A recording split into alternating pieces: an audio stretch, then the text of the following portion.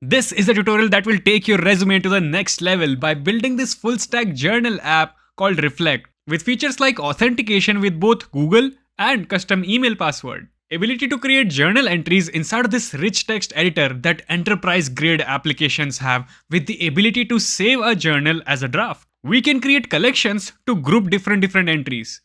Filter the entries based on search, mood, or even date.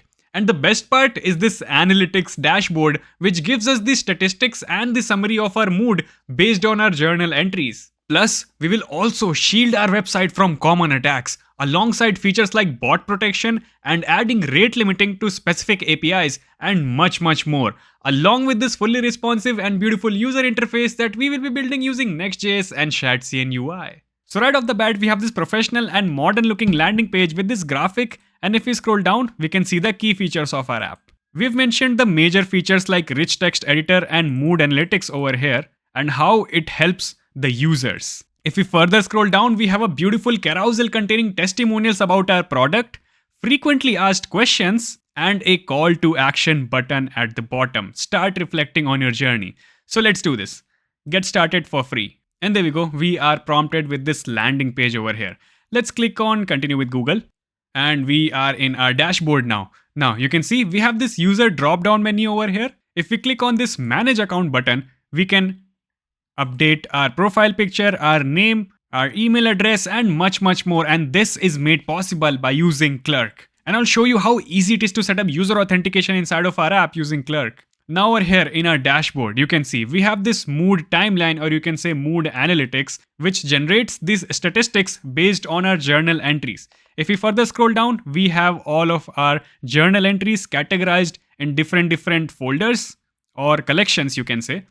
If we want, we can create a new collection over here. So let's go on over here and let's just say project reviews, reviewing my YouTube projects. Okay, let's create the collection. And there we go. We have this collection created right here.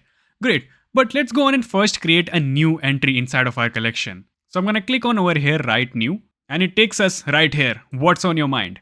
Let's see. I'm going to say reviewing Reflect app. How are we feeling right now? Let's just say excited. We are reviewing this app, right? And this is the real deal over here. We have a rich text editor. We can edit it just like our Word document or any other, document editor. So I'm going to say this is an amazing app for my resume. Let's make this, H2. And we can write features like, for example, authentication, analytics. If we want, we can make this bold as well. We can make it a quote and much more, right? Just like a normal rich text editor has. And if we scroll down, we have the option to select our collection. If we don't have our collection over here, we can create new collection from right here itself. So let's just create our project reviews collection, and I'm going to click on publish. But before that, you can see we have the option to save this as draft as well. So let's just first save this as draft. And what I'll do, I'll go back to my dashboard and let's come back to this. I'll click on write new, and you're going to notice, yep, our draft has been loaded by default. Amazing. So let's click on publish, and you'll notice that this will take us to that collections page, yep, project reviews. And you can see our first journal is right here. Now, if we had multiple different entries over here, we can also search the entries. We can filter them by mood. For example, if I go to some other collection, like this professional growth over here, right? If I want to search, let's say weekend, you can see I can filter it.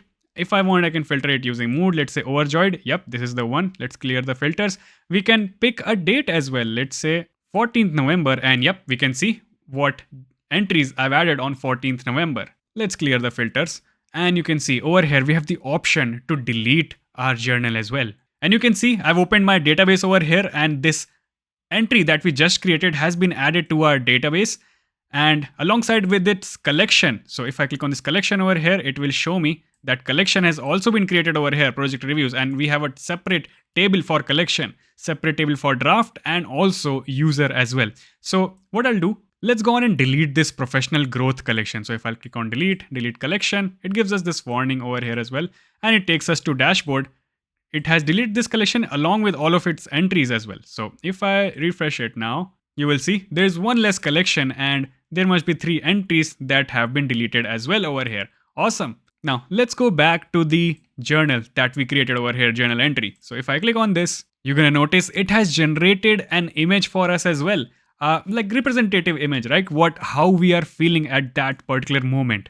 And see, the way we wrote it inside of the rich text editor, it is going to be rendering over here just like that. Now, let's say if you misspelled something, or if you want to change something, you can click on over here, edit, and you can edit your journal as well. So let's just say editing feature over here. And now I'll go and update it. And this will take me back to this collections page. Now we can see we have this added right here. Now all of this is good, that's fine, but let me show you a game changer feature that I've added inside of this app. And you can see I've added this protection inside of our app, which constantly monitors every single visitor to check if it's a bot, or if the rate limit for any API has been reached, or someone is trying to attack our app, right? Like for example, you can see over here, while deploying my app, Vercel's bot tried to crawl our app and it blocked its bot over here. You can see denied, Vercel monitor preview. And now you might have understood why this project is so awesome. You won't find such features on any other tutorial on YouTube. Alright, so I've opened VS Code over here, and let's go to our terminal and initialize a new Next.js app. So I'm going to say npx create next app at latest and press enter. And now it's going to ask us the project name. If you want to create a folder right here, you can name your project. I'm just going to press dot and press enter because I'm already inside of this folder. Would you like to use TypeScript? No. Would you like to use ESLint? Yes. Tailwind CSS? Yes. SRC directory? No. Would you like to use app router? Yes, we would like to use the brand new app router. Also, Turbopack. So if you don't know, Turbopack has been introduced in Next.js version 15, which makes compiling on a development server super fast. So I'm going to say yes. Would you like to customize the import alias? Nope. And there we go. We have a brand new Next.js app getting initialized right over here. And you can see it is initializing the dependencies. So it's installing the brand new React 19 along with Next.js 15. So if you're following this tutorial in the future, make sure to check my package.json file to see all of the versions that I have installed right over here for Next.js and React.js. All right, there we go. Our Next.js app has been initialized successfully.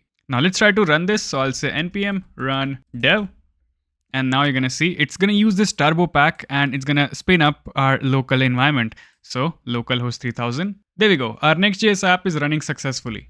Let's go back and I want to make a couple of changes over here. First of all, let's just remove all of the things that we don't need, right? So inside of page.js, let's get rid of everything inside of this return right here. And I'm going to have a div over here, which will say subscribe to Roadside Coder, which you should if you haven't yet. Now, if I try to add a variable over here, let's say const hello equals 1, let's say, right?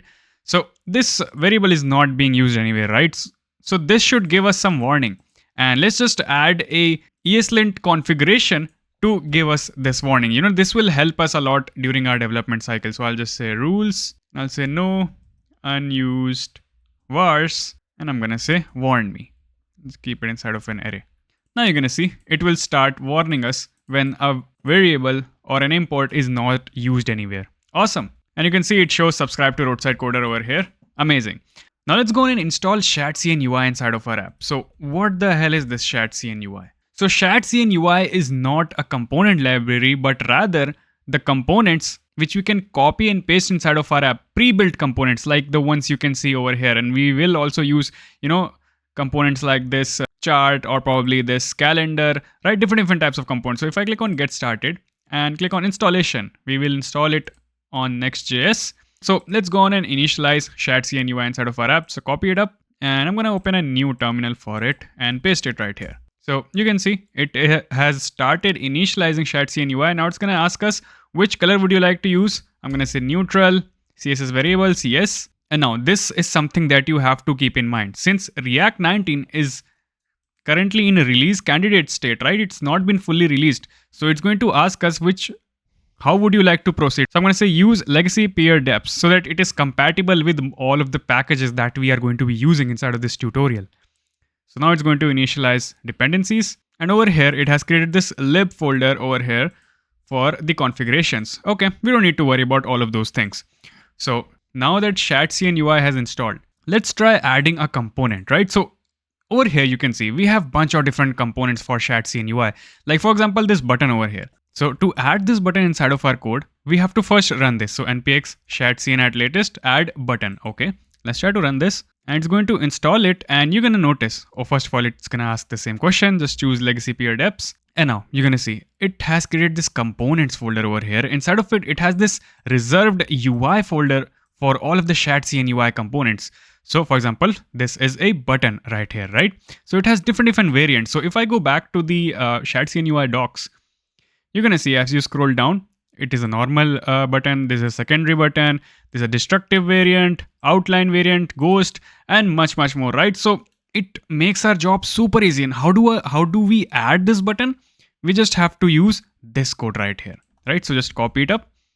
Let's go on to our page.js, and I'm gonna say let's add a BR tag, and I'm gonna paste that button right here. Now, if you want to import this button, make sure to always import Shadcn UI components from this /UI folder over here, right? So click on over here, and you're gonna see it has been imported. So let's see now. Okay, we have this button. Now if I remove this variant, what's gonna happen? Okay, it was a normal button, right? So then if I go on inside of it, you're gonna see this is the variant that we can use, different types of variant that we can use. This is the size that we can apply to it, and you can notice this Shadcn UI is built on top of Tailwind CSS. These are just normal Tailwind classes, and this is customizable as well. You can customize all of these classes to make them make a custom variant. Like for example, inside of our app, we have this orange button over here, right? Over here as well, and if you scroll down over here as well, right? We are using this orange button in multiple places, but this is not a default variant inside of Shadcn UI, right? So let's go on and add a new variant over here, and I'll show you how you can customize these. So over here, simply I can say, let's just say I'm gonna call my variant as journal, and over here we can give it some class names, right? Let's say background orange to be 600. When I hover on it, I'm gonna say background orange will be 700. That is, it will get darker. And I'll say color of the text will be white, and we will show some shadow behind this button, right? Let's go on and use this variant. So I'll take this and I'll say variant equals journal. Let's see. There we go. We have this orangish button right here, right? So yeah, these components, you're just not blindly copy and pasting them. These are highly customizable as well, as needed. And you can see inside of our app, we are using this card component, this skeleton component right here, right?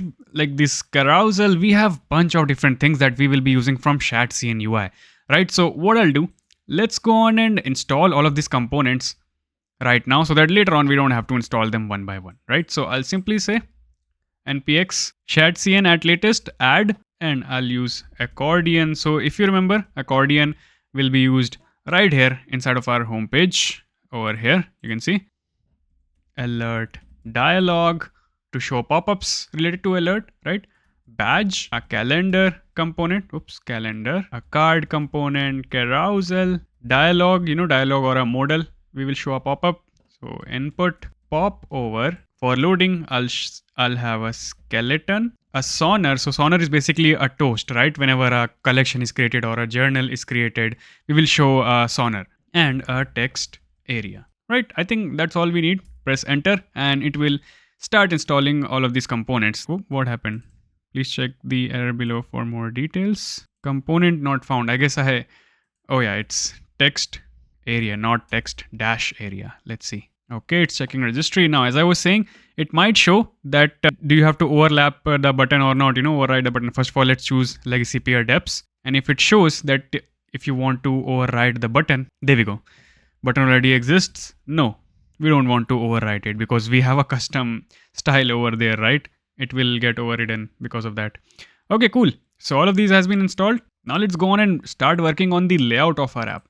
So over here, in the Next.js app, if you're, working on Next.js for the very first time, we have this page component over here and we have this layout component. So layout component is basically something that wraps whole of our app, right? So over here, if I just close it, here you can see this is the layout, and here is where our whole app will be rendered, or this page.js will be rendered, right? These are HTML tag and these are body tag over here. And this is where you can provide some metadata. So let's just call it reflect. In description, I can just simply say journaling app. Now it has given us a couple of default fonts over here. I don't want this font. I want some other font. Let's say const enter equals enter, and I will import this font to be Latin. Now you don't need to worry about all of these things. This is just the way of importing a font. So all of these are one-time configuration that I'll be doing over here. Now over here in the body tag, let's just remove all of these class names, and let me just close this as well. Let's import that font. So I'm gonna simply say enter dot class name, and inside this body tag, so we have this children. Let's just wrap it inside of a main tag over here, just for semantics, proper semantics. Above it, I'm gonna keep a header. So let me just comment it out for now. And I'll also have a div right over here, which will have our background basically. So if you see, there's this beautiful background which gives us, paper texture basically, right? So I have added this background in my GitHub profile. So you can click the link in the description down below and you will land on this GitHub repository. So over here inside of this public folder, I have this bg.jpg. Will look something like this, right? So you can download it, and I have kept both of these files inside of this public folder right here. Now we don't need all of these over here, all of these SVG files. Let's just move them to recycle bin. Yeah, we just need this background and this logo that we'll be using later on. All right, so for this div, I'm gonna give class name of URL, and it's going to be /bg.jpg. Now if you want, you can convert it to a WebP image that is more optimized for web, right? And let's just say opacity to be 50. So it's a little bit dim. It's going to be fixed in the background, fixed, and -z to be 10. So right, it is behind everything else, right? And I also say inset to be 0. Let's have a look. Okay, this looks good. Now below this main over here, I'm gonna have a footer as well. Inside this footer tag, let's have a div, and I'll have a paragraph tag which will say made with love by Roadside Coder. All right, for this footer right here, let's just give this some class name of background orange to be 300, padding vertical, that is padding up and down, to be 12, and background opacity, I'm gonna say 10, so that just the background will have less opacity. So let's see if yep, you can see just like that. For this main tag, I'm gonna give this some class name of minimum height of screen, so that it should have minimum 100 viewport, and it's pushing down this footer. And for this div, I'll just say margin horizontal to be auto, so that everything is in the middle, padding horizontal to be 4, text is going to be center, and text gray is going to be 900. Let's see. Okay, this looks awesome. Let's go on and start working on our header now. So over here in the components, I'll just create a new file for our header.jsx. Make sure to not create it inside of this UI folder. We have just kept this UI folder for Shadcn UI components. So here for this header, inside of this header, I'll say RAFCE header. This header will have a header tag. Inside this header, I'm gonna have a nav tag, and then I'll have a link tag which will contain the logo of our app. So first of all, let's import this link from, make sure to import it from next/link. So link tag basically allows us to go to some page, right? And in this case, since it's the logo of our app, I'm gonna say href to be /. It will take us to the home page. And then inside of it, I'm gonna have the image tag. Now images work a little bit differently in Next.js. Basically, you have to use this image tag right here so that Next.js can optimize the images according to itself, right? During server-side rendering or client-side rendering, and you have to properly provide it with the width and height as well. So first of all, the src will be /logo.png, the image that we had just imported inside of this public folder. Let's give it the alt tag of reflect logo, the width of 200 and height of 60. And then I'll say some class name of h to be 10, width is going to be auto, and object contains, so that it remains in the shape. So let's see. Oh, we have not imported the header yet. So let's copy it, and right here I'm gonna import the header from components/header. There we go. Our logo is right here. Let's just style our header a little bit. For this header tag, I'm gonna give the class name of container. So basically container provides some breakpoints like this. You can see for our width, so that in different screen sizes, we can adapt, the content can adapt. So I'll say mx auto to keep it in the middle. Now I'll show you. If I click on inspect right here, as I make the screen small, you can see the container is making things adapt or making header adapt. For this nav right here, I'm going to say class name of padding vertical to be 6, padding horizontal to be 4, some display flex and justify content to be between, so that things are on the far ends of each other, and items to be center. So along with this link tag inside this nav, I will have things like login button, write new collections button, right? Different things. So let's just add a div for those. Let's say login and other CTAs, and let's just give this the class name of display flex, items to be center, and some gap to be 4 between them. We will come back to this portion later on when we go on to add our authentication inside of our app, right? So let's see. Yep, this looks much better now. So let's go on and start working on user authentication, right? So click the link in the description down below and you will land on Clerk. And you can see this is the most comprehensive user management platform, and trust me, this is going to make implementing authentication inside of our app a breeze. So click on this sign in button over here and you can create your Clerk account. I'm going to log in with Google and we are in. Now over here, you can see it's going to ask us to create a new application. Let's just name our application Reflect. And over here, you can select different ways of logging in inside of your app. So I'm going to choose email and Google authentication and click on create application. And you can see it also shows how your authentication or how your login component would look like. So let's click on create application over here. Now it's going to show us all of these different ways to configure our app. So we're using Next.js app, right? So we're gonna install Clerk by using npm install at clerk/nextjs. Let's copy it, go back to our app and open the terminal, and over here paste it. But remember, you have to do --legacy -peer -deps because we're working with React 19. We want everything to be properly compatible. There we go. It has finished installing. Now next, we have to set up our environment variables. So let's copy it up.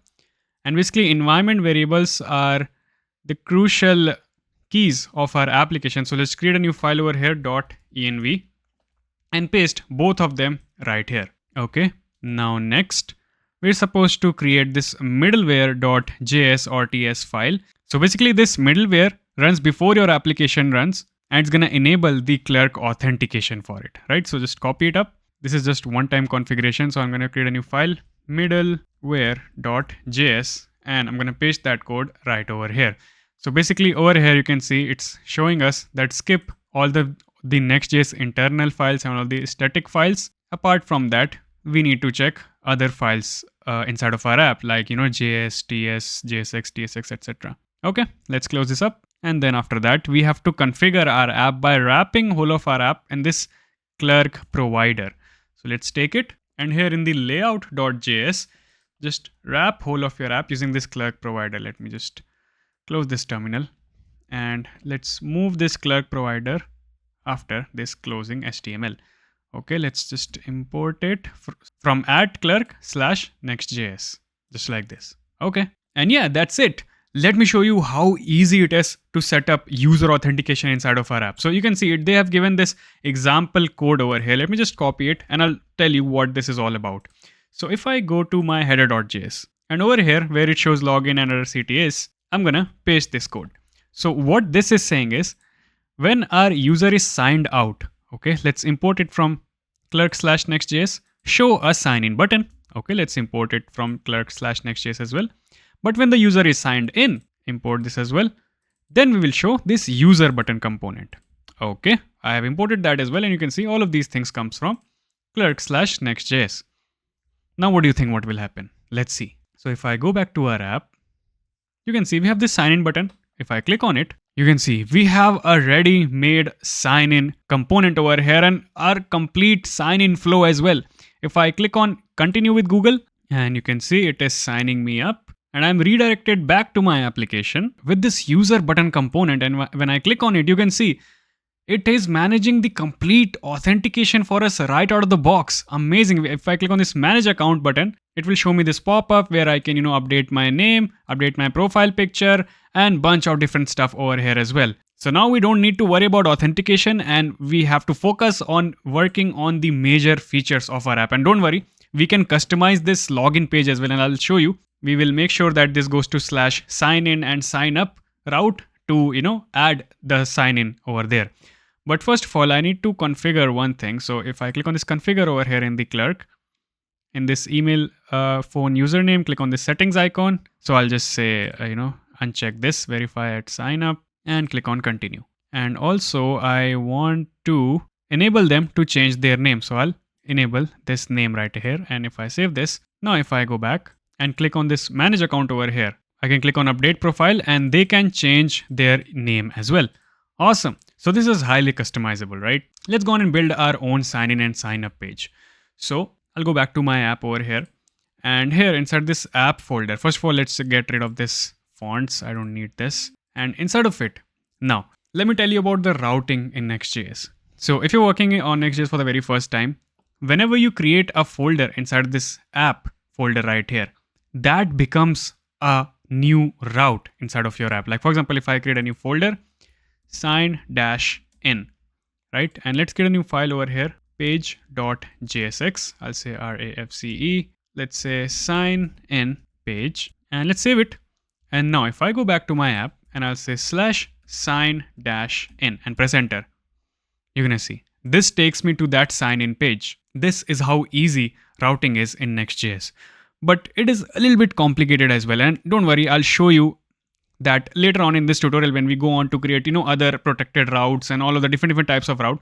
For now, you just need to understand create a new folder over here creates a new route. But what if we want to create a folder just to organize things? Like for example, I want to keep authentication routes inside of an auth folder. So I can create a new folder over here called auth, but that will create a new route, right? But I can wrap this in parenthesis, and now it will completely ignore this auth route. And now I can move my sign-in component inside of it, move, and now it won't consider this auth route over here. And this sign-in route will still continue to work. Awesome. So now to make this, route as our Clerk sign-in page, first of all, we need to add some, environment variables over here in the .env file. So to define a sign up route, we just have to say next _public _clerk sign in URL, and just provide it with this sign in route over here. And similarly, we are going to do it sign up as well. So I'll say sign up and sign up. Okay. And where will it go after, signing up or signing in? So we have to add two more environment variables. Next public clerk after sign in URL and after sign up URL. So I want it to go to /Dasboard Page, right? That's all. And now over here inside this auth. So there's a convention on how you create these routes for Clerk, right? So inside this auth, we have this sign in page. Inside this sign in, we have to create a new folder or a new route, which is called as catch all route. So all you have to do is you have to give this two square brackets, ... sign-in. So what this essentially means is it can have more things after /sign-in. It can have multiple / this, that, right? But that is not our headache. That is for Clerk to manage, right? So you have to move this page inside of over here. And again, as I mentioned, routing is a little bit complicated, right? So I'll show you how routing works in Next.js in just a moment when we go on to build our landing page. So let's go and create our sign up page over here as well. So sign-up. Inside this, let's create a catch all route .sign-up, and I'll create a new file for page.jsx. Now, how do we show the sign in or sign up component inside this page.jsx? There's a component called sign in. So sign in coming from Clerk /Next.js. This is all you need to do. That's it. Let's just copy it up and paste it right here in this sign up over here as well. So let's just say sign up, and instead of this sign in component, now I'll have sign up component from Clerk, right? And yeah, this should do it. Let's go on and see. I can go to sign in component, and since we are already signed in, it's routing us to /dashboard, and that is not what we want. So let's go on and log out first. So sign out. There we go. We are signed out.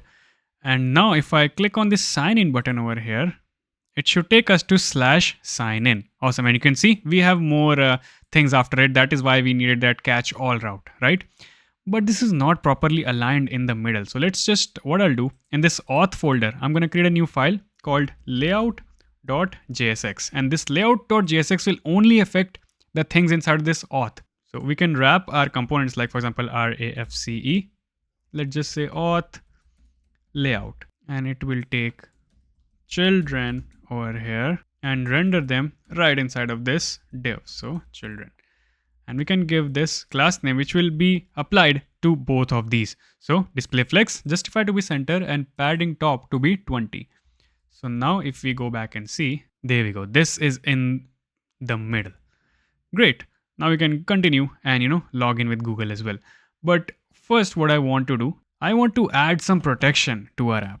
Like for example, if I go to / let's say dashboard page, when user is not logged in, right? If I try to go to dashboard, but obviously this page does not exist yet.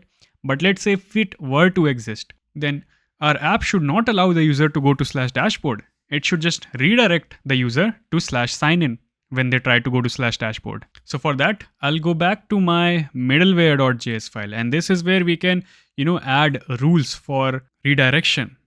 So first of all, above this clerk middleware, I'm going to say const is protected route.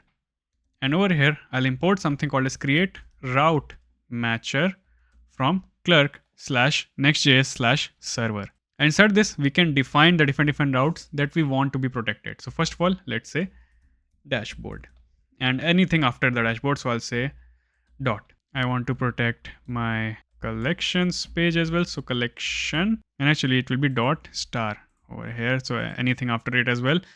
And the third thing will be my journal page, right? I don't want anyone to be reading my journals, right? So yeah. Now we can take this and go inside this clerk middleware, and this will have a callback, an asynchronous callback actually. So I'll say async, and this will take two things, auth and request. So this auth object will basically provide us with the user ID, the logged in user ID, and we can check, if the user is logged in or not. And inside this request object, we can check if user is on either of these pages.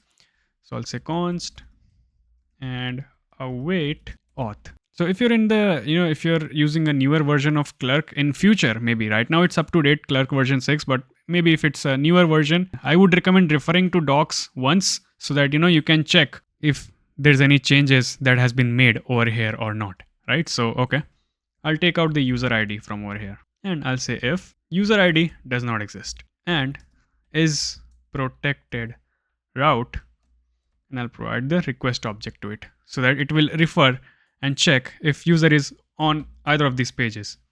And also we need one more thing. So redirect to sign in. If either of these things are true, I'm gonna redirect the user to sign in. So I'll say return redirect to sign in, call this function.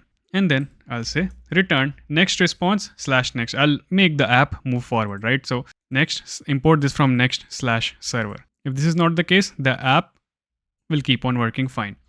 So now let's see, we're on /dashboard. If I enter it again, now you're gonna see it has redirected me to /signin component. Amazing. Things look good so far. Now let's go on and build this header component with some beautiful sign-in like sign-in button, write new button, etc. So I'll go back to my header.jsx.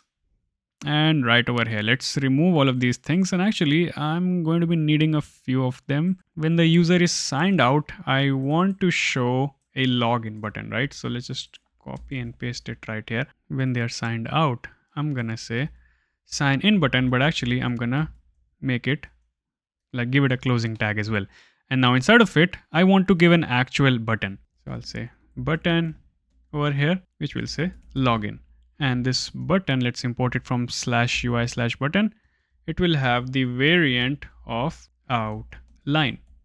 Let's see how it looks. Okay, looks good. Let's go on to our home page. And what I want to do after the user is signed in, I want to force redirect URL to /dashboard. I want them to be redirected to dashboard. Above this, I want to show that write new. So I'll say a link tag, which will take me to write new page, which is basically /journal/write. And then inside of this, I'm gonna have a button which will say write Oops, write new. And actually this button will be of variant journal, which we just created a few moments ago, right?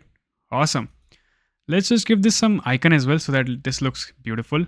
So I'll import a icon called pen box, and this comes from Lucid React, which is a part of Shadcn UI. So pen box and size to be 18. Let's just wrap this write new inside of our span tag, inside of our span. And what I'll say, when we are in the mobile mode, right, it will be hidden. This text will be hidden. Only when the screen size is more than medium, I'll show it. So I'll say inline. For this button, I'll give some class names of display flex, items to be center, and some gap to be 2. Let's go on and check it out.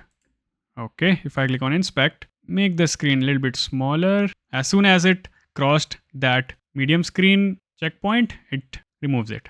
Awesome. Now what will happen when the user is signed in? We will show another link tag, but for seeing all of our collections. So link tag / dashboard, and I'm gonna go to my collections ID. Inside this, we have this button. That's fine. Variant is going to be outline. This will be folder open icon for, signifying the collections. And over here, instead of write new, I'll say collections. Let's see. Obviously, it won't show up since we are not logged in. So let's go on and log in first. Continue with Google. There we go. We are logged in and we can see the collections over here as well. If I click on it, it's going to take us to /dashboard collections. So obviously this page does not exist. Let's go back. Now we also want to show that user drop down, right? So below this signed out, I'm going to say signed in. Oops, signed in. And when the user is signed in, I want to show a user button component, but not exactly user button. I'm going to say user menu. So we will customize it a little bit. So let's create a new component over here in the components called user-menu.jsx. RAFCE user menu.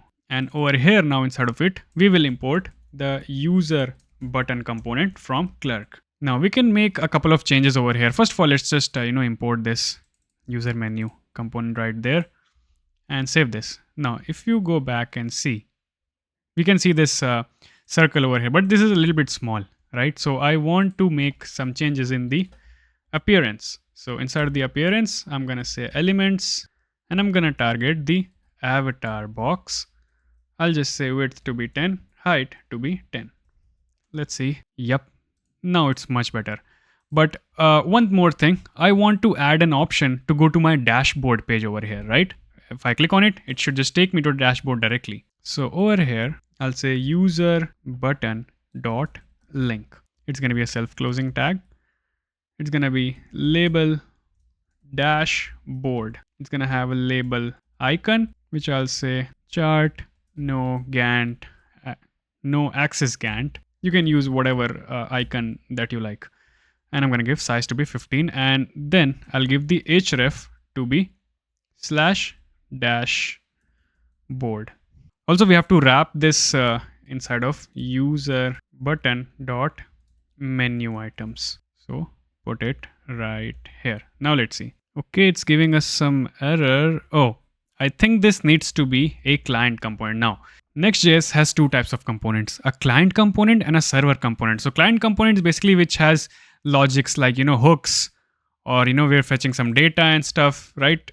We're using forms and all. I mean, you can fetch data in server actions as well, but mostly get data, right? So this is going to be a client component since we have some logic going on inside of these components right here.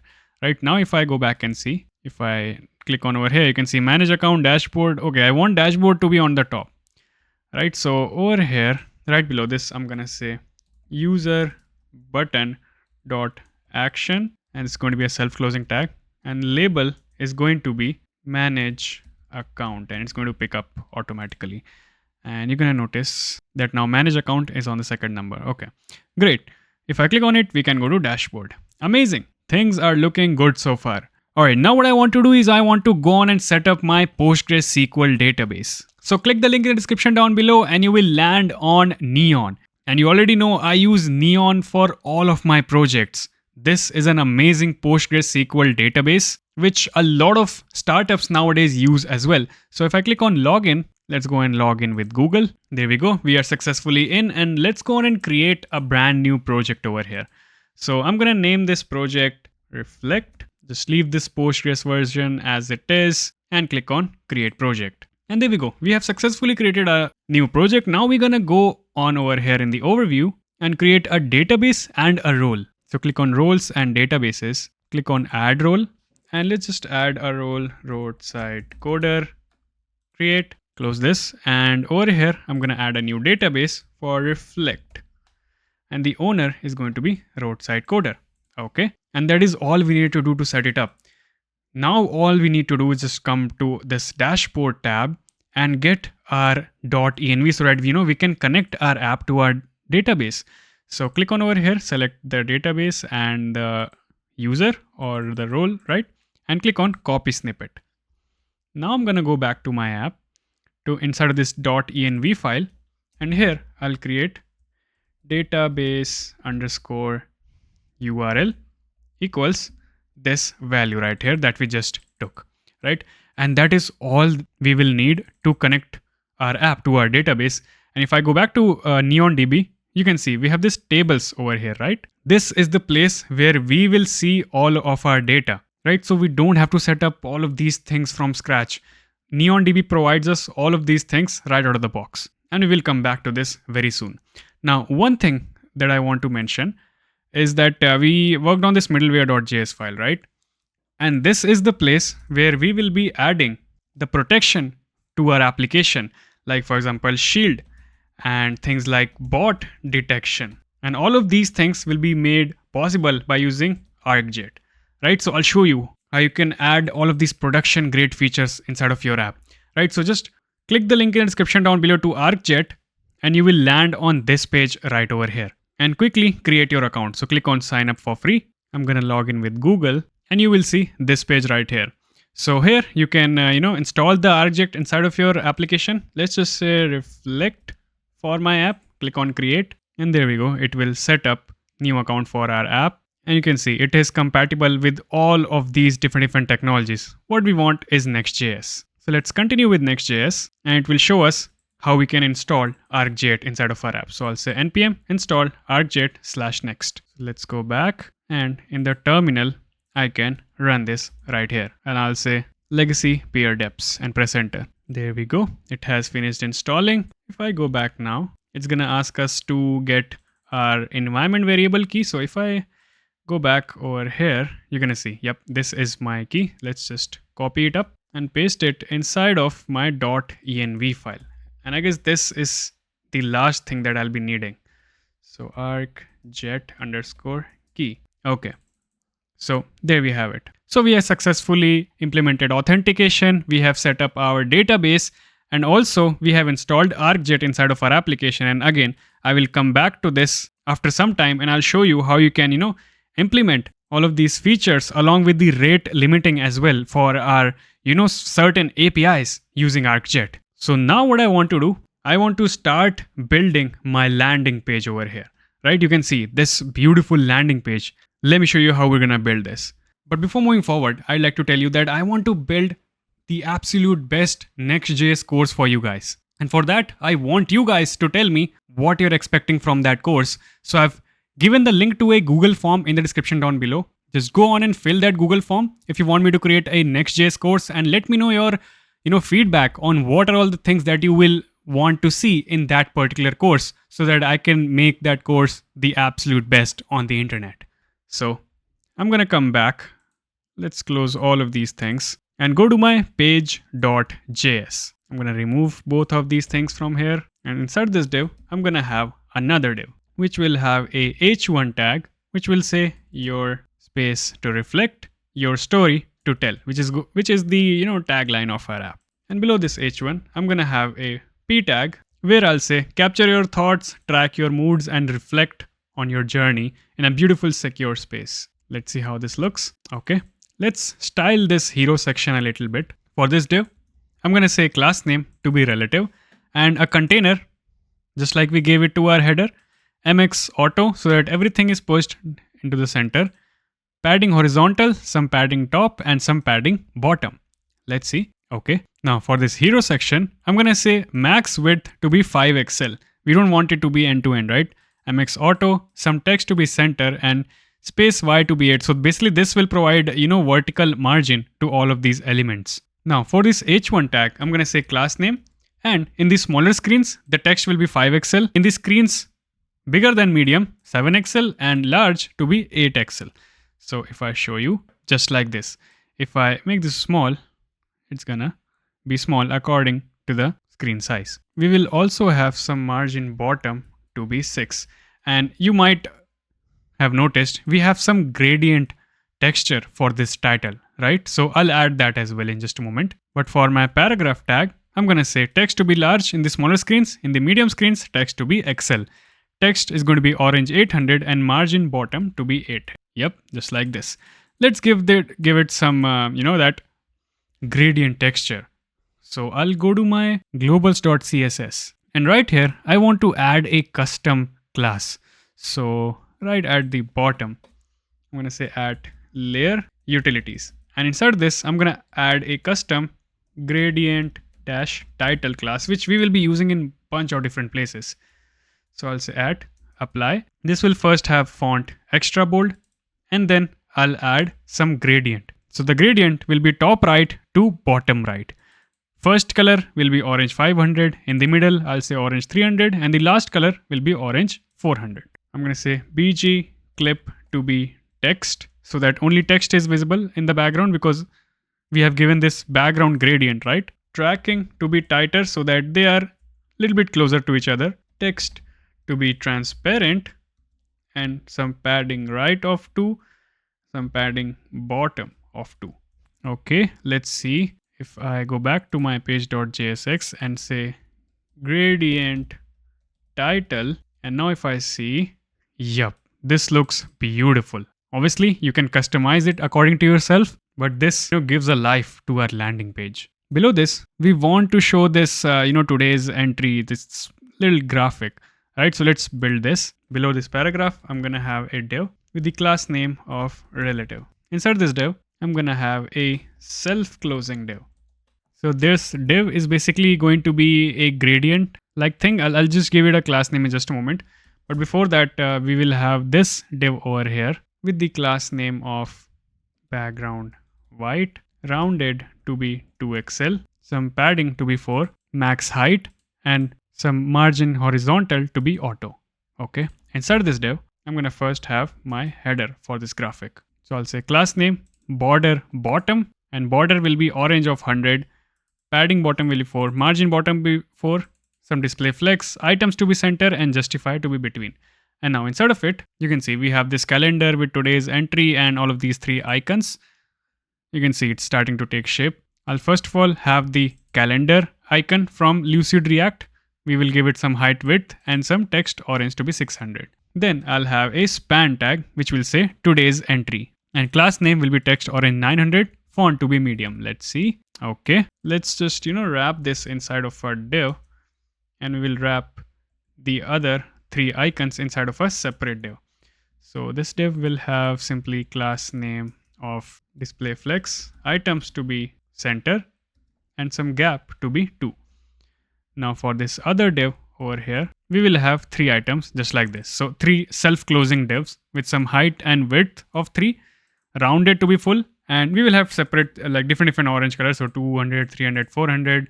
Let's just give the class name of this parent tag, display flex, and gap to be 2. Let's see. Okay, this looks good. Now after this div, I'm going to have another div. This will actually contain our daily prompts. So if I go back and show you in our deployed app, it shows this identify sources of happiness.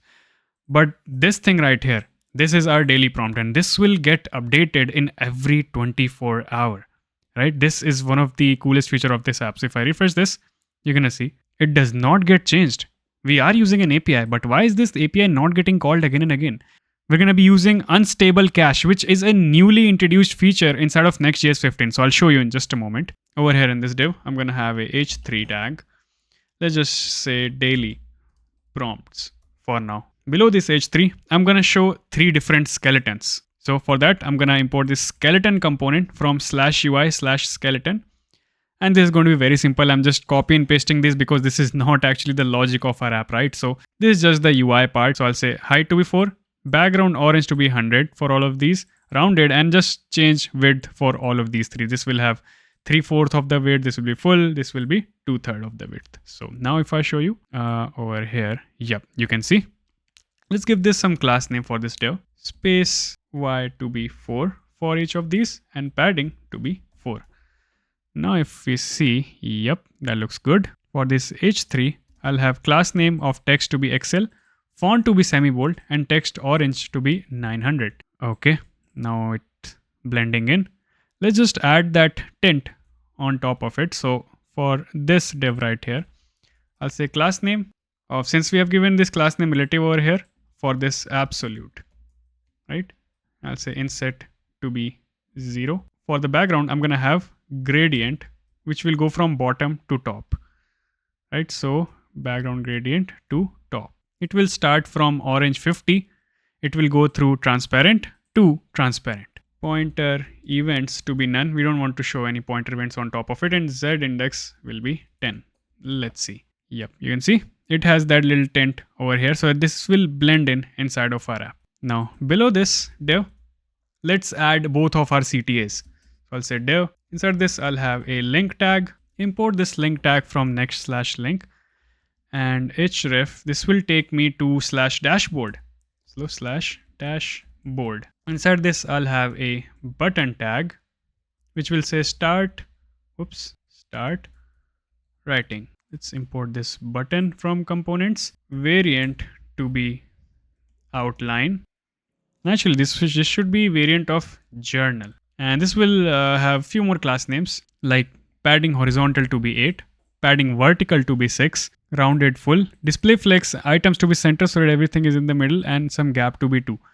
And let's just add a icon over here as well. So I'll say chevron right, class name to be height 5 and width 5.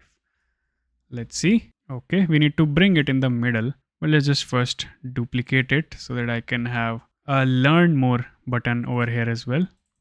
So I'll just say learn more, and it will just take me to the next section. So I'll just say href to be hash features, where instead of this, I'll just say border orange to be 600, text orange to be 600, and on hover, I'm going to say background orange to be 100, and let's just make it outline of variant, right? Let's see. Okay, yeah, that's what I wanted. Let's just give this div some class name, and also let me just make this a little smaller. Yeah, display flex, justify to be center, and gap to be 4. Let's see, now they should be in the middle. Yep, just like that. Awesome. Now we need to create these cards for our features. So now below this div right here, I'm gonna have a new section tag with the ID of features. And inside this is where we will be rendering all of our features. Now I have created a JSON inside of my Git repo. So again, open my Git repository over here. And inside this app folder, inside of page.js, you can get this features array, which I've already created. If you want, you can, create your own features array with different features if you want. But if you would like my data, you can take it just like this. Let's import all of these icons, book, sparkles, lock from Lucid React, and we will take these features and we will render them right over here inside this section. Now inside this, I'm going to say features.map. Let's take a feature and the index. Now inside this feature, we will be rendering the cards, right? Just like I showed you over here, we have these cards over here, right? So that's what we're going to be using. We're going to be using a card component. So how do we create this? Let's copy this up from Shadcn UI, and you can see it looks something like this. So I'll copy and paste it right here. Let's import this card. We are not going to be needing this card footer, and we are not going to be needing this card header as well. Let's import this card content, and this one will have a key. That's why it is giving us error. So I'll just say index. If you want, you can keep a separate index as well. Like for example, you can keep something from features. Let's just say features.title as the key. That will also be unique. For class name, I'll say shadow large. So let's see if we can see anything already. Okay, we have these 3 card components over here. Inside this card content, first of all, I'll have a div which will render the feature icon. So I'll say feature dot icon, which will be class name height of 6, width of 6, and text orange to be 600. So you'll see, yep, we have all of these 3 icons over here. For this card content, let's just give this some class name of padding of 6, and this div right here, it will have class name, height of 12, width of 12, some background orange of 100, rounded to be full from the sides, display flex, items to be center, justify center so that everything is in the middle, and margin bottom to be 4. Let's see. Yep, like that. But I want them to be in one straight line, right? So for this section, I'll just have a class name of margin top to be 24 and display grid. Now in the medium screens, I want grid columns to be 2. In the large screens, I want grid columns to be 3 and gap to be 8 between them. Now you'll see this is completely responsive. If you make it small, it will adapt to the screen size. Below this div, I'll have a h3 tag, which will say feature dot title, and below this I'll have the description. So feature dot description. Let's see. Okay, let's style it a little bit. For h3, I'll have class name of font semi-bold, text to be XL, text orange to be 900, some margin bottom of 2. And simply for this paragraph, I'll have class name of text orange to be 700. Let's see. Okay, this looks awesome. But when I click on this learn more button, you're gonna see it takes me to this component, but I want some smooth scrolling, right? So in the globals.css, I'll say HTML scroll behavior to be smooth. Now it will, gradually take me to that section. If I click on learn more, yep, it's scrolling to that particular section. All right, now for the next section, let's go on and build this individual features that this will have a rich text editor, mood analytics. So I'll go back to my code, and below this section over here, let's have a div which will contain both of them. So for the first feature, I'm gonna have a div, and for second feature as well, I'm gonna have a div. And inside the first feature, we will have 2 divs, right? First one will be for this left one, and then will be for right one, right? So this and this. And inside this div, the first div, we will show the icon for file text. So file text icon, class name will be height to be 6, width to be 6, and text orange 600. Let's see if it's starting to show up. Yep, there we go. And I want there to be a circle around it over here as well. So I'll just wrap it in another div, and I'll give that div the class name of height to be 12, width to be 12, background orange to be 100, rounded to be full, some flex and items to be center, justify center, so that it's in the very middle of that circle. So now you'll see, yep, a circle like this. Now below this div, I'm gonna have a h3 tag, which will say rich text editor. And below this, I'll have a p tag, which will say express yourself fully with a powerful editor featuring. And then I'll mention some, features. So I'll have an unordered list. Inside this, we will have multiple list items. First one, first list item, I'll have a div, which will contain, this will be a self-closing div, and this will contain basically a dot like thing. So this will simply have some height and width of 2, like small height and width, rounded to be full, and background orange. So this looks like a bullet point. And I'll have a span tag over here, which will say format text with ease. Let's duplicate this list. This one will say embed links. Let's see now. Yeah, starting to look good. Let's give both of these list items some display flex, items to be center and gap to be 2, so that they are on one line. Same styles for this one as well. Yep, just like that. For the UL tag, I'll give the class name of space y to be 3, so that they have some margin between them. And let's just style these divs as well. So first of all, for this parent div, I'll say space y to be 24 and some margin top to be 24, so that it is separated from the previous section. The insider div will have display grid, and since we have 2 sections, right? So in the larger screens, I'll say medium grid columns to be 2 and gap to be 12. Let's see. Yep, just like that. Then inside of this, for this div, I'll have some space y of 6, some gap between them. For my h3, I'll say text to be 2XL, font to be a little bold, and text orange to be 900. Similarly for my paragraph, I'll say text to be large, text orange to be 700. Let's see now. Yep, that's exactly what we want. Let's build that graphic on the side. So over here inside of this div, this is basically going to be like an editor, right? So if you see, we have shown that we have three, close button, minimize button, etc. And then we have some text written inside of it. So it's, signifying rich text editor. So inside of this div, I'll have a div which will contain those three icons. So just like before, we will have three divs. You can also make them, self-closing. Let's just make them a self-closing div. And this will be height 8, width 8, rounded, and some background orange to be 100. So you'll see, yep, we have three icons over here. Obviously, this is not properly styled. So I'll give some class name of display flex and gap of 2 between them. Margin bottom to be 6. Now you'll see, yep.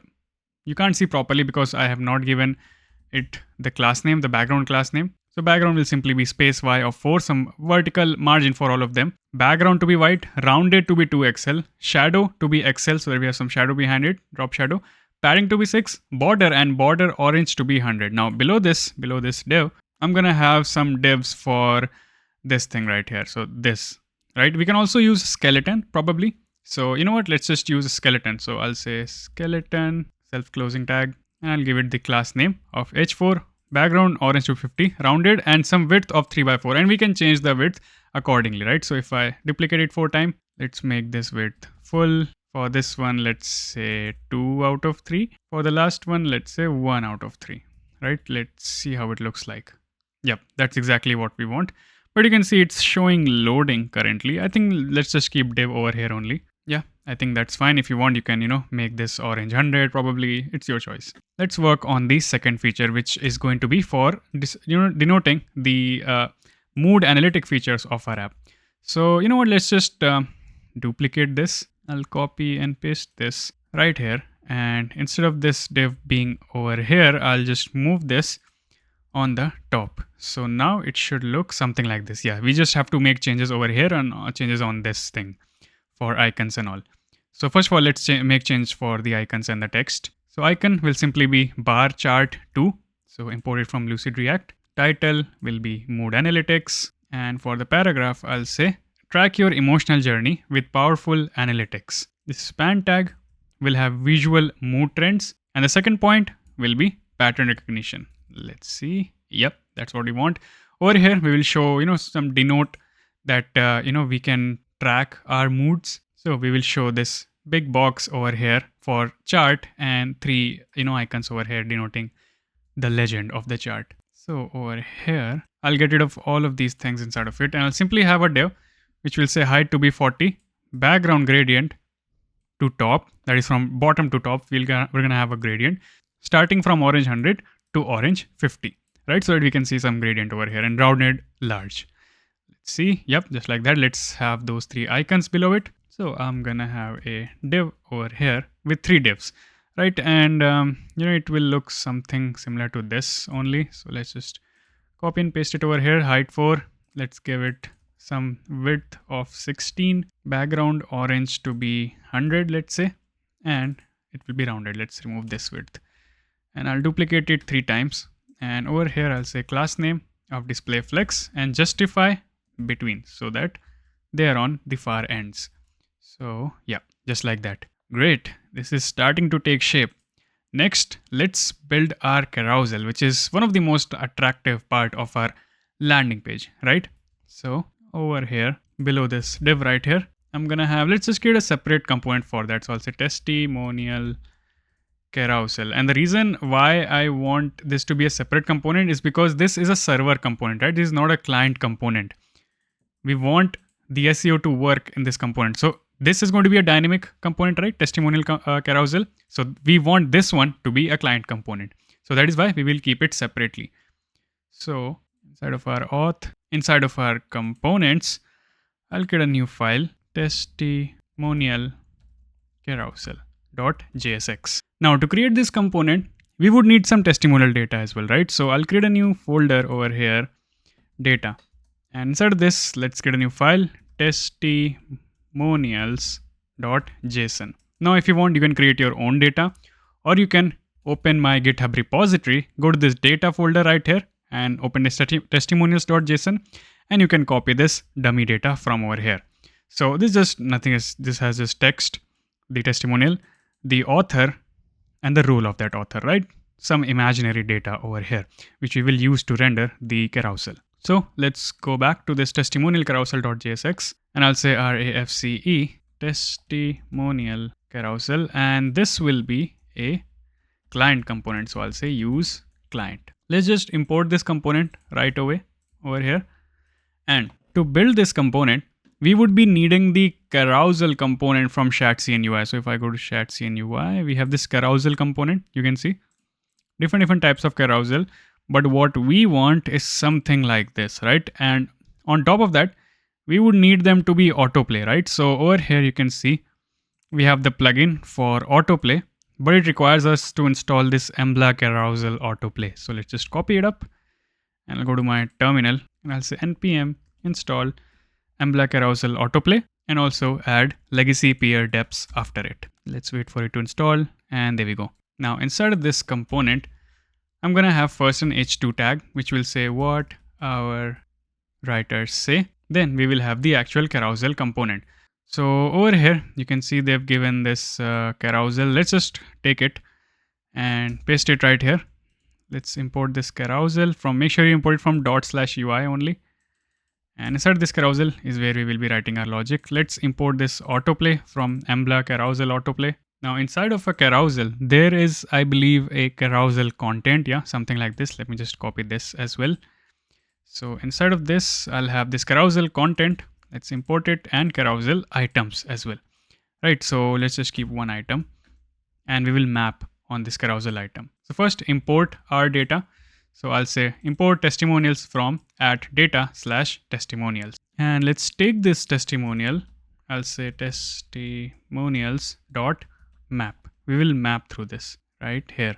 And inside of this, we will have the carousel item. We will return this. And instead of these 3 dots, I'm going to have a card component over here. So let's import card from Shadcn UI from ./UI. And inside of this, we're going to have card content as well. Let's take one single testimonial and the index, and let's first give this the key as well so that it stops giving us the error. Now let's define how we want to render these carousel items. So I'll say class name.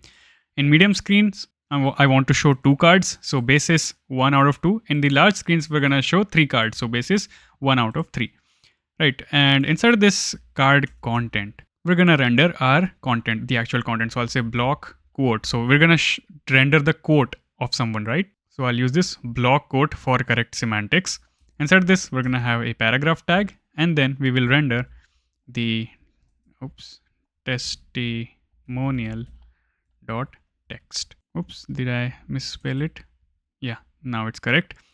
And let's have this quotations. Oh, I think we need to add this symbol over here to display the quotations. So over here and here as well. Let's go and see how this looks like.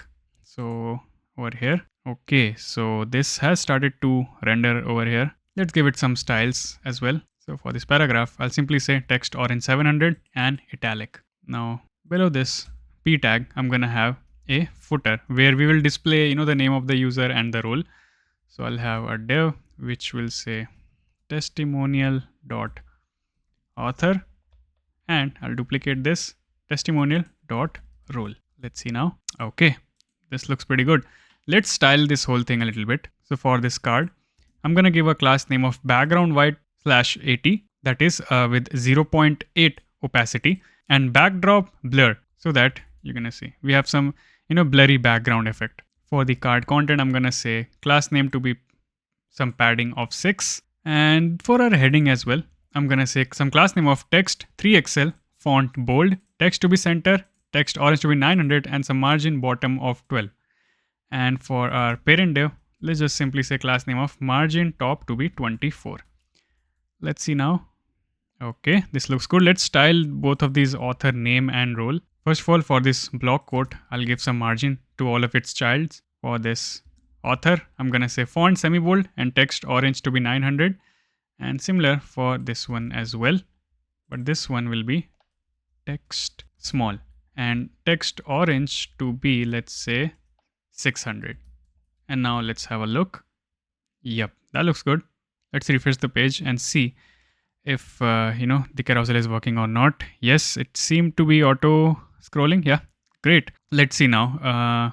After this, we have to render our accordion for frequently asked questions and also our CTA. This should be easy. So let's go back to our page.jsx. And by the way, inside this testimonial carousel, if you want to have the next and previous button, simply after this carousel content, you can add this carousel previous and carousel next. And now you'll see, yep, you can see we have both of these buttons right here for forward and backwards. Awesome. Now coming back to this page.jsx, over here, we will render the FAQs. So below this, I'm going to have a div with the h2 of frequently asked questions. Now we're going to need some dummy data for FAQs as well, right? So I'm going to go back to my GitHub repo and get this FAQs.json. If you want, again, you can create your own FAQs, and I'll paste them right here inside this data folder. I'll create a FAQs.json file and paste them right here. This just has a question answers, etc. Now below this, I'll render them inside of an accordion. So accordion component looks something like this. And to render it, we simply have to, do this. Just copy it up and paste it right here. Let's import this accordion. Make sure to import it from /UI and not from radix UI. Let's import accordion item, accordion trigger, and accordion content. Okay, let's import our FAQs at the top. So right here, I'll import these. And then inside of this accordion, I'll say FAQs.map return, and I'll return this accordion item right here. Let's take one single FAQ and the index, and let's just say I'm going to give the key of FAQ dot probably question, and the value will simply be, let's say, item and whatever the index is. So it needs a unique value for each and every accordion item. For the trigger, I'll say FAQ dot question, and for the content, I'll just say FAQ dot answer. Let's style them a little bit. So for the trigger, I'll simply say text orange to be 900, text to be large. For the content, I'll remove this text large and I'll say text orange to be 700. For this accordion right here, I'm going to give the class name of width to be full, margin horizontal to be auto. And for our heading, I'll simply say class name to be 3XL, font to be bold, some text to be center, and some text orange to be 900. And we're going to also give some margin bottom of 12. For this div, I'll simply have a margin top to be 24. Yeah, I think this should do it. Let's see. Yep, this looks awesome. Now let's just quickly go on and create our CTA section right here. It's going to be pretty simple. So it's going to have a card component and a card content inside of it. Card content will first have a h2 tag, which will simply say start reflecting on your journey today. And then we will have a p tag below it, which will say join thousands of writers who have already discovered the power of digital journaling. And then we're going to have a button as a CTA. So button, let's say get started for free. And actually when I click on it, I want it to go to dashboard, right? So let's just take this link tag from over here and I'll paste this link tag right here and I'll wrap this button with it. Let's give this button size of large, variant of journal, the one that we made, and class name to be animate bounce. Now let's give these some class names. So for paragraph, I'll say class name to be text large, text orange to be 700, margin bottom of 8, and some max width to be 2XL. And we're also going to give MX auto so that it's in the very middle. For the card content, I'll say padding to be 12 and text to be center for all the text are in center. For this card right here, I'll say background gradient from left to right, right? It will start from orange 100 to amber 100. Let's see. Okay. And for this div as well, I'll just simply give margin top to be 24. And let's just give this a icon over here as well. So chevron right, and this will have class name of margin left to be 2, height and width to be 4. Okay, this looks awesome. Cool then. Now that we have completed the UI of our landing page, let's make this daily prompts as dynamic, right? So I'll go back and I'll tell you how we're gonna be handling all of the APIs inside of our app. So You might have heard of server actions. So I'm going to create a new folder over here called actions. And inside this actions is where we will be writing all of our backend logic, or you can say we will trigger or we will communicate with our database. But this for this particular case, for displaying these daily prompts, we're not going to be needing to communicate to our database. This will simply be a public API.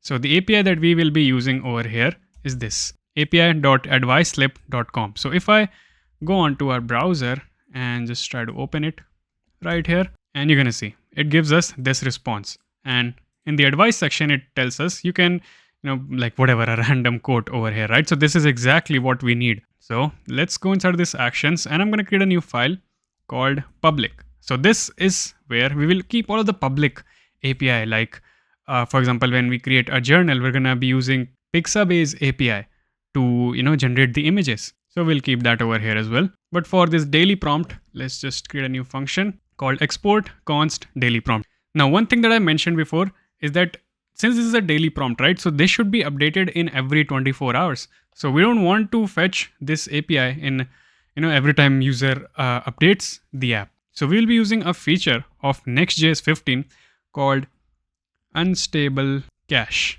And this is where we will make this API call. Now, this will take two things. First, it will take a callback. In this case, it's an async callback, right? Since this is an API call, we will need to give this cache a key. So let's just say daily prompt. Let's just put it in a string. And the third thing that this will take is revalidate, right? So over here, we need to tell it. So it's going to be an object. I'll say revalidate. I want it to be revalidated every 24 hours. So in 24 hours, there are 86,400 seconds. So that's what you have to keep over here. And I'll say tags. And inside this, we will keep this daily prompt. So daily prompt. And yeah, inside of this function now, we are supposed to write the API fetching logic, and which is pretty simple. I'll just have a try catch block. So try catch block. Inside this, I'll say const response equals await fetch, and we will fetch that API. HTTP api.adviceslip.com/advice, right? And I'll just say cache to be no store. Oops, it should be const right here. Okay, so this will give us the response over here. Let's convert it to JSON. So I'll say const data await response.json, and simply I'm gonna return. So we're supposed to return the data.slip.advice. That's all. In the catch, if there's an error, we can simply return what's on your mind today, right? That's all. So now we can simply take this get daily prompt and go to our landing page, and on top of right here, I can say const advice equals await get daily prompt. And also, since we're using await over here, this has to be an asynchronous function, right? So this is how you fetch APIs in a server server component in Next.js. Let's take this advice, and over here in the daily prompts, we will render it, right? Or let's just say if there's an advice, we will render the advice. Else I'll just render my thoughts today. Let's see how it looks like. Let's go to our app, and yeah, you can see share positive energy. It will give different advice daily. So if I refresh it now, it will not get updated. Great. So we are done with our landing page, and it looks amazing. It looks honestly so much beautiful. Whenever an interviewer, or I'm pretty sure whenever a recruiter sees this page, they will absolutely love it and revert to your application as well. And if you're someone who's preparing for front-end interviews, you can definitely go and check out my front-end interview preparation course. This is the only thing that you will ever need to prepare for your front-end interviews. And not only this, I've covered every single topic of React.js, like React Router DOM, Redux, all of the hooks, class-based component, function-based component React, even the performance optimization, which is asked from senior developers a lot, tons of machine coding questions as well, and obviously in-depth interview preparation course on JavaScript as well. And not just this, along with this course, you get an active Discord community where you can ask your doubts whenever you get stuck, and we will be there to help you. So click the link in the description down below, because right now we're having the biggest sale of the year for a very limited time. So don't forget to check it out. Or you can also scan this QR code on your screen to go directly to the course page. Now let's go on and connect our application to our database for real, right? So we're gonna come back to this Neon console over here, and you might remember inside of the Neon docs, they had the steps, like what are all the different tech stacks that you can connect to Neon, right? There were Next.js, React, Prisma, different things. So we're gonna be using something called as ORM to connect our database to our application. And in this case, it is Prisma ORM. You might have seen Prisma a lot in different tutorials because you can say it's an industry standard when it comes to Postgres or SQL, right? Because it makes our job super easy to query our database. So I'm gonna come back to VS Code. Inside the terminal, I'm gonna say npm install -d as dev dependency, and I'll say Prisma. And this will install Prisma inside of our app. And I guess I forgot to do this legacy peer deps, right? So that's why it's giving us error. So let's do this again, press enter. There we go. Let's initialize Prisma. So I'll say npx Prisma init. And now notice, after I've done this, it's gonna create the configuration for Prisma inside of our app. So it has created this Prisma folder with this schema.prisma. And this is where we will be creating our Prisma models. And you can notice it's taking this database URL that we added to our environment variable over here, right? It is picking this up automatically right over here so that it can connect with Neon seamlessly, right? Okay, so let's first go on and discuss how our database is going to look like. What are the different types of tables that we are going to be keeping inside of our database? So this is how our database looks like. We have 4 tables: users, collections, draft, and entries. So regarding this users table, right? So we are already using Clerk for managing our users, but I've decided to, store this information inside of our database as well, so that, it gets easier for us to access the data inside of our database. Right, so for our user, simply we're gonna store the Clerk's user ID inside of this table, along with the email, name, the image URL, the created at, updated at as well. And obviously this table will have the unique ID so that, we can use it as a foreign key in other tables. Now, if you have studied SQL before or SQL before, you might have heard of the concept of foreign keys. So let me tell you. So foreign keys are basically something which connects two tables or establishes a relationship between two tables, right? Like for example, one user can have multiple different collections, right? So you can see inside of this collections table, we have name, description, user ID, created, updated at, and the table ID. So a collection can belong to a user, and user can have many different collections. One user can have many collections. Similarly for entries as well. So one journal entry, it will have ID, title, content, mood, mood score, mood image URL, collection ID, user ID, right? So you can see it has two foreign keys. Now an entry is going to be part of a collection, right? And it can be part of only one single collection. And it has the collection ID, which connects it to this collections table.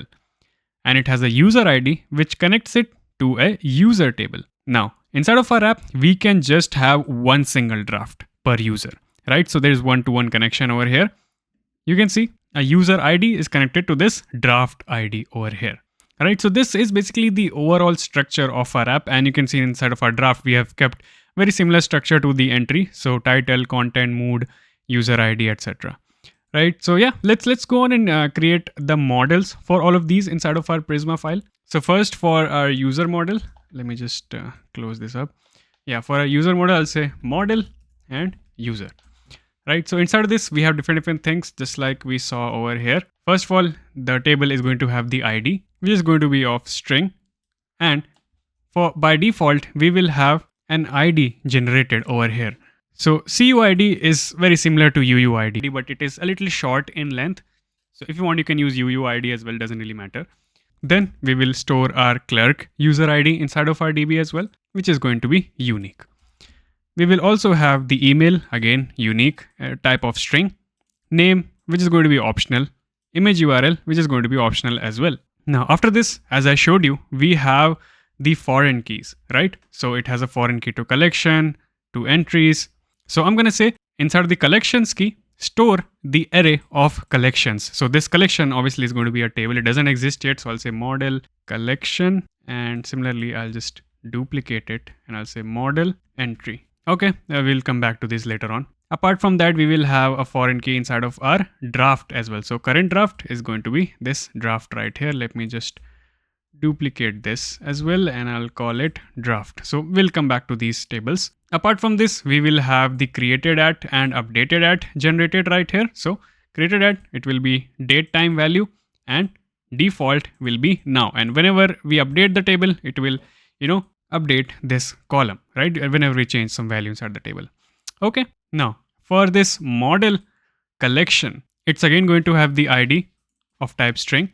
And by default, we will generate an ID over here. Then this will have a name and description over here as well. Right now, we have connected it to our user table, right? Through foreign key. Now, how do we tell this? That inside of the user table, we're supposed to check the ID, the unique ID of the user, right? So here I'll say user and I'll tell it the user table. So user table and I'll tell it the relation. So I'll say at relation and I'll tell it the field. So inside this table, we will store the user ID. So user ID, right? So I'll say the user ID inside of this table. So I'll say fields user ID references the ID inside of the user table. And whenever a user is deleted, we want all of the collections related to the user to get deleted as well, right? So I'll say on delete cascade, right? So this will make sure whenever a user is removed from our database, all of its collections are removed as well. Now for this user ID, this is going to be a string. Similarly, we are storing our entries inside of our collections as well, right? So I'll say entries to be an array of entry table. And similarly, we will have this created at and updated at over here as well. Now, one thing, for a particular user, you cannot create two collections with the same name, right? So what I'll do over here, I'll say at unique, and I'll give this name and user ID. A user ID and a collection name cannot stay together, right? Like for example, if there's a collection called career, then you create another collection called career. So it's two collections with the same name and same user ID. So that is not allowed, right? So it has to be unique. Okay, let's see this entry table. So first of all, obviously we will have the ID. This will have the title of string and content of string. And I've given this at db.text because this will allow us to, add more amount of data inside of our database because this will contain the HTML and all of those things, right? So that is why we have to give this type. Now again, inside of it, we are going to be adding this thing right here. So just like this. So that means that this refers to the user table over here in this way. The user ID inside this table refers to this ID inside of user table. And again, on delete, we are supposed to cascade. Now, apart from this, this will have more, fields like, for example, mood. So what mood the user currently is in, like for inspired, motivated, etc. while writing this entry. It will obviously have a mood score so that we can calculate the analytics and mood image URL that we will generate using, the Pixabay image URL API. Similar to this user over here, let me just move this over here. We will have relations to the collections table, right? So inside of a collection table, this is the collection table that we are referring to. And we're going to say the collection ID inside of this table references to the ID inside of this collection table. And also we have given on delete cascade over here, right? We have the created at and updated at, right? So let's just take both of them from here and I'll paste it right here. Okay. Now for our model draft, it will obviously have an ID. Similar to our entry, it will have the title, content and mood as well, right? Again, content will have at db.text. We will have this reference to the user table, foreign key to the user table, right? And this created at and updated at over here as well. What's the issue over here? Oh, sorry. We are supposed to say that this is unique because this is one-to-one relation, right? So I'll keep it over here. Okay. And this unique simply means that one draft per user is allowed. All right. So yeah, these are all of the models that we would be needing to create inside of our database. So how do we push it inside of our NeonDB? Just open your terminal over here. And first of all, we will generate the SQL for all of these models, for creating all of these models, right? So I'll say npx Prisma generate, press enter. And you can see it's loading the environment variables over here in this database URL. Okay, something happened. let's try it again. Okay, so for some reason this command was failing, npx prisma generate. So I tried running npm install prisma at latest and @prisma/client at latest -- legacy peer deps. And for some reason after getting installed, this command ran successfully. Okay, also just go back to your Neon console and over here in the settings, in the compute, click on this change button over here. And if this is checked, make sure that this is unchecked now, because it might just put your NeonDB to sleep. So let's go back, and now I'll do npx prisma migrate dev. So this will essentially generate all of the SQL files inside of this Prisma folder right here. So let's see. Okay, so now it will ask us the name of the migration. Let's say create tables and press enter. And now you're going to see that it has created this migrations table over here. If you open this over here in this, you will have the migration.sql file. And inside this, it has created all of these, it has written this custom SQL that we did not have to write. Prisma managed everything for us and it ran all of these SQL queries behind the scenes. So let's just close this. We don't need to worry about all of these things. All right, now if we go back to our Neon console, inside of these tables over here, you're going to notice if you switch to the Reflect database, we have all of these tables created right over here. Amazing. Now we can start writing the logic of our app, storing different entries, collections, etc. So first thing that I would do is I'll just close this up, and here inside this lib folder, I'm going to get a new file for prisma.js. And notice what I'm trying to do over here. So I'll say new Prisma client, and oh, this is not how I'm going to import it. I want import Prisma client from Prisma/client. Now, every time our Next.js app refreshes, it's going to create a new instance of this Prisma client. So to avoid that, this is what I will do. I'll say export const db equals, and I'll have global this dot Prisma. I'll store this value globally, right? Prisma. Okay. Now I'll check if the node env is not equals to production, right? If we are not in production, then I'll say global this dot Prisma and take whatever's inside of this DB. So the very first time, since this is empty, it will create a new Prisma client. But next time, when it encounters this, it will check if this is inside of over here, then it will take the value of Prisma client from over here. And let me just add some comments over here so that you can, refer to it later on what's going on over here. Okay. Now, how do we store our user as soon as our app loads? So over here in our app, right, we are logged in with Clerk, right? But as soon as we are logged in with Clerk, I want to invoke a function which checks if this user is already inside of our database or not. If it is, then no worries. If it's not, then let's add it to our database. So over here in the lib folder itself, I'm going to add a new file for check user.js.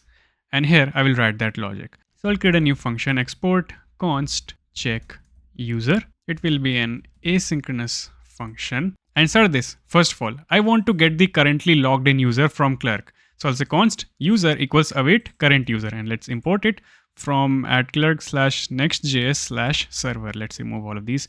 Yeah. And then I will check. If user does not exist, that is user is not logged in, then we will return null. Yeah, no issues. But if it is, then I'll have a try catch block, and inside the try, I'll first of all try to find the user inside of our database. So how do we do that? So I'll say const logged in user equals await db, import db from that Prisma file that we just created right here. So you're gonna notice, yeah, it's importing db from there. db dot user table, so dot user dot find unique. And inside this, I want to find a unique ID, right, with respect to the Clerk user ID. So if you remember, we have stored this Clerk user ID. So we're trying to find it. If the Clerk user ID is equals to this user, the current logged in user's ID, if that is the case, I'll check. If logged in user is there, then we're going to return the logged in user, no issues. But if the user is not there, then I'm going to store them inside of our database. So I'll say const new user equals await db dot user dot create. And inside this, I'll say data. And what's the data that we want to add? First of all, I want to add that Clerk user ID. So basically this thing right here, I'll just copy and paste it over here. After this, I want to add the name. So let's just add the name for that user. So the name will be basically user.firstname and user.lastname. So I'll just store inside of our database. Apart from that, I'm going to have the image URL, which is user.image URL, and email, which is user.emailaddresses.email address. Since user can have multiple email address in Clerk, right? I just want the 0th index. And yeah, that's it. And then in the end, I'll return the new user. And if there's any error, I'll say console.log error.message. Yeah, that's all. And we'll take this function over here and we'll go back to our header component and I'll call it right here. So let's make this async. Since header is present everywhere inside of our app, right? I'll say await check user. I'll call this check user over here. And yeah, this will get invoked automatically. Let's just refresh our app. Okay, now let's go back to our NeonDB inside of this user table and try to refresh it. We should have some data over here. Okay, we do not have some data. Okay, it's not working for some reason. Let's see if there's any error inside of our console. Okay, it is there. So Clerk user ID. Okay, did we make any spelling mistake over here? Clerk user ID, that's fine. My bad. I was supposed to say where. Inside of this where, I'm supposed to write this. Okay, now I think it should work. Let's try to refresh our app. Okay, let's go to Neon console and refresh this now. And there we go. Our user has been successfully added to our database. Amazing. Let's finally go on and work on the layout of our app. Let's create different routes, all of the different, protected routes that we have added inside of this middleware file, right? Dashboard, collection, journal, etc. So inside this app folder is where we're going to be adding all of these routes. Now, first of all, let's go on and understand how routing works in Next.js. So I'll go to my browser and I've opened Next.js docs over here and click on this project structure. And now it will tell you exactly how, routing works. So in this tutorial, we're using the brand new app router, right? So if you scroll down over here, like you can see, we have different types of routing files. Like for example, I already showed you layout, wraps that whole section. Page contains the main code of that particular route. We have other routes like loading, not found, error, etc. Right? And similarly, we can have nested routes as well. Like for example, we created that sign in route, right? If we create some other folder inside of it, that will also be created as a route. And we have dynamic routes. So for example, in my deployed app, if I show you, we are currently on a dashboard. But if I click on any of these, collection over here, you can see we have /collection/ the ID of the collection. Now we cannot know what this ID is going to be, right? So how can we create a folder with this particular ID? This is where dynamic routes come into picture. We have to create a folder using these square brackets and we can fill in whatever we want inside of it. This will become a dynamic route and we can, for example, fetch data by using it. I've already showed you the catch all route, right? So there's two types of actually catch all route. This is catch all route where you have to provide something inside of it. Like for example, if I click on it, we have to provide something like A, B, C. This cannot be empty. But there's an optional catch all route as well, which we provided to that Clerk folder, right? Which is this. This is optional. Like if you don't provide it, that's completely fine. Then we have route groups and private folders. I've already showed you this parenthesis folder, right? Which is used for organizing different routes. Over here, you can see for auth, I've, provided this. So it will ignore this, but it will consider the other folders inside of that particular folder. But if you want to create a folder that Next.js completely ignores and it does not pay attention to even the child or nested folders inside of it, we have to use this underscore. And this is what we will use while creating our components folder inside of our routes, right? And if you want, you can go through all of these other things over here in the documentation. For this tutorial, this knowledge is more than enough for you.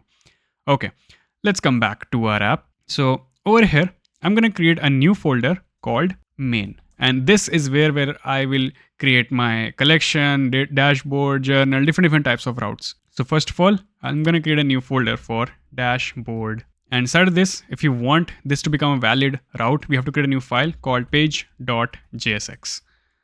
I'm going to say RAFCE dashboard and save it.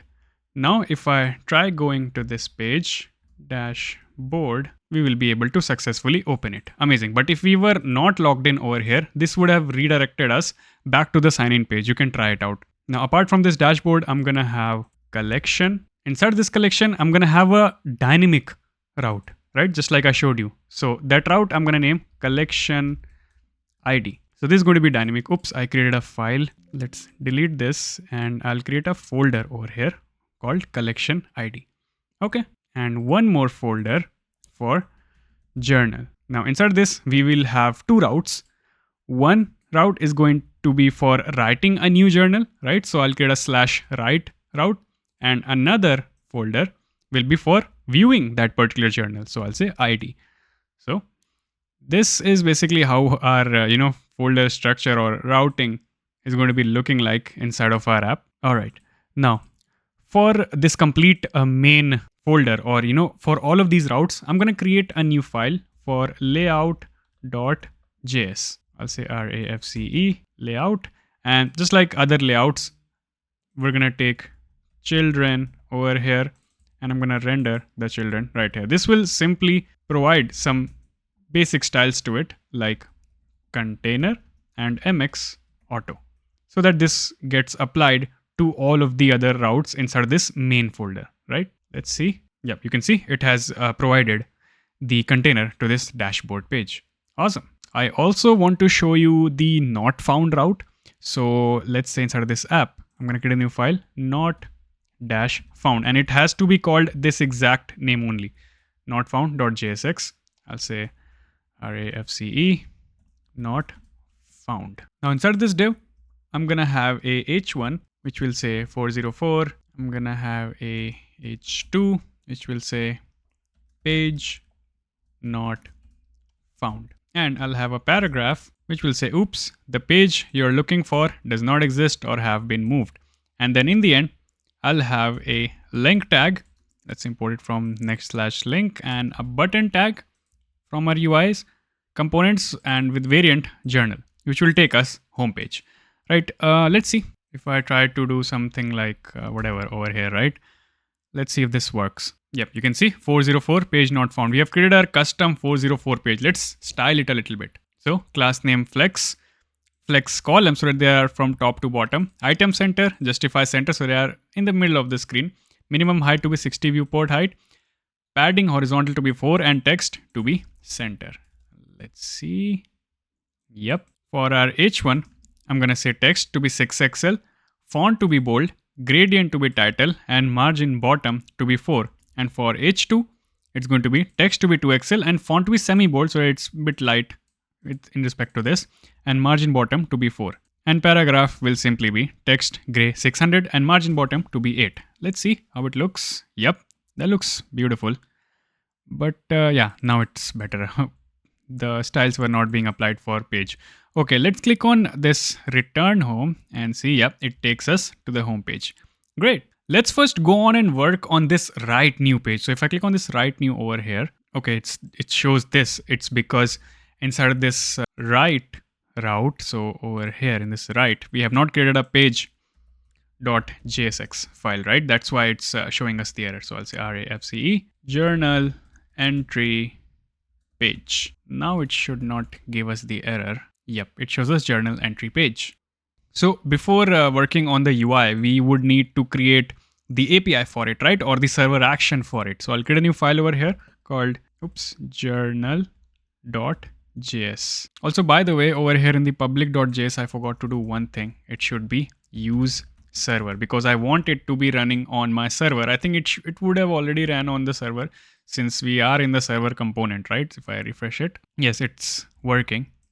But this is very important for our server actions, because then it's avoiding to expose this in the client component, the API call, right? So that our data is safe.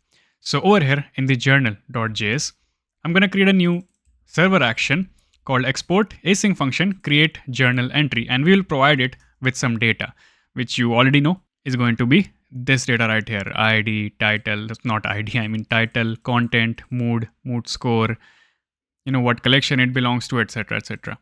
Okay, so over here I'll have a try catch block, and the try block, I'm going to first check. I'll take the user ID from Clerk, right? So import this auth from Clerk/nextjs/server.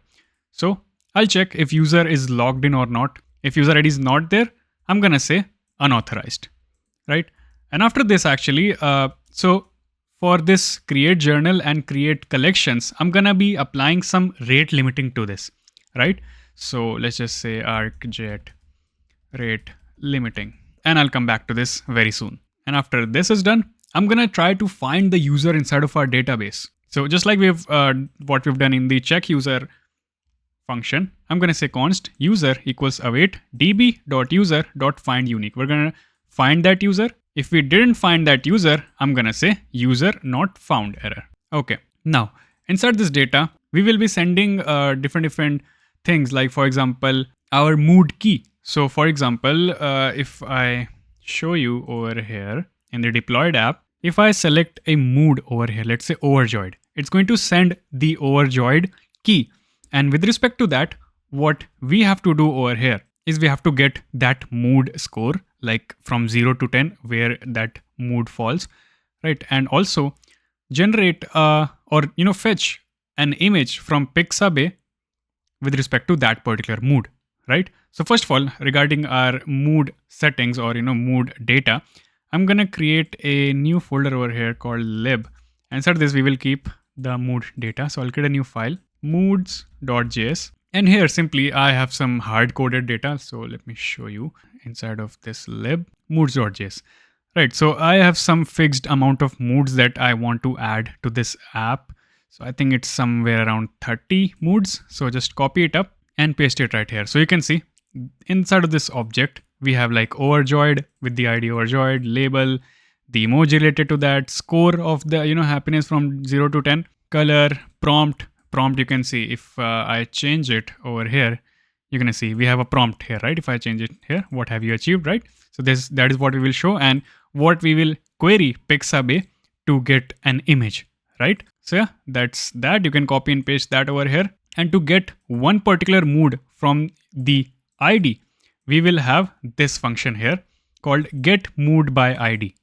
We will simply pass the mood ID, let's say for example overjoyed, and it will go through this object and it will return me that particular mood object, right? Pretty simple enough. So over here, I'll say const mood equals moods. I'll say data dot mood dot to uppercase, and we're fetching that particular mood over here, right? And I'll say if that mood does not exist, I'm gonna throw the error invalid mood.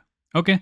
Now after this, we have to generate a Pixabay image with respect to that mood. So let's go to Pixabay docs. So Pixabay API. Let's click on over here and let's create an account. I'm gonna click on login and login with Google. Okay, and click on get started. Where is the API key? Yeah, you will find this API key right here. Let's copy this API key and go back to our .env. Yeah, I promise this is the last API key last change that we will make to our .env. And I'll say Pixabay API key and I'll paste that API key right over here. This will help us to query or call the API for Pixabay. So since this is a public API, I'm gonna go over here in the public.js and create a new server action for it. I'll say export async function get Pixabay image, and we'll provide the query. It can be anything, right? Happy, overjoyed, whatever over here. And just like over here, we have called this API, right? We are going to be calling the Pixabay API as well. So I'll say try catch block. Inside the try block, I'll paste this instead of this. And let's just remove this cache over here. We will not cache it.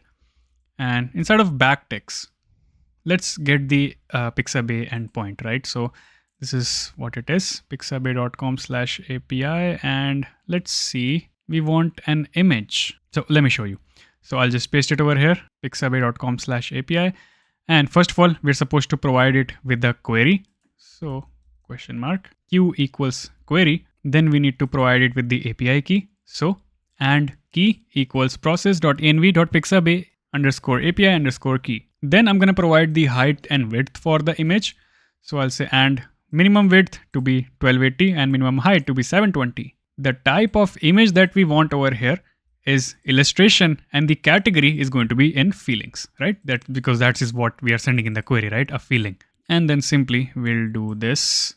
We will convert it into JSON and we will return data dot, it will provide us with a hits array. So if I show you in their documentation, yeah, you can see there's a hits array. Then inside of it, we want the large image URL, right? So I'll say hits and 0th index large image URL, or it will be null. Yeah, that is all we want. If this does not work, I'm gonna throw the error Pixabay API error with this error and return null. Yep, let's take this function or server action and go back to my journal, and I'm gonna say const mood image URL equals await get Pixabay image. Let's import this, and I'll provide it with data.mood query. This is also what we will be sending. All right, so we have all of the things that we need. Now let's enter it inside of our database. So const entry equals await db.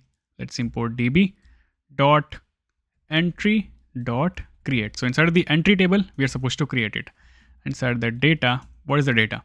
So first of all, the title is going to be data dot title. All of these things will be coming out from this data object. We will also have content, data dot content, mood ID, mood score is going to be mood dot score. Then we will have this mood image URL. We will also have user ID, which comes from this user.id. So over here, which we are referring to inside of our database, right? So user.id, and also collection ID, which will say data.collection ID, else this will be null. If this is null, then this is an uncategorized entry. And after this, so one thing that you need to understand over here in this schema.prisma, right? So we have one draft per user, right? I think here it will be easier to understand. So we have one draft per user. When we are writing some entry inside of our database, so over here, if I try to write something, let's say hello, right? And click on save as draft. It is saved as draft. Now, if I go back and try to come back to this, write new, you will see my draft is still there. But after I have published this, I want to delete this draft, right? Anything that is inside of draft related to that particular user. So that is what I want to do after it. So after this, like we have created this entry, right? So now I want to say await db dot draft dot delete many. And inside of it, I'm going to say where user ID is equals to user.id. Just delete any draft that is there related to that particular user. And now I'll use a function over here called revalidate path, that is refetch all of the data inside of /dashboard after creating a journal, right? And yeah, that's all. Now I'll say return the entry, this entry right here that we just created.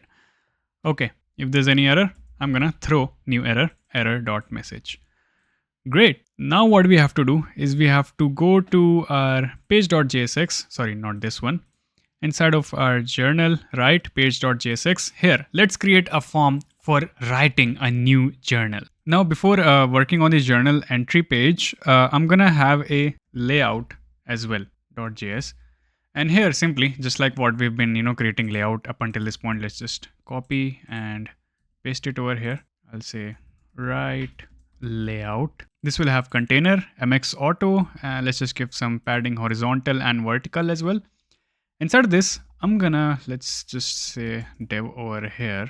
Inside of this div, I'm gonna have a link tag. So let's import this link tag from next/link, and I'll say back to dashboard if user wants to go back to dashboard, right? I'll say href to /dashboard and class name to be text small, text orange 600, and when we hover on it, it will become a little bit darker and cursor pointer. And let's just add a arrow icon over here as well. Back to dashboard, okay? Then I will wrap this children with something called as suspense. So suspense, it is going to be importing from React, and I will wrap my children around this suspense. So basically what suspense does over here is, so when this page.jsx, when it will make a API call, when this is loading, we can show a loading indicator right here. So let's say fall back, and inside of this, we can give a loading indicator. Let's say loading ... something like this, or you can, take a better approach by having some loader. So generally what I like to use is a bar loader. So for that, I will install npm install react spinners. And this library comes with a lot of spinners or loaders. Let's just say legacy peer depths and press enter. And now I will import this bar loader. So let's import it manually over here. So bar loader, and this will have color of orange and width of 100%. Okay, let's go back to our app over here. Click on write new, and there we go. You can see this layout back to dashboard. When I click on it, it's gonna take me back to the dashboard. All right, let's come back to this write new page. And now I'll go back to this page right here, page.jsx. And now we're gonna be creating a form over here, right? And to create forms inside of our app, we're gonna be using something called as React Hook Form Library, along with the Zod validation library, which will check if our data is valid or not, right? If the title is provided or not, if the length of title is proper or not, right? Similar stuff. So I've actually created an in-depth video on React Hook Form and Zod as well. If you want to go and check it out, you can go and watch that from link in description down below. But that's completely fine if you don't know about it. I'm gonna explain everything in this video as well. So let's go on and install both of these libraries. So instead of React spinners over here, I'll say React-hook-form Zod, and we need one more library at hook form / resolvers. This library will help us to connect both of these together, and press enter. All right, that's installed. Now, as you may have already seen, when we go on to create a new journal or new entry, we have this rich text editor over here, right? So if I say hello, and if I want to make it a heading, I can make it a heading just like this. If I want to make a heading 1, if I want to make it bold, I can do all of these things. So what is this thing all about? This is a library called as React Quill, which is what we are going to be using. But I think this is not really compatible with Next.js 15 right now. So as I Googled, I found this React Quill new library. So let's see, React-Quill-new, or you can just go over here and add new in the URL. And yeah, this is the one, React Quill new. It is more compatible with React 19 and Next.js 15. So we're going to install this. So just copy it up. It's exactly the same as React Quill, just some compatibility improvements, right? So I'll say npm install React Quill new and add legacy peer depths after it. There we go. It has installed it. Now if I go back over here, it will tell us that we need to import the CSS right here, and we need to import React Quill just like this. But instead of importing it like this, we will dynamically import it. So I'll say const React Quill equals dynamic, will come from next/dynamic. So basically this will disable the server-side rendering for this React Quill component. So I'll say import React Quill new, and I'll say comma, and here I'll say SSR to be false. I don't want it to have server-side rendering. Awesome. Let's go inside this div right here, and we will have a form tag. Let's remove this. And inside this form tag, let's first give a h1, which will say what's on your mind. Okay. Let's give this h1 some class name of text 5xl.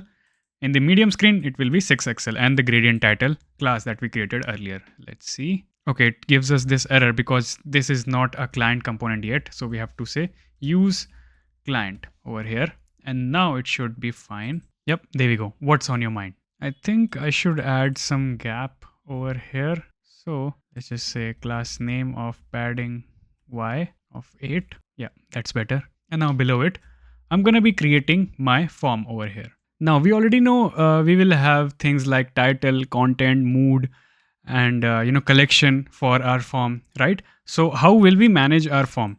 As I've already showed you, like we have already installed React Hook Form and Zod.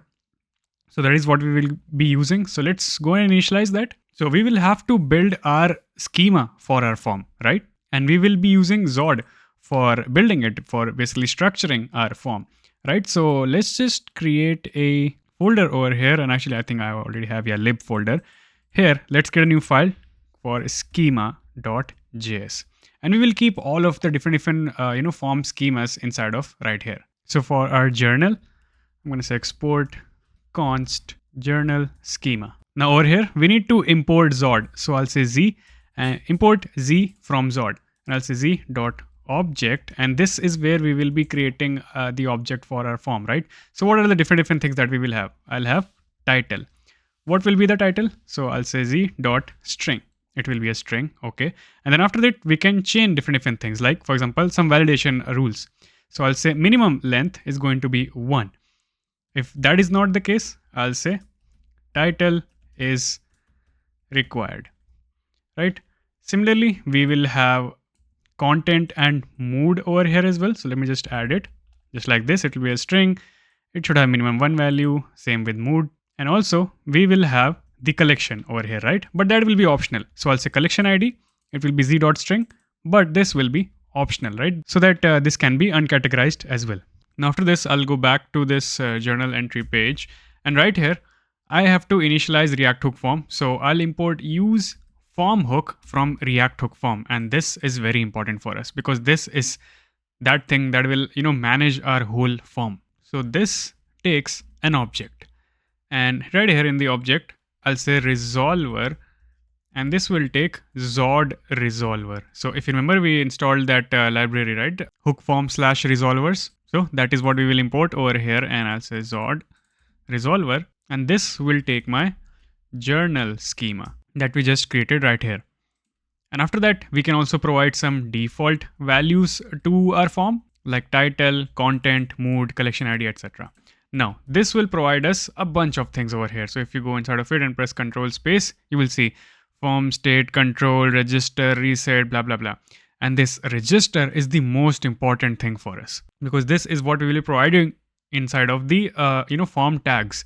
We will also have handle submit, and there can be some third-party components like select, right, which are not native to HTML, like select from Shadcn UI, right? So for managing those, or probably this React query, right, we will use something called as control to provide them the access to our form, right? So let's just not worry about this right now. Let's just start building our form first. So below this H1, actually, whenever our form is submitting or whenever something is loading, I want to show a bar loader over here. Just like I showed you right here in the layout, we had this bar loader component, right? So let's just render the same component over here as well. And if I go back to show you, there we go. You can see we have this loading indicator over here. For now, I will just comment it out because we will need it later on when we are submitting the form or when we are, loading a draft or something like that. Or probably what we can do, we can say const is loading, and right here I'm gonna, provide the different loading states for, let's say, loading the draft and edit, etc. Right? So for now, I'll just say is loading. If is loading is true, only then show the bar loader. Okay. Now below it, first of all, I'm gonna show the input component for adding the title. So I'll have a div over here. Inside of this, I'll have a label which will say title. Below it, I will have the input tag, and make sure to import this input tag from /UI folder from Shadcn UI. Now inside of it, I'll say dot register, and you may remember we took this register from use form hook, and this is where we will provide what this input is all about. So this input is title, right? So I'll say title. So it actually, you can see it gives us suggestions, title, content, mood, etc. So I'll say title because we have defined all of these things in this this journal schema, right? Then we can give this some placeholder, like give your entry a title. I'm gonna give this some class name of padding vertical of 5. In the medium screens, I want text size to be medium. Now, while submitting the form, if there's any error, we also have inbuilt errors over here in this use form hook. So how will the error occur? So let's say we have defined all these schemas, right? So let's say if the user did not give the title, right? So it should give this error, title is required. So how do we get all these errors? We have this form state over here, form state, and inside of this form state, we have this errors. So we will make use of this errors. So over here, I'm gonna say, I'll have a template string. I'll say errors dot title. If there's any error, then I will show border red to be 500, not 50, 500. Else I'll show nothing over here. Let's see how this looks like. Okay, we have the title. Let's give this some styles. For the label right here, I'm going to say class name text to be small and font to be medium. And for this div, I'm going to have a class name of space y2. Let's see. Okay, that's much better. Now next, what will we have? We will have how are you feeling drop down. So we'll render all of our moods over here, then React quill and ability to choose the collection. Okay. So after this, we will render a select box. And let me just duplicate this one. And instead of this input, I'll have the select. So right here, I'll say, how are you feeling? And below this, I'll have the select. So select will come from Shadcn UI, right? So over here, we have this select tag, right? And inside this, you can see this is how the values will be presented. So let's take this select from here and paste it right here. Let's import this select. Wait, I think we did not install select from Shadcn UI. Okay, let's go and install it as well. So I'll say npx shadcn at latest add select and views legacy peer deps. There we go. It is installed. Now if I try to import it, yep, there we go. Select trigger, select value, select content, and the select item. Let's see if we can see this right here. Okay, yep. Now we need to render all of our moods over here, right? So if you remember, we created this moods.js over here. This is what we will be needing. So actually this moods, if you notice, this is an object, right? So we need to convert it into an array. So to convert it into an array, simply I'll say object.values and I'll provide that moods array. So this will be converted into an array now. So I'll say dot map. Sorry, moods object, not moods array. Right, so now it will be converted and now we can simply map through it. So inside of this map, I'll take one single mood and then inside of this, I'll render this select item. And I'll simply return this. Let's give this a key equals mood.id. Let me just close this up. And inside of this, I'll have a span tag, which will simply render our mood.emoji and our moods labels, right? So mood.label and value is going to be mood.id. Let's see. Moods is not defined. Let's import this moods right here and see again. Okay, we can see all of these moods over here. So this theme is being rendered over here. I don't want this. So I'll say select mood. And for this span right here, I'm going to say class name to display flex, items to be center and gap to be 2 between both of these. Now, this select, as I mentioned, will not work on its own because it's a third party tag, right? So I want React Hooks forms control over it. So I'll import something called as controller from React Hook form. And inside this controller, we have this render option, which will take a callback inside of it. You can say it's a component actually. So I'll just copy this whole select up and inside this render, I'll just say return and paste this select right here, just like this. And this over here, I'll take a field. And now to, assign this to this controller, I'll say on value change, I'll say field dot on change. And for the value, I'll say field dot value. Apart from this, it takes a couple of more things like the name. So what's the name of this field? Mood and the control. So I showed you we have this control over here in this use form hook, right? So that is what we will have right here. And again, if we have any error, so instead of this class name, I'll say errors.mood. If there's something inside of it, I'll say border red 500, else nothing.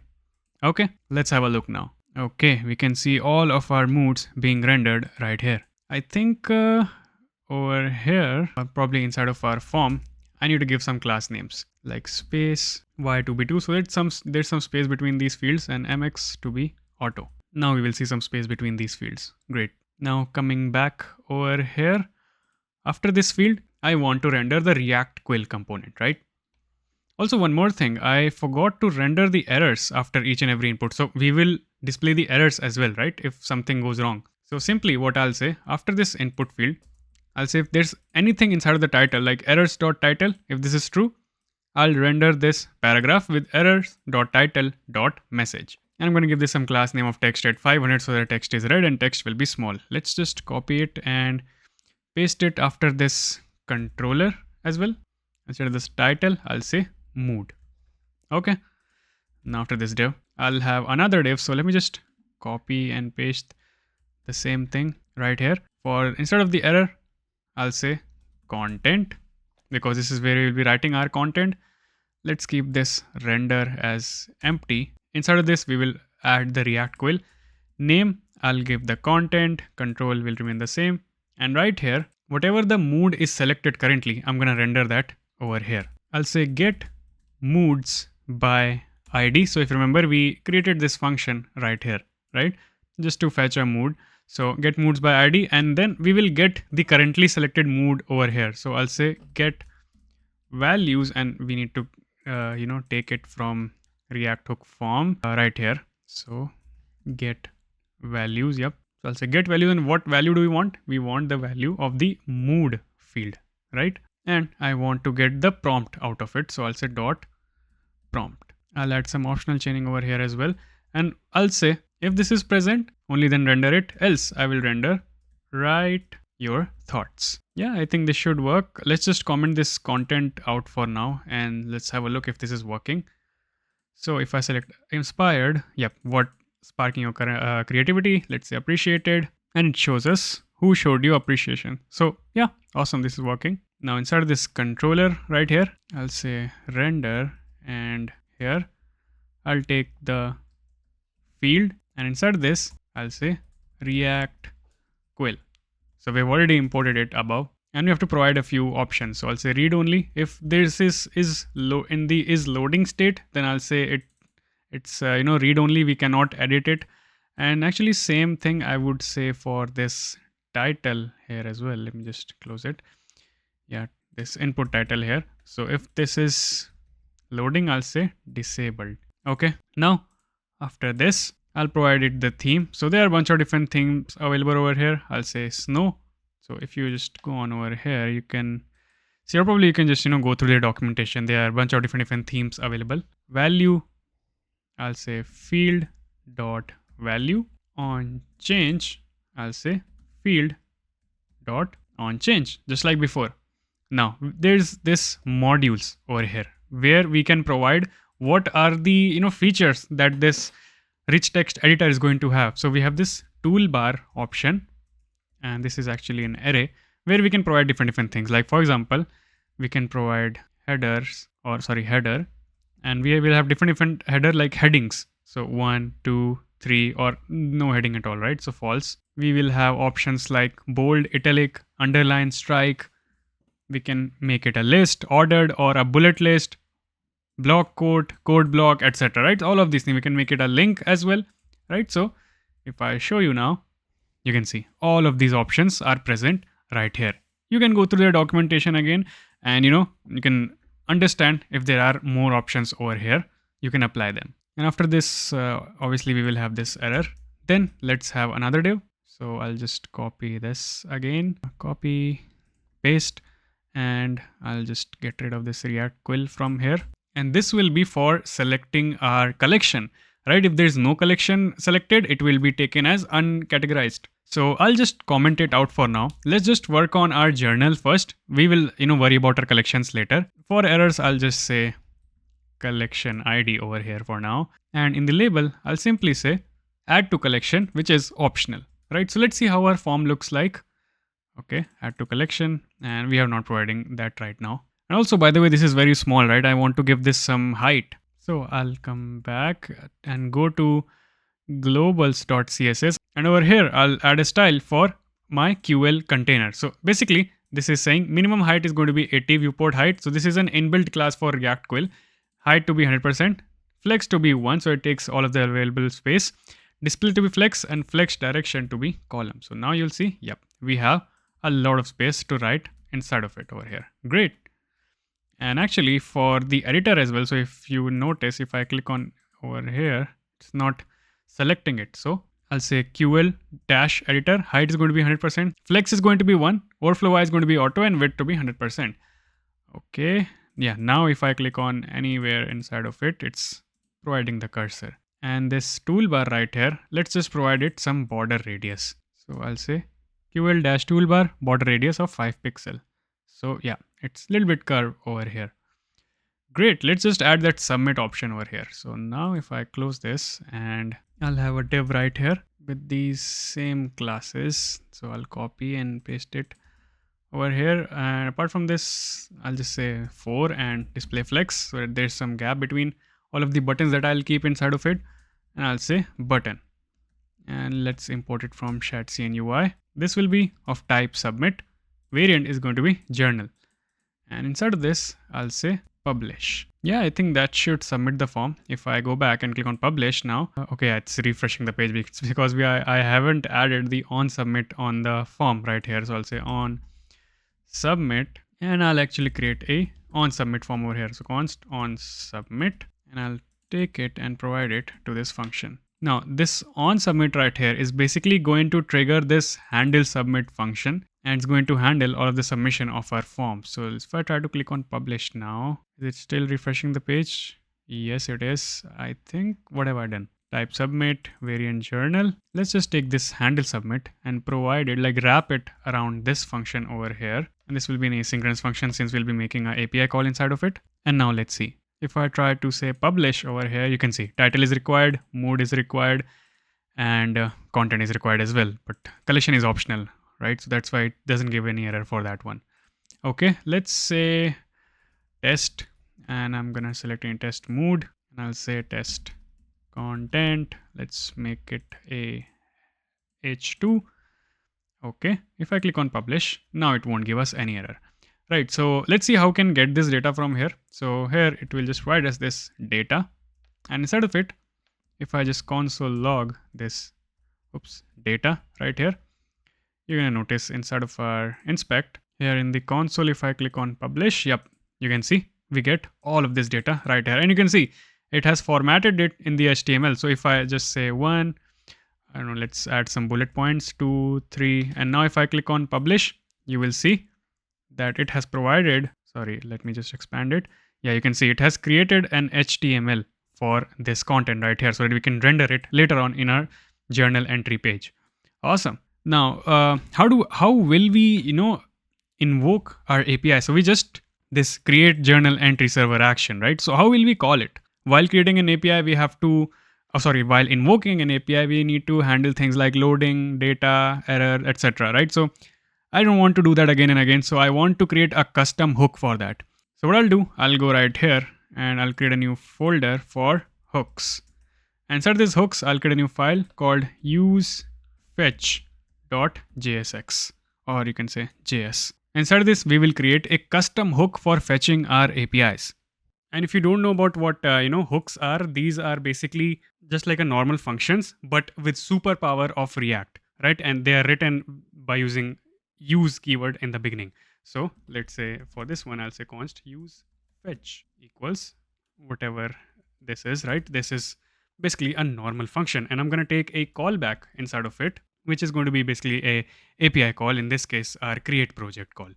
So what will this contain? It will contain the 3 states that I just discussed: data, loading, and error, right? All of these 3 states which we create again and again when we have to do an API call.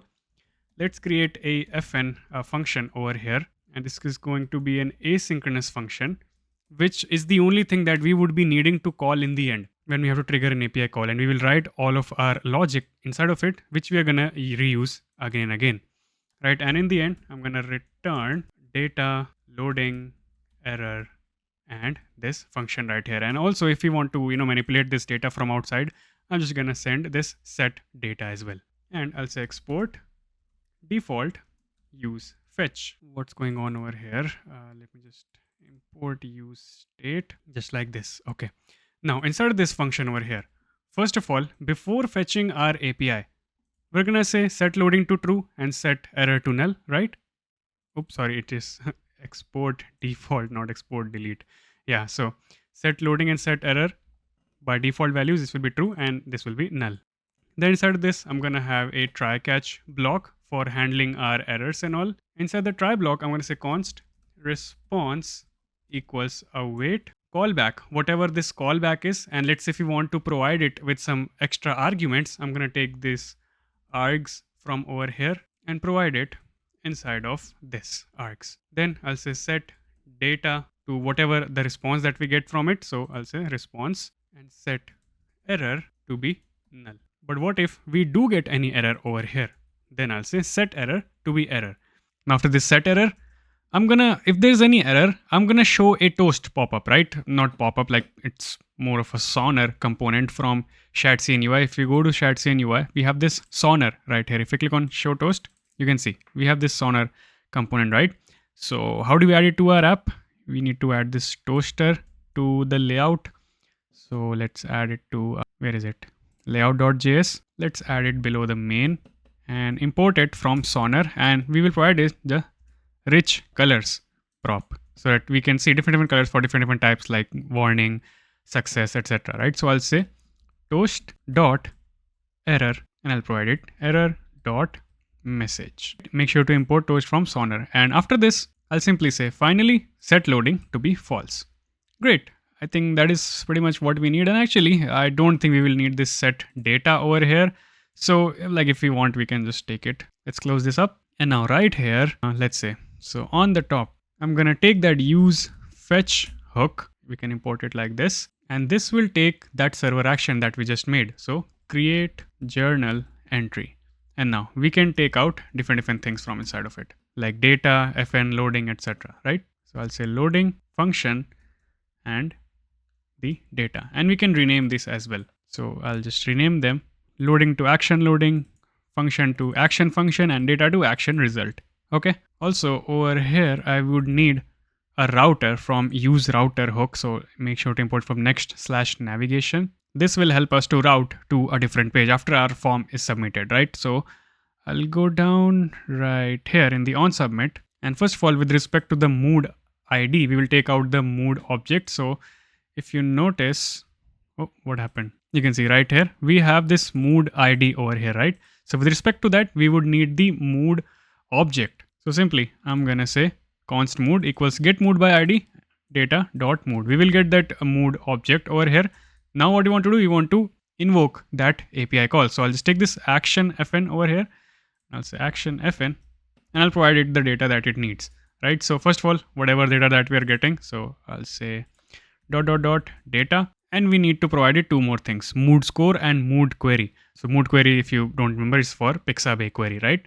So I'll say mood score equals mood dot score, right? Simply for mood query, I'll say mood dot Pixabay query, right? If you go over here, we have this Pixabay query and score. Okay. And yeah, I think this should do it. After this form is submitted, we would have populated this data, right? And also this action loading, I'll just provide it to this this is loading right here, right? So that whenever it's being invoked, like we will show this bar loader over here. Okay.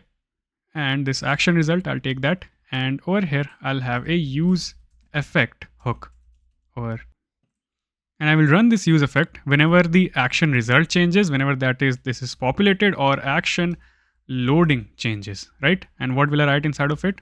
I'll say if there is something inside of action result and the action loading is not going on, that is, we have successfully loaded the data and we will have something inside of it. Then I'll say router dot push. I'll push it to some other page, right? So what I want to go to that collections page. So collection slash, now if this has any collection, I will send it to that collection page. But if it does not have any collection, then I will send it to the unorganized collections page. So I'll say action result, and actually this will be a template string. So if action result dot collection ID has something, then send it to that ID's page. Else I'll say unorganized. Cool. And after it, I'll show a toast as well. So toast imported from sonar dot success, and inside of a backtick, I'll say entry created successfully. Okay, I think that was a lot. Let's see. Use effect is not defined. Okay, let's import use effect right here. And now time to test out our journal form. Let's see if this works or not. So I'll say first entry. What are we feeling? We are feeling accomplished. Successfully created the form. Let's underline it, right? And we don't want to add any collection. Let's click on publish and hope for the best. Moods is not defined. Okay. Let's see, where is the moods not defined? Probably inside of this schema. Sorry, not schema. I mean this create journal entry. So yeah, moods. Let's import this. Let's try again. If I click on publish now, it's loading. Okay, looks good. And entry created successfully, and it took us to /collection/unorganized page. And obviously this page does not exist yet. What is this? %60 over here. Did I add something after it? Oh yeah, we have this backtick. Okay. So yeah, great. Let's go on and check our database. Inside of our DB, inside of this entry table, awesome. We have our entry right here, and you can see in the content, we have that underlined paragraph. Amazing. With the mood score and everything, it has generated this Pixabay image as well. Let's see what this image is all about. So we were feeling accomplished, right? So yep, you can see it has, created an accomplished image for us. Amazing. With user ID and collection ID is null, obviously, since this is unorganized. Great. Let's go back. Now, finally, one thing that I want to do over here is I want to add the rate limiting to this API so that no user can take advantage of our application, right? And, just spam a lot of entries to our application. So as I already mentioned, we're going to use ArcJet for it. So first of all, I'll go to this lib folder right here, and I'm going to create a new file, arcjet.js. Now, how do we use ArcJet to apply rate limiting? So we have something called as ArcJet, which will be imported from at arcjet/next. And yeah, let me just import arcjet/next. Make sure your import looks like this. Okay. And this takes a few things. First of all, the API key, right? So API key is process.env.arcjet_key. Let's just confirm if this is the one. Yeah. Then it would take the characteristics. Now, you can either, apply rate limiting based on the IP of the user, right? But what I feel like is more appropriate is the user ID, right? So we have the clerk user ID, right? So with respect to that particular user ID, we want to apply the rate limiting. So the user with this user ID cannot, let's say, make more than 20 entries in 1 hour, right? So let's just apply this. I'm going to say characteristics to be user ID, and I'll provide the rules over here. Now, this is where we can provide the rules for our rate limiting, or we can provide different things like, for example, shield or bot protection, which I'll show you later on. But for now, I'll show you how you can do rate limiting. So I'll say token bucket. So this is the function that we will be using to provide the configuration inside of it. I'm going to say mode to be live, right? We want it to be live, and refill rate is going to be 10. So 10 collections, and I'll provide the interval. So I'll say interval is going to be per hour. So I'll say 3600 seconds, and I'll say capacity, which is basically our maximum burst capacity. So I'll say 10 over here. And yeah, it should not be able to make more than 10 requests per hour. So I'll say const, let's say AJ equals ArcJet, and I'll export this as well. So export default AJ. Okay, looks good. And now we will take this, and I'll go back to my journal, like server action. And below this, we can apply the configuration for it. So first of all, we would need the request object, right, for this particular server action. So I'll say const request equals await request, and this request comes from arcjet/next. So we've got the request data now.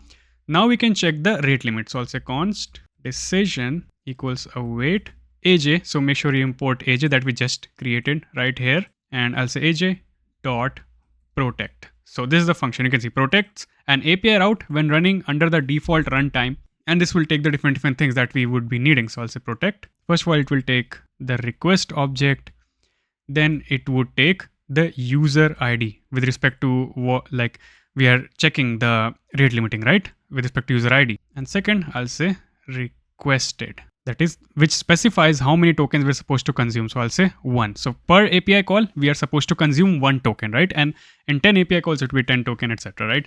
Okay. And after this, I'll say if, I'll check if our request is denied, right? So I'll say decision, this decision dot is denied.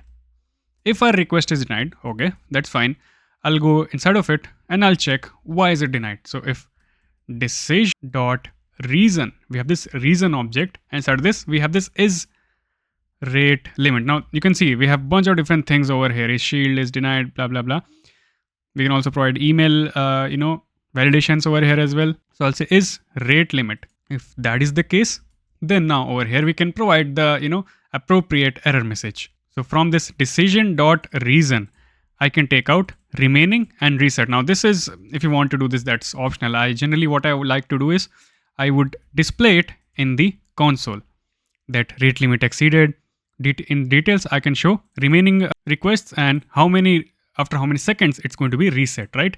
But for user, I can just simply show an error like throw new error. I can throw the error that too many requests, please try again later. Okay. After this, I can throw another error. If this is not the case, if this rate limiting is not the case, I can throw the error request blocked. There can be any reason for this, right? So yeah, that's all we need to do to add rate limiting to our API. Let's try it out, right? So now if I just let's just make the number a little smaller. Let's say 2, right? Both of these can be 2 over here. And now let's try to make some requests. We can just open our ArcJet account over here. And this is the place where it will start to show up, right? Let's open this reflect. Okay, let's try to make a, network request. So I'll say this is test 2 and let's say proud test 2, click on publish. Let's see, it's loading and it has created the entry successfully. If I go back now, we can see our request has been allowed.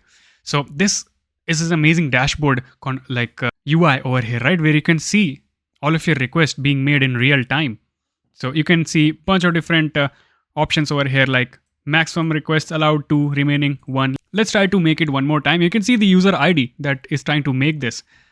So let's see. Let's go back to our journal page. Let's say final and final publish. It should be allowed as well. Okay. Yep. That is also allowed. Great. Now you can see we have used both of our requests.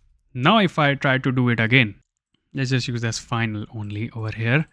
Final and publish. Too many requests. Please try again later. Amazing.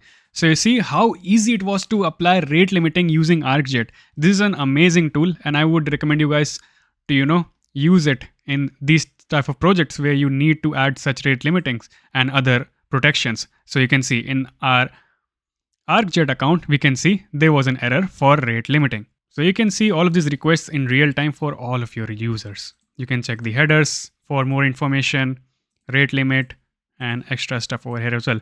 As we move forward in this tutorial, again, I will show you how you can apply the shield to your app to protect you against the common attacks and also add the bot protection. So you can only allow the bots, like for example, search engines to crawl your website and no other bots. Okay, let's go back. And for now, I'll just make this request back to 10, right? That's better. Let's now go on and work on creating our collection. So over here, we have not created this field, right? Let's add a logic for creating the collection. So I'll create an action over here called collection.js. So first of all, let's create the server action for creating our collection, and then we'll create the server action for getting all of the collections from our DB. So I'll say export async function, create collection, we will get the data. Now, what will this data contain? It will contain 3 basic things like name of the collection, description of the collection, and the user ID that that collection belongs to, right? So, and actually that third thing it won't contain, it will just contain the name and the description. Third thing we'll just keep right from over here. So I'll say try catch block. And just like we did in journal right here, we'll have this user ID, which we will take from auth, which will come from Clerk Next.js/server. Okay. Now after this, we can also add this thing right here, ArcJet rate limiting if you want. So I want to add this thing in both of the places, right? In creation of journal and creation of this collection as well. So let's just import this request and this AJ right here. And yeah, I think those are the 2 things that we'll be needing. Then after this, we will check if user exists inside of our database or not. So I'll say const user await DB. We'll import DB from Prisma. If user does not exist, I'll say user not found. Okay. Then simply I will create the collection. So const collection equals DB dot, actually I'll say await db.collection.create. And inside this, we'll have an object with data, just like we've been doing up until now. I'll say name to be data.name, description to be data.description. And then I'll have the user ID where we want to store it, right? So user.id. And yeah, I think that should do it. Then I'll say revalidate path, and I'll revalidate /dashboard. We'll fetch all the data inside of dashboard page, and I'll return the current collection. If that is not the case, I'll say throw new error dot message. Yeah, I think this should do it for creating our collection. Let's just create the server action for fetching all of the collections as well right away. So simply let's just duplicate this whole server action right here. I'm not going to be applying ArcJet rate limiting to this one. I'll say get collections. And here we're not going to take any data. We'll first check if user is there, user ID is there, if user is inside of our database or not. And then simply I'll say const collections await db.collections.find many. And I'll say where user ID is equals to user.id, and we want to order it in descending order. So I'll say order by created at descending. And then in the end, I'll return all of these collections. And I think I don't need the try catch block over here. It will be handled automatically through that server component. So yeah, I think this should be it. So let's go to our main journal and this write.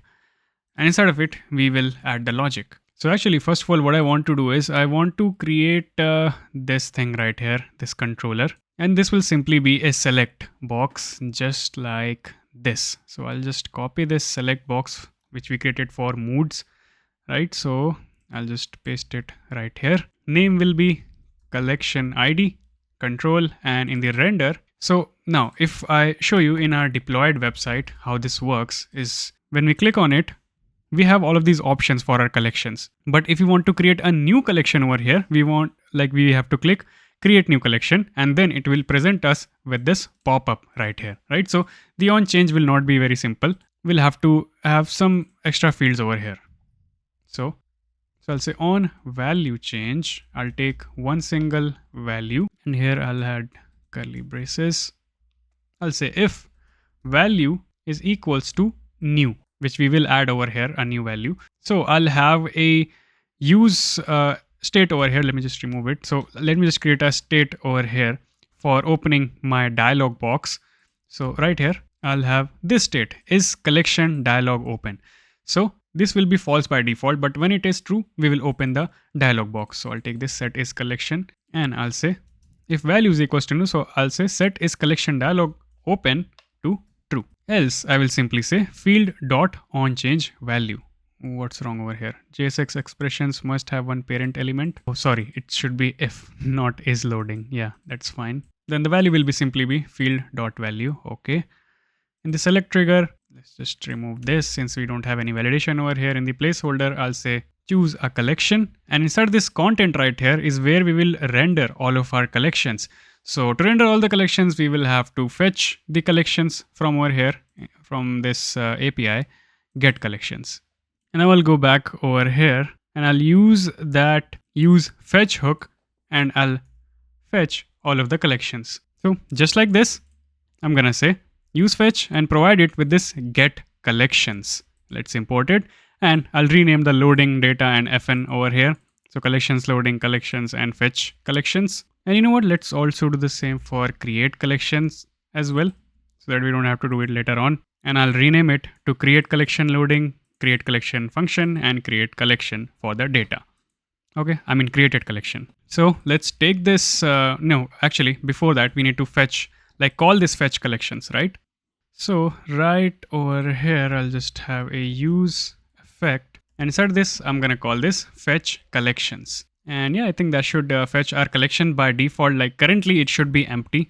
So let me just console log it and show you collections. Let's just add this string collections as well. And we see some error over here. I think we need to add use server over here. Only then this will work. Yep, there we go. Now use state is not defined. Okay. Let's import use state right here, and let's open the inspect. Yep, you can see this is an empty array right now. Okay, no worries, we will fill it up pretty soon when we go on to add the logic for creating the collection. So let's just take this collections array, and for now, where is it? Over here in this controller with collection ID, I'm gonna render it. So instead of this thing, I'll say collections.map. I'll take one single collection, key and value will be collection.id. And instead of this span right here, I'll say collection.name. Now this is for all of the collections, right? But apart from this, we need to have one more select item as well, right? For create new collection. So right below this, I'll say select item, value is going to be new, and span is going to be plus create new collection, just class name or text or in 600, right? So now if I go on over here, we shouldn't see any collection, just this create new collection. When we click on it, it will make that state as true, right? This state right here.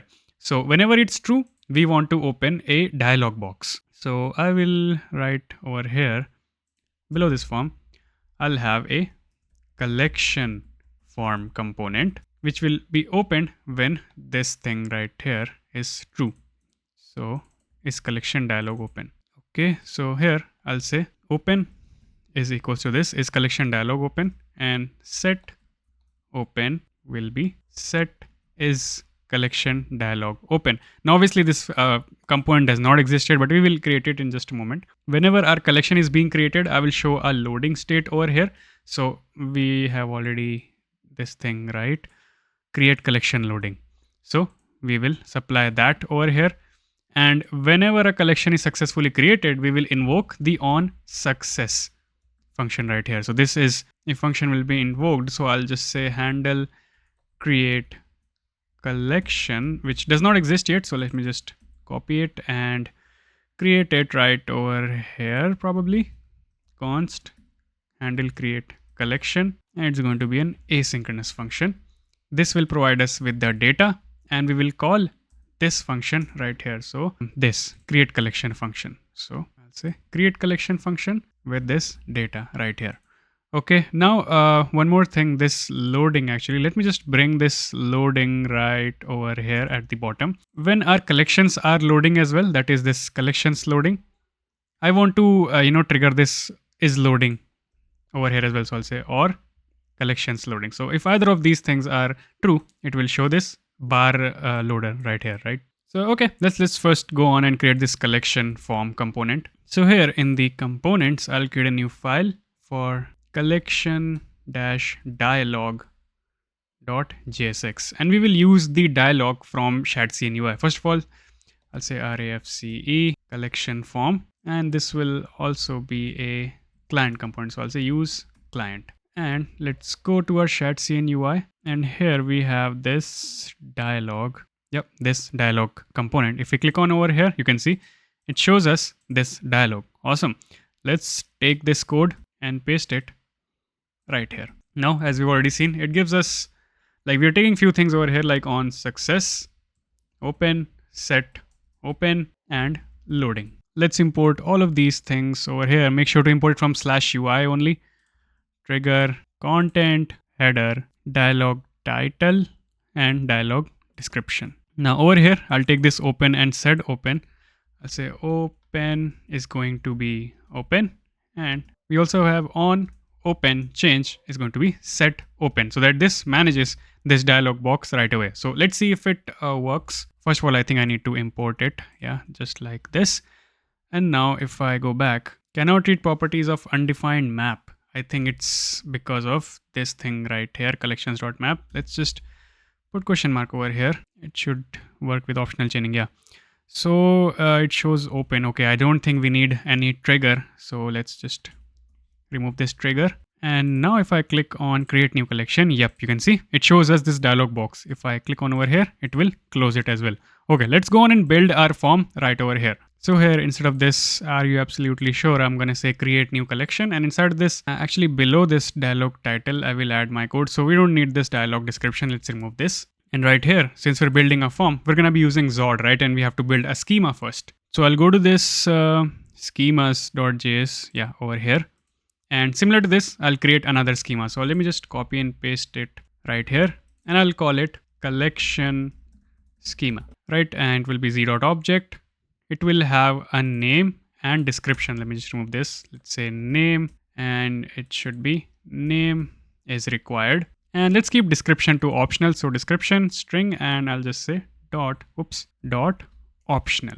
Yep, I think that is exactly what we need. Let's take this, and over here I'll say use form hook again from React hook form. Insert this in an object. Now you must be getting an idea on how to do this, right? I'll have the resolver, and I'll say Zod resolver. Inside this, I'll provide that collection schema. Let's import it right here, and I'll provide the default values as well. So default values I'll keep as empty. So name is going to be empty, and description is going to be empty as well. Okay, const, we need the register just like before. We need the handle submit just like before. Oops, it should be comma. And we need the form state to display the errors. Okay. Now over here below this header, first of all, we want to show the loading, right? So whenever the form is being submitted, I'm going to show the loading. So it's just going to be same as this loading right here, this one. So I'll just copy it and paste it right here. Let's import this bar loader from React Spinners.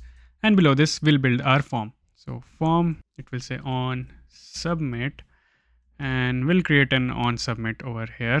So I'll say const on submit equals handle submit just like before, and we'll have an async data, like async callback inside of it, and I'll call it on success with this data right here. Okay, that's sorted. Now inside this form, we'll build it exactly like we built our form right here for this journal, right? So I'll just take this div right here and paste it. Let's import this input from ./UI, and actually I'll give this class name to our form as well, and this will be collection name. Let's remove this disabled, or if you want you can keep it over here as well. It should be disabled when this loading is true. And I'll say name here. Placeholder can simply be enter collection name, and the class name can be, whenever there's an error, I'll show border rate to be 500. Okay, and over here as well for the error I'll say name if there's any error. Let's duplicate this div, and I'll do the same for description. So I'll say description, and this will actually be a text area. If you remember, we installed it at the beginning. So text area from ./UI. Placeholder can be describe your collection, and yeah, that's fine. For the error, I'll say description, and over here as well, description. Okay, I think yeah, things look good. After this, let's just have a div for our button. So I'll have a div. Inside this, I'll create a button tag.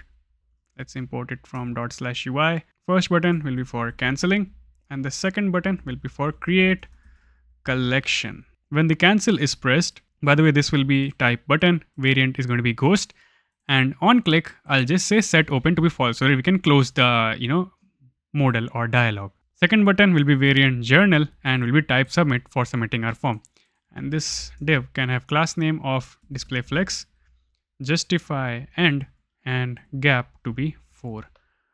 And yeah, I think they should do it. Let's take this loading right here, and instead of is loading, I'll say loading, and all of these is loading as well. It can be loading right here, and yeah, I think let's have a look how this looks like. If I click on create new collection, okay, if I just click on create collection, you can see it gives us the error. Let's create collection of personal, and let's click on create collection. Okay, it's creating it. I did not close it. Did we do something wrong? Oh, after creating the collection, we should we have to perform few actions. I forgot to do that over here. So this is handle create collection. We are doing it perfectly fine. So I'll need to have a use effect over here, and just like this thing over here, whenever the journal is created, we are doing this action. We have to do few actions over here as well. I'll say if there's something inside of, like, if this created collection changes, I'll say is there something inside of created collection? First of all, I'll say set is created collection dialog open to be false. Yeah, we'll close the dialog. I'll fetch all of the collections again. I'll select my collection after the creation. So I'll say set value, and this set value comes from right here. So set value. I'll set the collection ID, dynamically over here. So created collections.id, and I will show the toast after it, right? So I'll say toast.success collection and the name of the collection created. Okay, let's try it again. If I click on, yeah, you can see, we can see the personal collection that we created just now. If I click on create new collection, let's say career and all about my professional life, and click on create collection. It should close right now, and I think it should be fetching. Yeah, you can see it's fetching right now, and we have career and personal. Amazing. Let's go on to our database, and obviously it should be over here. Let's go to collections. Let's refresh it. There we go. We can see both of our collections right here. Also on this button right here in this journal page, this button, whenever our journal is being created, I want to disable it. So I'll say disabled. It's going to be action loading. Right, and yeah, this should do it. So now let's finally go on and build our dashboard page. So if I go over here in the dashboard, this dashboard page right here. So if I show you in my deployed app, this dashboard page where we will show all of these statistics, we will show the chart for users' mood. We can select 7 days, 15 days, 30 days, or we can also select or create a collection right here. When we click on it, you can see we get the same pop-up that we just now built, right? So let's go on and build this page. So first of all, I'll go to my actions over here inside this journal.js. And one thing that we don't have currently right now. So if I show you here in the deployed app, we have these collections. Yeah, we are fetching the collections, but we are not fetching the journals inside of those collections, right? So let's create a separate server action which will, fetch the journals for one particular collection, and this will be helpful in our collections page over here as well, right? You can see in the collections page we are fetching all of these journals and journal entries.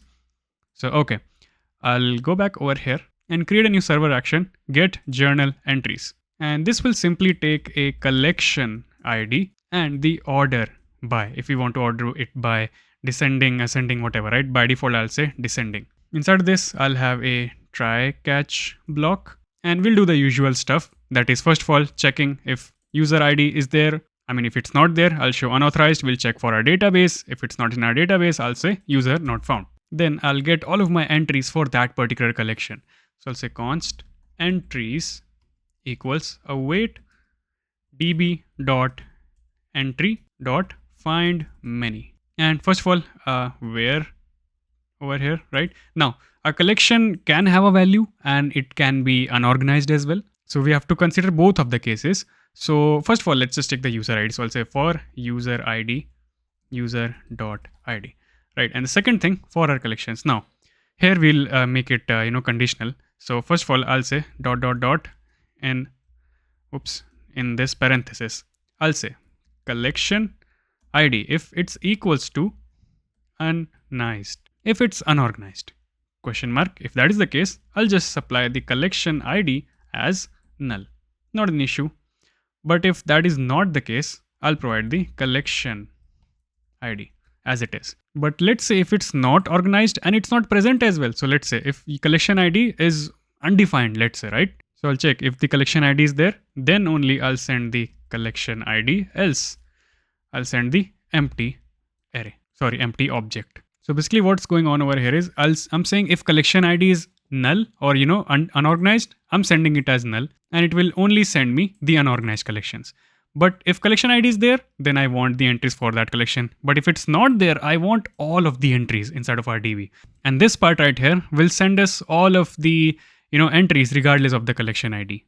Okay, then after this, I'll say include. What are the things that we want from here? I'll go inside the collection. Inside the collection, I want to select the ID. So ID true and the name. So name to be true. So these are the things that we want for the collection, right? We don't want much for one single collection. Then I want to say order it by the created at, and we will provide the order by that has been provided over here. If nothing is provided, we'll just say descending.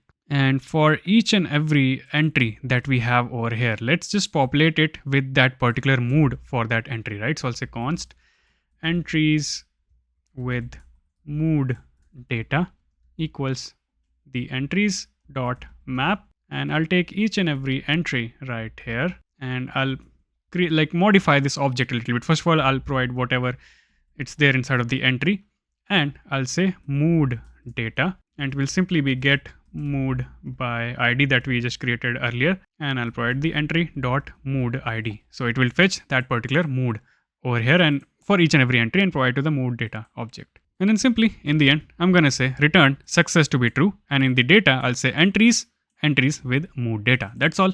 And in the catch block, I'll return success to false and error to error.message. That's all.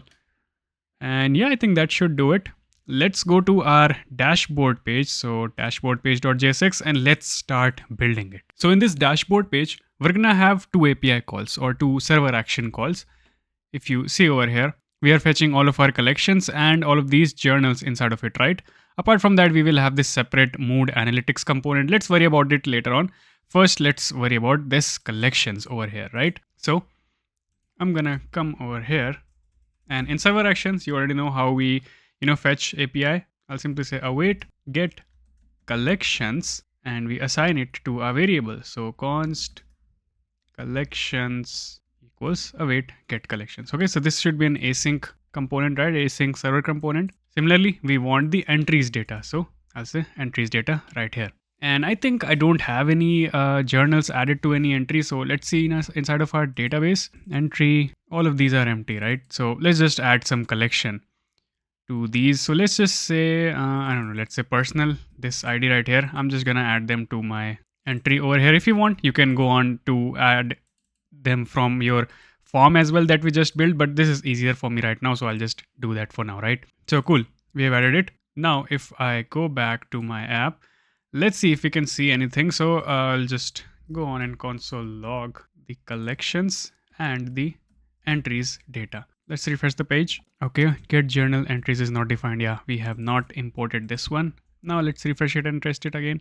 Cannot destructure property collection ID as it is undefined. So is it over here? Okay, so it is the issue with this get journal entries server action. So by default, this can be empty as well, right? So just provide the empty object over here as a default value. So now let's see. Okay, let's go to inspect, and you can see we are getting two console logs right over here, both of our collections and our entries. So just like this, and this should have the collection, populated just like that. Awesome. So if you're not able to see these console log over here in the browser console, you can also check right here in the terminal, because server console logs generally appear over here as well. Okay, then let's use this data and render all of our collections. But first, what I want to do with this data right here is I want to group all of the entries by collections, right? Only then we will go on and render them. So I'll say const entries by collection, and I'll say entries data. I'll add optional chaining dot data dot entries dot reduce. So notice what I'm doing over here. So in reduce, I'll take the accumulator and the current entry. This will be a callback just like this, and it will have the initial value of an empty object.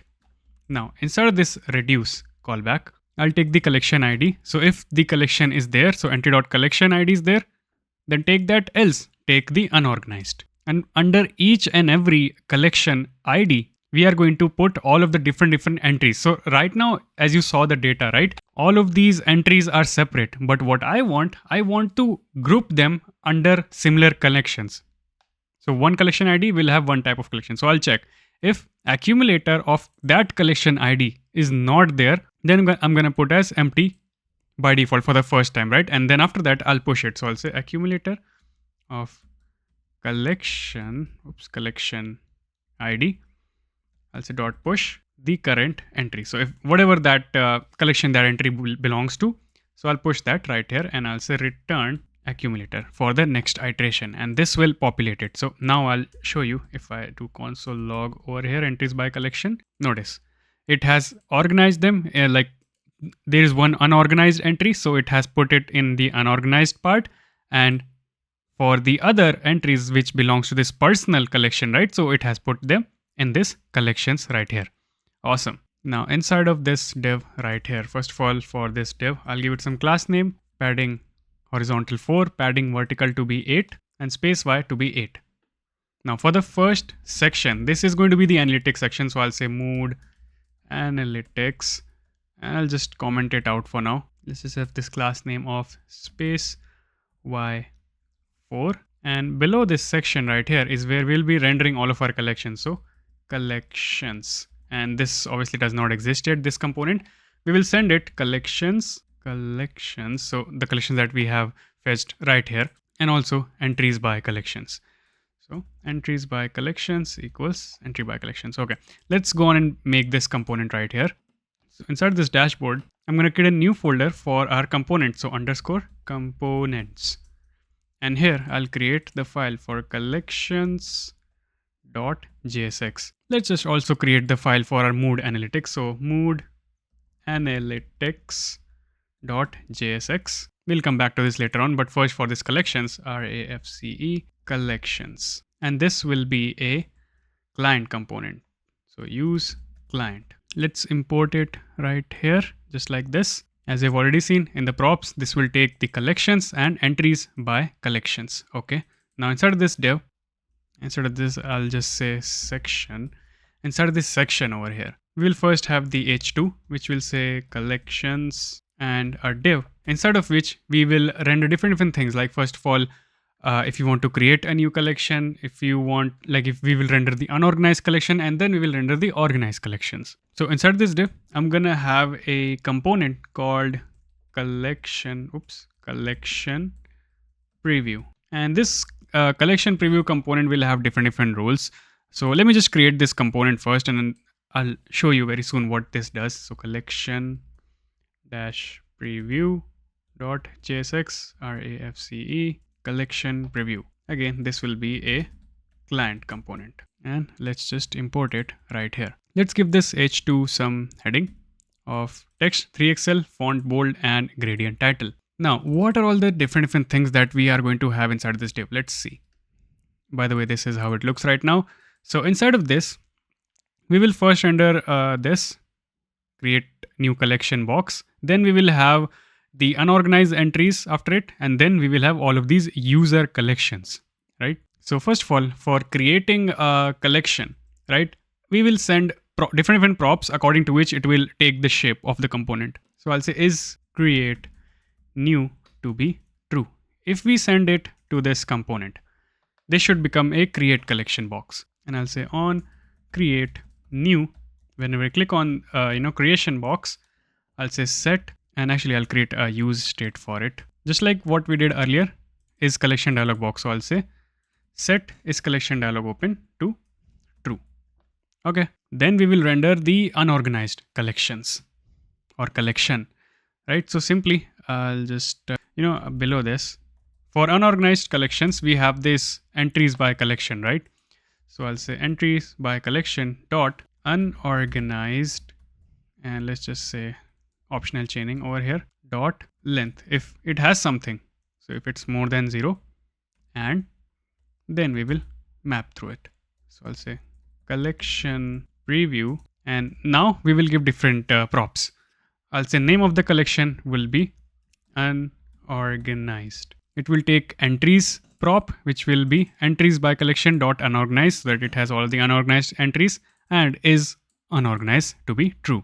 So this will be the prop where, so will we actually be keeping the color of unorganized collections to be different, right? That's why we have this flag over here.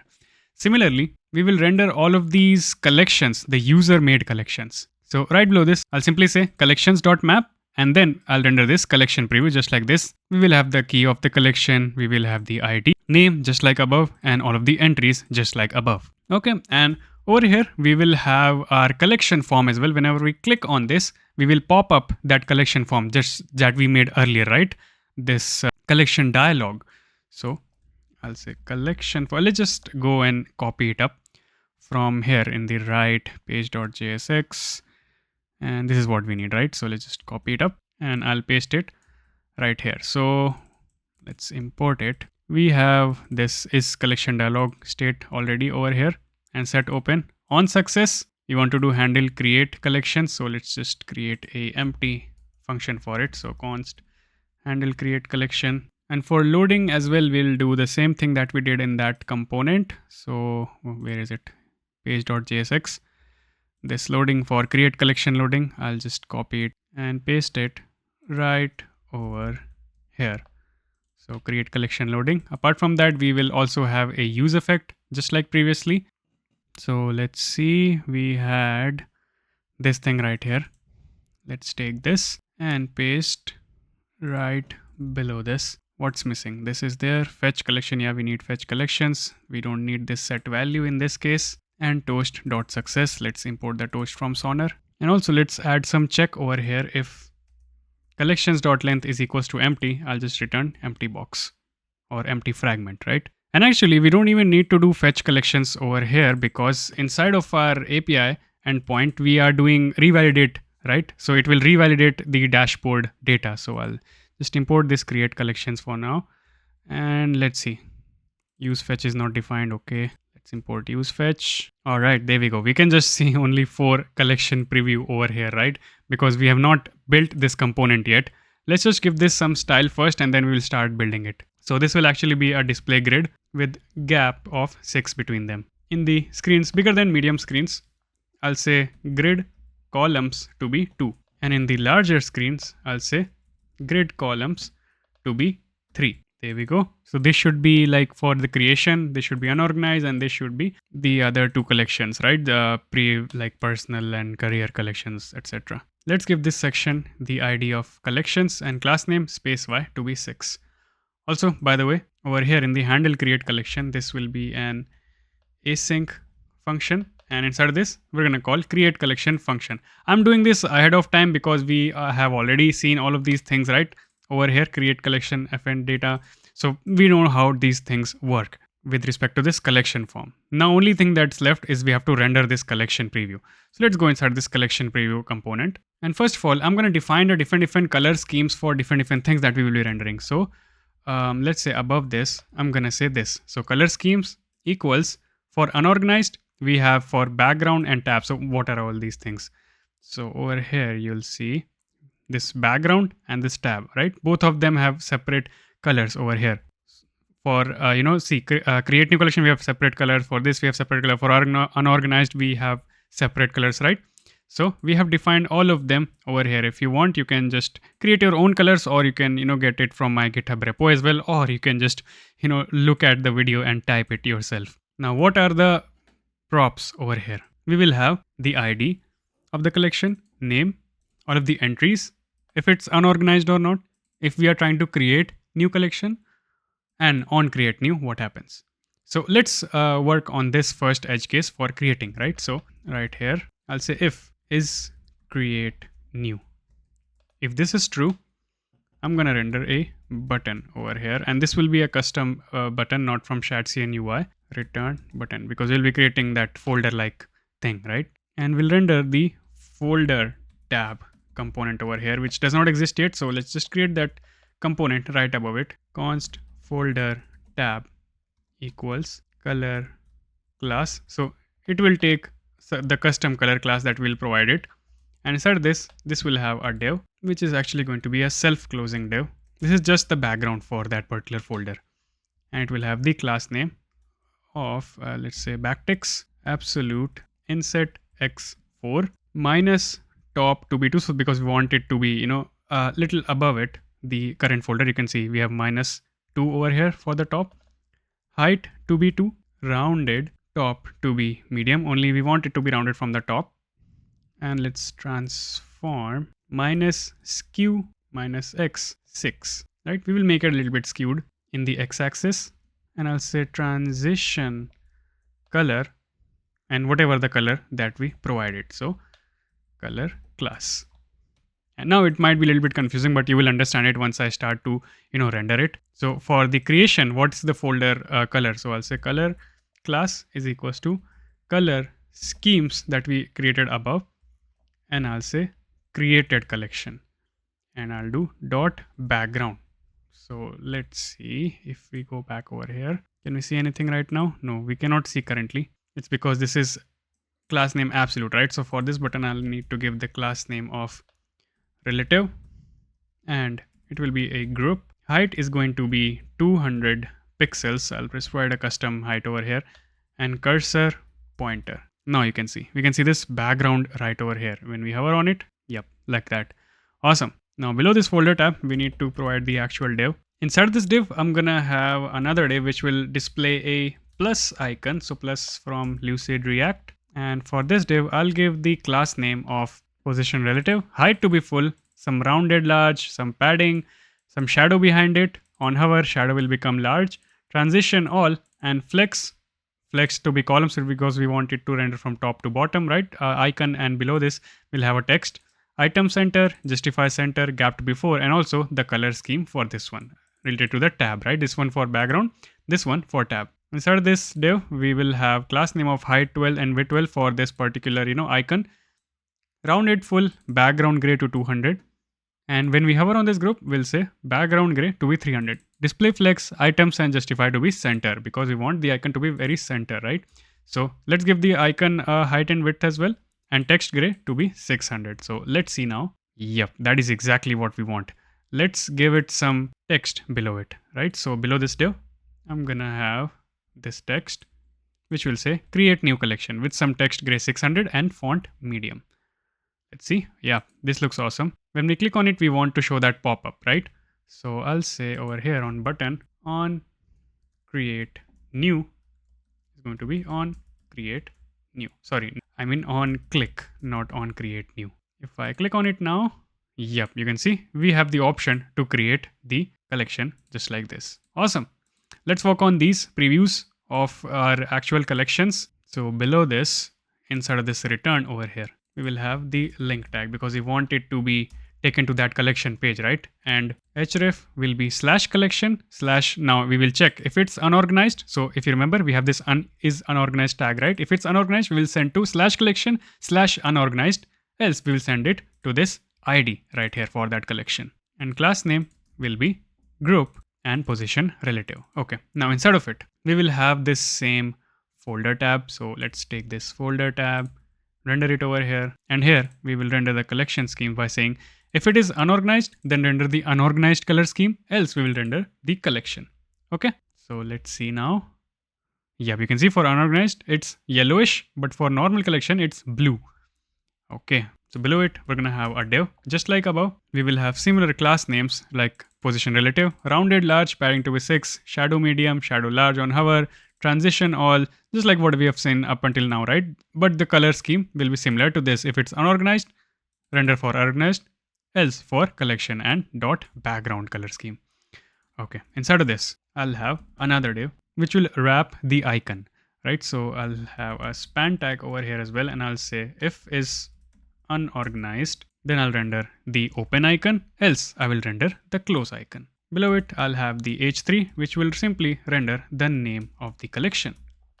Let's see if we can have a look. Yep, just like that. We'll style it further. This div will have class name of display flex, items to be center, gap to be 3, and margin bottom to be 4. For this folder, I'll simply give the class name of text to Excel. And for this h3, I'll say class name text to be large, font to be semi-bold, and truncate so that this name doesn't get overflowed. So, okay, that's better. Then below this, we need to render all of the entries inside of that collection, right? So I'll have a div for that. First div will tell how many collections are there and how much, like when was this collection last updated. So this div will have class name of space y to be 2. And for the first div, which will say, the length and the time, I will have a span tag over here, which will say entries dot length. I'll say entries. These many entries are there. And below this, I will render, when was it last updated. So for that, I will need a library called date-fns. So npm install date-fns --legacy peer deps. Press enter. There we go. I'm going to say if entries dot length is more than 0, and then I will render the span tag, which will contain format distance to now. So basically this will tell us what is the distance or what was the time gap between two things. So first I will give new date entries, and for the latest one, so entries of 0 dot created at, comma, add suffix to be true. And now you'll notice if I go back, see 1 entries and about 3 hours ago. Awesome. Let's style this div a little bit. I'll say class name to be flex, justify between, and text to be small, and text gray is going to be 600. So now it should be on the other ends. Yep, just like that. let's render all of those entries below it, right? So I'll have a div. Inside this div, I'll first of all check if entries.length is more than 0, and then we will render all of the entries. So I'll say entries dot slice. I only want to render 2 entries, right? So I'll say from 0 to 2 dot map. I'll take each and every entry, and over here I'll just render entry preview, and this does not exist yet, so let's just create a component above it, above over here near folder tab. So let me just bring it in. It's pretty simple, right? So in the entry preview component, we'll take one single entry. This will have a div with background white, padding to be 2. By the way, this is for 50% opacity, rounded card, text to be small, and we will truncate the title. We will have a span tag which will just get the mood by ID. So make sure you import it and render the emoji and entry.title. If you don't want to render the emoji, that's also fine. So we'll just provide it with the key and the actual entry. So now if I go back, you'll see, notice we can see the collections over here. Let's just style it a little bit. And also when we don't have anything, I'll just say question mark over here, and I'll wrap this whole thing up. I'll say, or we'll render a p tag just like this, and I'll say no entries yet in the italic, text small and text gray to be 500. So now you will see no entries yet. Yep, that looks good. Let's give the parent div some space y of 2 and margin top to be 4 so that we have some spaces between them. Yep, just like that. Now finally, let's go on and work on that analytics component, the moment that you all have been waiting for. I think that is one of the most interesting part of this tutorial. So I'll just close this up and go to this mood analytics right here, RAFCE mood analytics. Now, since we have 3 options over here, right? Time options. So we'll take the JSON for it over here. Time options will be value will be 7 day. Label will be last 7 days. So last 7 days, last 15 days, last 30 days, right? For all of these, we can check our mood analytics. Inside of this div right here, I also want to render my, heading for the dashboard. So I'll simply have a h2 with class name of text 5XL and gradient title with font bold. And this will say dashboard. And below this, I'm going to render that select. So again, just like we've been doing up until this point, it's going to be very simple, like similar to that. So I'll have this select trigger, select content, and select value over here. Select item as well. So all this is doing is it's taking a state called period, which I'll create right here. So use state period of time. It will be, let's say, 7 days by default. And we are rendering these time options that we have taken right here. So with the key option.value, and value will also be option.value. And here we will render the label. So let's see. Yeah, obviously we are not importing it yet. So let's import it in our dashboard. Yep, over here. So in place of this, I'll say mood analytics and import it. Let's see. Okay, yeah, we are using the hooks, right? So this should be a client component. So use client. And now let's see again. Yep, there we go. Dashboard and that select box. Let's just give this the class name of flex, justify between, and items to be center. And you know what? Let's just wrap this in a fragment, this whole div right here, because we will have other things as well, like our analytics, our chart, etc. Now, first of all, let's go on and work on the Get Analytics API.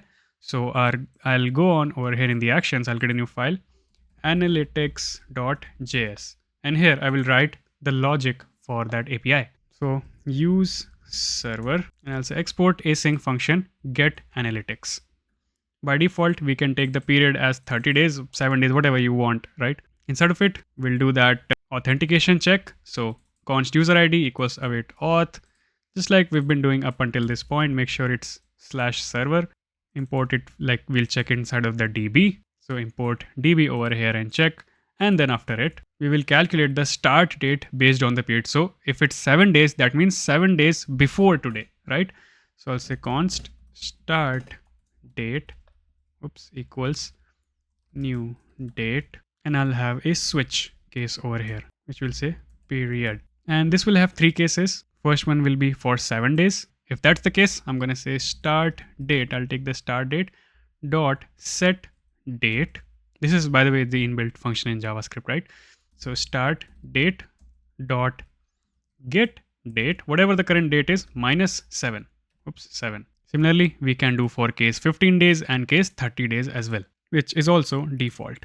Okay, now we are ready to fetch all of the entries. So after this, const entries equals await. And actually this is very similar to this, what we have written right here, db.entry.find many. Let me just copy this whole thing up and paste it right here. Here we'll have user ID is this user ID. We won't have any collection. Instead of collection, I'll have created at. So it should be greater than the start date. So greater than or equal to. So GTE, start date. We don't need this include, and order by created at ascending. So I'll say, and yeah, I think this should be enough. Okay. So after it, I'll process what I am getting over here. Right. So what I'll do with this data. First of all, for every single date, I will calculate the total score of the mood. I will calculate how many entries were put in one single day and what is the count of those entries, right? So after this, I'll say mood data equals entries dot reduce. So I'll reduce it down to an array which contains date-wise data. Okay, so let's first take the accumulator and each and every entry. And by default, I'll keep it as an empty object. I'll say const date equals entry dot created at dot to ISO strings. I'll convert it into an ISO string and split it from the T so that we just have the date. Now for each and every date, I'll check if the accumulator does not have the value for that particular date, right? Then I'll just initialize as everything as 0, 0. So total score 0, count 0, and entries to be empty. And then after it, I'll add all of these things. So I'll say accumulator for that particular date dot total score is equals to entry dot mood score, whatever the mood score is for that day. And I'll say count plus 1, that is one journal or one entry has been added. If there are more entries for that date, we will add that over here. And I will add the actual entry inside this entries array over here. All right. After it, we will calculate the averages and format the data for the chart. So I'll say const analytics data. I'll say object dot entries, and I'll provide the mood data over here that we just created, and I'll map through it. So from this mood data, first of all, let's just take a callback over here, and I'll create this object right here. I'll take two things. I'll take the date and the data. Now, first of all, I'll take the date inside of it for each and every mood, each and every date. I'll have an average score. So let's calculate the average score over here, which will simply be date dot total score divided by all of the count, right? Data dot count. Say 2 fixed 1, and let's just format it to number if this is not a number. So I'll say number over here. Now after this, I'll have the entry count.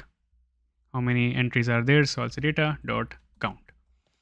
And yeah, this should give us our analytics data to render our graph. Then after that, we will have the overall statistics as well, right? So this thing, the overall statistics for total entries, average mood, and mood summary. So over here, let me just quickly bring it in and I'll explain you, right? That will be much more easier. So we'll take this overall statistics. First of all, we will have the total entries. So it will be just entries.length for this total entries. Then we will have the average score. In average score, I will just calculate the total score and divide it by the entries.length, and we will get the average score. Okay. And the most frequent mood. So what's going on over here is we're doing entries.reduce, and we are calculating on how frequent each and every entry occurs over here. So it will look something like this. So let's say happy 3, sad 1, excited 1, and then we're doing object.entries so that this will be converted into an array. Then we are sorting it so that whatever occurs most will be on the top, so in descending order. And then we're taking the 0th index, that is this thing right over here, right? So this will help us to get the most frequent mood. Then over here, we're calculating the daily average of how many, entries we are doing. So we're just simply saying entries.length, whatever the total entries is, and we're taking the period of days, let's say if it's 7, and then we are dividing it. So this is how we will calculate the daily average of entries. And yeah, I think that is all that we need to do over here. So after this, I will return success to be true and data to be, let's say timeline is going to be analytics data. This will help us to generate our chart, and stats for overall stats. So overall stats over here. And yeah, this was a huge server action, I know. So let's take this get analytics and go back to our mood analytics.tsx, and we will render the data over here. First of all, let's fetch the analytics. So I'll say use fetch, import it, and get analytics that we just wrote. And we're taking loading, data, and the function. We will also check if user is loading or not. So over here, I'll take use user from clerk/next.js, and I'll say is loaded. If user is loaded, if user is not loaded, then we will show the skeleton. So first of all, let's just see what do we have in this analytics data over here. So I'll just console log this analytics and go back to our app, go to inspect. Actually, we are not calling this fetch analytics function, so it won't be rendered over here. So simply inside of use effect, I will call this fetch analytics and we'll provide with this period over here. Okay, let's import use effect, and now let's see. Okay, we can see success true, and inside of the data, yep, we have all of these statistics, average score, daily average, etc, etc.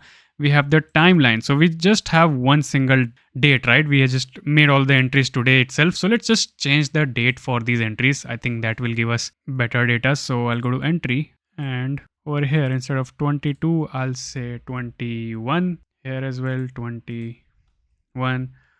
For this one, I'll just say 20 and 20. Okay, let's save the changes. And now when I go back and refresh this, we get some data over here in the timeline. Yeah, we can see we have 3 different items over here for our chart. So this will help us to render our chart better. And this is average score 9. I guess we selected the same mood score for all of them. So let's try to change that as well. I think it'll be better. Yeah, let's just say mood score, I don't know, let's say 8. For this one, I'll just say 7 or probably 6. Let's save the changes. Now let's go on and work on it. So first of all, I want to show the skeleton whenever my analytics are loading, right? So I'll say if loading is true, that is this loading is true. If user is not loaded and if analytics.data is not present, I'm going to show a skeleton over here for my analytics. So let's just go on over here and I'll create a new file for analytics-loading.jsx. RAFCE analytics loading. Now I've already showed you how you can build a component like this. So I will highly recommend you to go and try to build this component yourself first. So let me show you how it will look like. So when I go on and refresh this page, you're gonna notice that all of these boxes, yep, it will look something like this. It's in a skeleton format, right? So this is a kind of an assignment for you. If you're not able to do it, let me explain what you will do. So let me just bring this component in right here. It's very easy. I don't want to waste much time in building this component. So that's why I've brought it in. First of all, I've added this skeleton for the heading. So this heading over here. Then I have this div for these 3 boxes. So you can see 1, 2, 3. And for each and every box, I'll take this card component from Shadcn UI. We will have a header. We will have the content and the skeleton inside of it, right? Just like this. Just like I've showed you earlier, we can have different width for each and every one of them. Then for the chart, we will take a card component over here with the header and card title inside of it with a skeleton. So for this thing right here. Then for the chart, we will have a big box over here for card content. And inside of this, if I show you, if I refresh this, you're going to see we have this 5 dots over here to the chart. And I've added the animate pulse to this. So this is for chart area skeleton, then x-axis, y-axis labels, which I'm not sure why it is not being rendered properly. You can see it is right here. Regardless, you can, also just render a big box over here. That will also be fine, right? That is just a skeleton, not a big issue. Then below this, you can render for this average mood and number of entities as well, right? This is just a skeleton, right? No big deal. We just implement skeletons so that our UI does not get shifted, right? Okay, let's render it over here. I'll take this mood analytics skeleton and right here in the mood analytics component, I'll just render it over here. So let's see if I refresh this, you will notice that, okay, it's not showing up. I think we have to do return here. That's why. Now let's see if I refresh this, you're going to notice, yep, we have this skeleton right here. Now let's start building our UI for this. Below this div, I will have another div over here. First of all, for all of my statistics, right? So I'll have a div and then I'll have a card over here. So let's just take this card from Shadcn UI, or we can also take it from over here and from our analytics, right? So let's just take this card from here and paste it. Let's import the card, the header.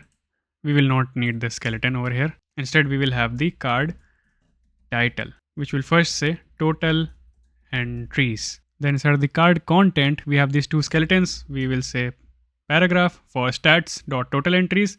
Another paragraph will tell us how many entries we have entered per day. So instead of this, I'll say stats.dailyAverage entries per day. We have already created all of these things in our API, right? Let's import this. Let's see how this looks. Stats is not defined. Oh, we have to take it out from this analytics right here, right? So right over here, const analytics, and we have to take out the timeline and stats. I think it should be analytics.data, and you have to take both of these things out from there itself. Let's see how it looks. I is not defined. Where is this I? Oh, sorry. Not this one. Now let's see. Okay, we can see the total entries. Cool. Let's give this div some styles of grid. Gap to be 4. Grid columns 1 in smaller screens. In medium screens 2. In large screens 3.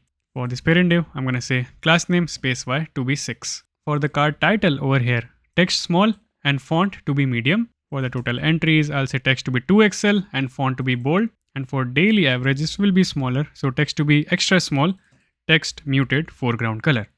Okay, let's have a look. There we go. We can see the total entries.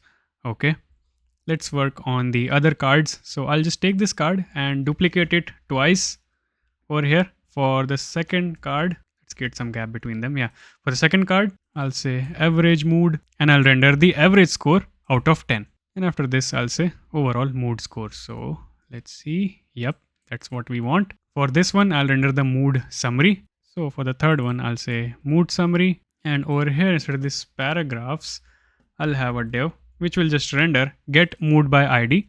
Let's import it over here. And we'll simply provide the most frequent mood. And we'll take out the emoji first. And then we'll provide the average score for that particular mood. So this get mood trend I have not created yet. So let me show you how you can, get a mood trend. So it's very simple function. This will simply be if average score is more than 8, I'll say you've been feeling great. If more than 6, you've been doing well. And other message for, different scores, right? So with respect to the average score, we will display user the message. So let's just import it right here. And now below this div is where we will be rendering our chart. Now for rendering our chart, we will be using a library called recharts. So I'll install it, npm install recharts, and with legacy peer deps, press enter. There we go. It has finished installing. Let me just close it up. Now let's just take this card component and render it here as well. And inside this card content is where we will be rendering our chart. First, let's just say mood timeline for this title, and we won't need any class over here. And inside of this, we will have a div which will say class name to be height of 300 pixels and width to be full. Now let's understand how rechart actually works. So if I go back to the browser and search recharts, let's go over here and click on examples. So for example, if we want to render this simple line chart, right? So we will use this line chart over here and also responsive container because we want it to be responsive in smaller screens as well. So I'll say line chart, we can provide it with height and then the actual data. So data in our case will be our timeline. So if you don't remember, in our timeline, we had the following. In our timeline, we had all of the dates, the average score. So this is basically an array, right? The average score for each day and the entry count for each day. Okay. So we'll provide the data, and then inside of it, these are very generic stuff that you have to provide. So let me show you. Let me just copy it up for different sections of this chart. So inside this div, I'll just paste it. Let's import responsive container line chart from recharts. And here we need to provide some data key and all. Let's just first import all of these things. X-axis, Y-axis. We would need tooltip as well. Legend. We would need line over here. And let's see. So first of all, we need to remove this width and height over here. And in data, I'm going to say timeline. Right. Now inside this, we will show the Cartesian grid. Yep, that's fine. Grid background, right? For the x-axis, I'm going to show the date. And in y-axis, we will show the different things like the mood score and the average, entries created, daily entry created, right? We can say tick formatter, and we can format the dates right over here with month and day, just like this. Now, for my y-axis, we will have two y-axis over here. So y-axis ID, this will be, let's say, left, and that one will be right. So right. Domain will be from 0 to 10. So our mood can be 0 to 10. And this one can be 0 to auto, and orientation is going to be right. Okay, tooltip is going to be there. So let me show you how this tooltip component looks like. So I'll say content equals, and let's say I'll create a custom tooltip. Let's create this component right here above this mood analytics, right? Or actually right here below this. We will have better access to the data. So custom tooltip equals a component. Inside of this component, now it provides us a few things: the active, payload, and the label. Inside of the payload, we will have both our different values for average mood and the entries. So I'll check if active is there and payload dot length has more than one thing, like more than 0 basically. If it has something, then I will return this UI over here. You can, customize this UI according to you. This is just a box. When you hover on the chart, it will show a box, right? So it will be a div, and I will show the date and both of the values, the average mood and the entries. Very simple stuff. After that, we will have the legend. Yep, definitely for each and every line. So for each, like both of them, we have to customize it. So I'll provide it like y-axis ID. This one will be for the left one. Type will be monotone. Data key will be average score that you provided in the data. Then the stroke color, the name of this, and stroke width. Similarly, what I'll do for the other line as well. X-axis ID is going to be right, type, monotone, data key is going to be entry count, some stroke color, name, number of entries, and stroke width to be 2. Now let's see. Let me show you how it looks like. Format is not defined, obviously. Format will come from date-fns. So now you'll see it's loading, and parse ISO is not defined. Yep, this is also going to come from date-fns. You can just refer to date-fns documentation to understand these better. You can see, there we go. Our chart is being rendered just like this. Let's refresh it. Awesome. It's being rendered along with that skeleton. So this doesn't have any styles right now. Let me just style that one. I'll say class name to be text 2XL, font bold, display flex, item center, and gap to be 2. Yep, that's much better. So you see how beautiful this looks like right now. And with this, we have successfully created our analytics section. Amazing. We can also change it to 15 days. Doesn't really matter. We just have 3-day entry right now, right? So even if you do this 30-day, it won't matter. So great. We can create a new collection over here, right? We can click on any collection to go to that collections page. So that is exactly what we are going to be building next. So let's click on over here in personal and see it took us to /collection/collection ID, which obviously does not exist yet. Let's go on and build it. Let's go to our collection/collection ID. And over here, I'm going to create a new file for layout.js and also for my page.jsx. First, in the layout.js file, we will create the similar layout on what we created right over here in the write new entry, right? So I'll just paste this over here, and this is exactly the same. Like you can see, back to dashboard, suspense, and let's import this bar loader along with the color orange and width to be 100%.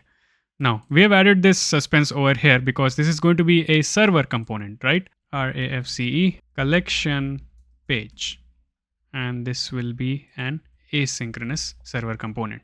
Now, first of all, we would take out whatever that is in the params so that we can fetch that particular collection entries, right? So I'll say params, and what have we named it? We have named it collection ID. So make sure whatever is that written over here, you write here. So const collection ID equals params. And then we will get all of the journal entry for that particular collection. So we will use this get journal entries server action that we made, and we'll provide it with collection ID. So if you remember, if this has the collection ID, then it will fetch the collection ID inside of this where. Now we want to get the data of this particular collection as well. So I'll just go to collection.js, and we have this get collections, right? Apart from this, we will have one more function over here, get, let's say single collection, or let's just say get collection instead of collections, right? So we'll check the user ID, that's fine over here. Okay. And here we will send the collection ID, and I'll say where user ID is equals to this and ID is equals to this collection ID. And we don't need this order by, and we'll have just find over here. And yeah, let's just take this get collection and try to get the collection. I'll say collection and try to console log over here. Let's remove this thing from here and we'll just send the collection ID and see. Oh, we have not imported it.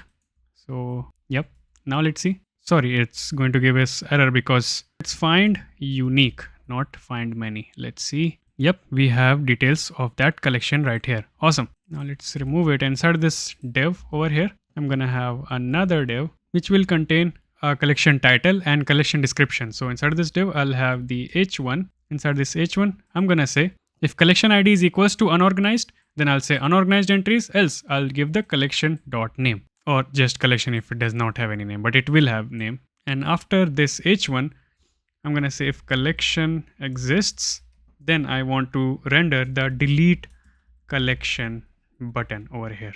And this does not exist. Actually, let's just say delete collection dialog, because this will be a modal alert dialog. So let's just create that component right here. I'll say new folder underscore components. Inside this, I'll create a new file called delete collection.jsx. RAFCE delete collection. We will come back to this later on, but first of all, let's just import it. I think let's just call it delete collection dialog. That's better. Let's import it over here. And we will send these two things. First is the collection, the actual collection, and the entries count, so that we can show that you are about to delete this collection with these many entries. So yeah, we will come back to this later on. Let's just style this for now. So I'll say class name to be space y6. For this div, I'll say display flex, flex column, and justify between. For this div, which is going to wrap our heading and delete, I'll say flex and justify between so that they are on the far ends. For my h1, I'm going to say text to be 4XL, font to be bold, and gradient to be title. Now after this div, I'm going to have the description for the collection. So collection.description, I'll say h2 and collection.description with font extra light and padding left to be -1. Now after this div, we will render all of our entries, right? Along with the filters as well. So this is how it looks currently for this collection. This is personal. So yep, this is just like this. So let's create a journal filters component and we will provide it the entries. So entries will be entries.data.entries. And obviously this does not exist. So inside this components, I'll create a new file, journal-filters.jsx, RAFCE, journal filters. And this will take the entries as the prop. This will be a client component. So use client. Now, this will contain different filters, right? So if you see over here in my deployed app, this has a search bar. This has filter by mood, and we can pick a date to see our filter for that particular date, right? So I'll have 3 different states over here. First one for search query, select mood, and then date. Then we will have one more state which will contain all of my filtered entries. Okay, let's go on and render these entries, right? So inside this, I'll have a div and I'll have the input box.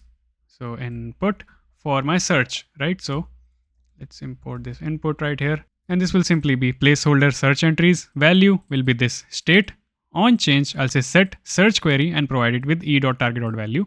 Class name will be width full. And this also has something called as prefix where I can provide an icon. So I'll just provide this search icon from Lucid React. So let's see in my app, it's not rendering. I guess we have not imported it. Yes, let's import it over here.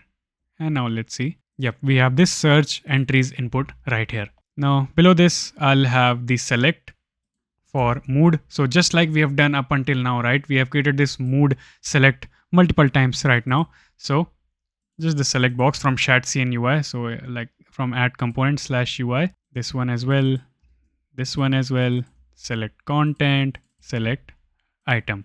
So just import this moods object from earlier and we'll do object.values. We'll convert it into an array. We'll do .map. We've done this before, right? We'll have a span with the mood emoji and mood.label. And it should look something like this. Okay. Now for the third thing, that is something new. So that will be a popover. So over here you can see popover. When we click on it, it shows this dialog box over here. Not dialog, it's like a popover, right? So it is where we will render our calendar. So we have also installed the calendar. So calendar, yep, this calendar. So when we click on the popover, we will show the calendar, and when we click on it, we will filter all of the entries for that particular date. Okay, so actually let's just take the code for popover. So this thing, I'll just copy it up, and below the select, I'll paste it. Let's import it from /UI, the trigger and the content. In the trigger, I'll have a button component from Shadcn UI. So import it. Here, I'll have a calendar icon because we want to pick a date over here, right? And we will check. I'll say if date is there, that is date is selected. I'll say format from date-fns. I'll format the date in PPP. I'll explain you what that is in just a moment. Else we will simply have a span tag which will say pick a date. So this P right here signifies the long form of dates, like for example November 22 2024, right? Something like that. So that will be our trigger. Inside of the button, I'll have the variant of outline, and the class name will be, I'll import this cn from @lib/util. So I'll say justify start, because we're providing multiple class names over here, right? You could have done this, or you could have also used backticks.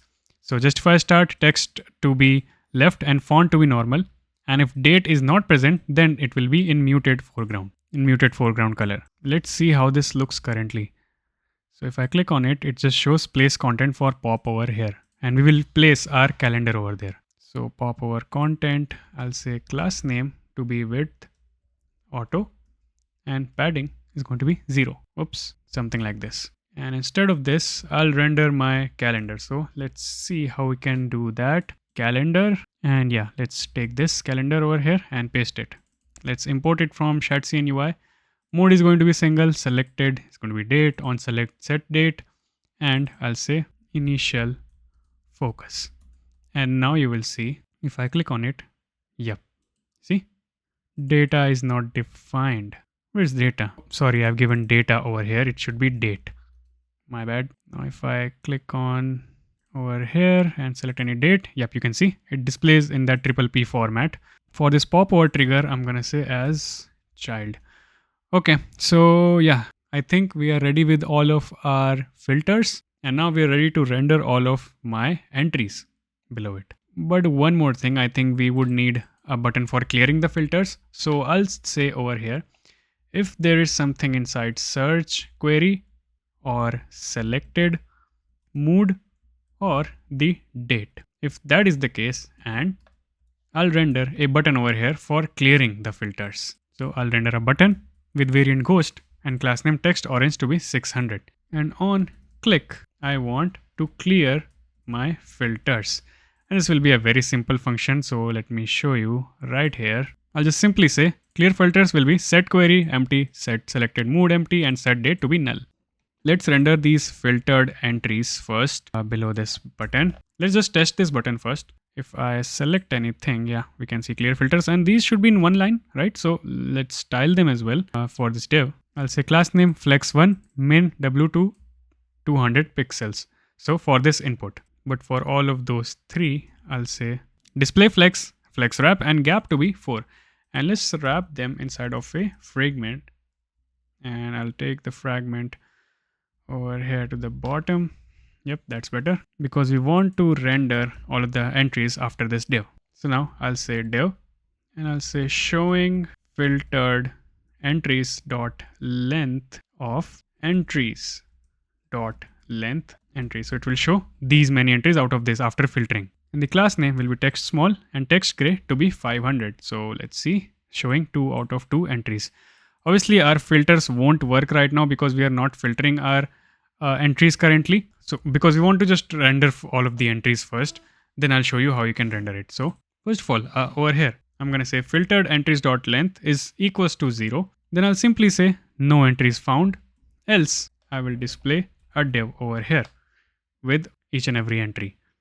So inside of this, I will render filtered entries dot map, and I will take each and every entry and I will render them in a component. So entry card. So this entry card obviously does not exist yet. We will send it the key of entry.id and entry, the actual entry, right? So let's create this entry card right here in the components probably. So I'll say entry-card.jsx, RAFCE, entry card. I will take the entry over here and let's just import it here right away. And let's go back and see what do we, yeah, we can just see the entry card over here. Let's add more details to it. First of all, for this parent div, I'm going to say display flex to be column and some gap of 4 between them. Yep, just like that.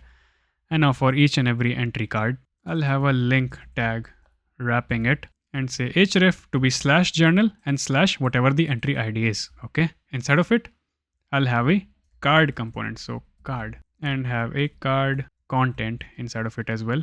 Let's import this card. Now inside this card content, I'll have a div which will contain things like the title and when it was created. So first of all, I'll have another div inside of it. And inside of this div, we will have two things. First, the title, and then some of the content related to that particular entry. So inside this div, I'm going to say entry.moodData.emoji and entry.title. And below this, I'm going to have another div, self-closing div, and this will contain some of my content. So since my content is in HTML format, I'll use dangerously set inner HTML _HTML to be entry.content. Let's have a look how it looks like. Okay, successfully created the form, test2. Okay, you can see it was in HTML format. That's why it rendered it in HTML format. Let's give the class name of text gray to be 600 and line clamp to be 2, which just means overflow hidden. This card will have class name of our shadow medium and transition to be shadow. And this card content is going to have some padding of 6. Below this div right here, I'm gonna render a time tag which will render the date in the month, date and year format. So I'll say format imported from date-fns, new date, entry dot whenever it was created, and I'll say month, day and year. Let's give it some class name of text small and text gray to be 500. Now for this particular div, I'll give the class name of display flex, items to start and justify to between. For this div, I'll just give some vertical margin to all of them. And for our title and emoji and title, I'll say display flex, item center and gap to be 2. Let's see how it looks. Yep, that's exactly what we wanted. You can see our date is on the side over here. Now below this, let's mention our collection, what collection that it belongs to. Let me just quickly bring that in. It's pretty simple. So below this div, I'm going to say if entry has any collection, then I'll just mention the collection name and some pretty simple styles over here. So you will see just like this, personal, right? You could have also used badge over here as well.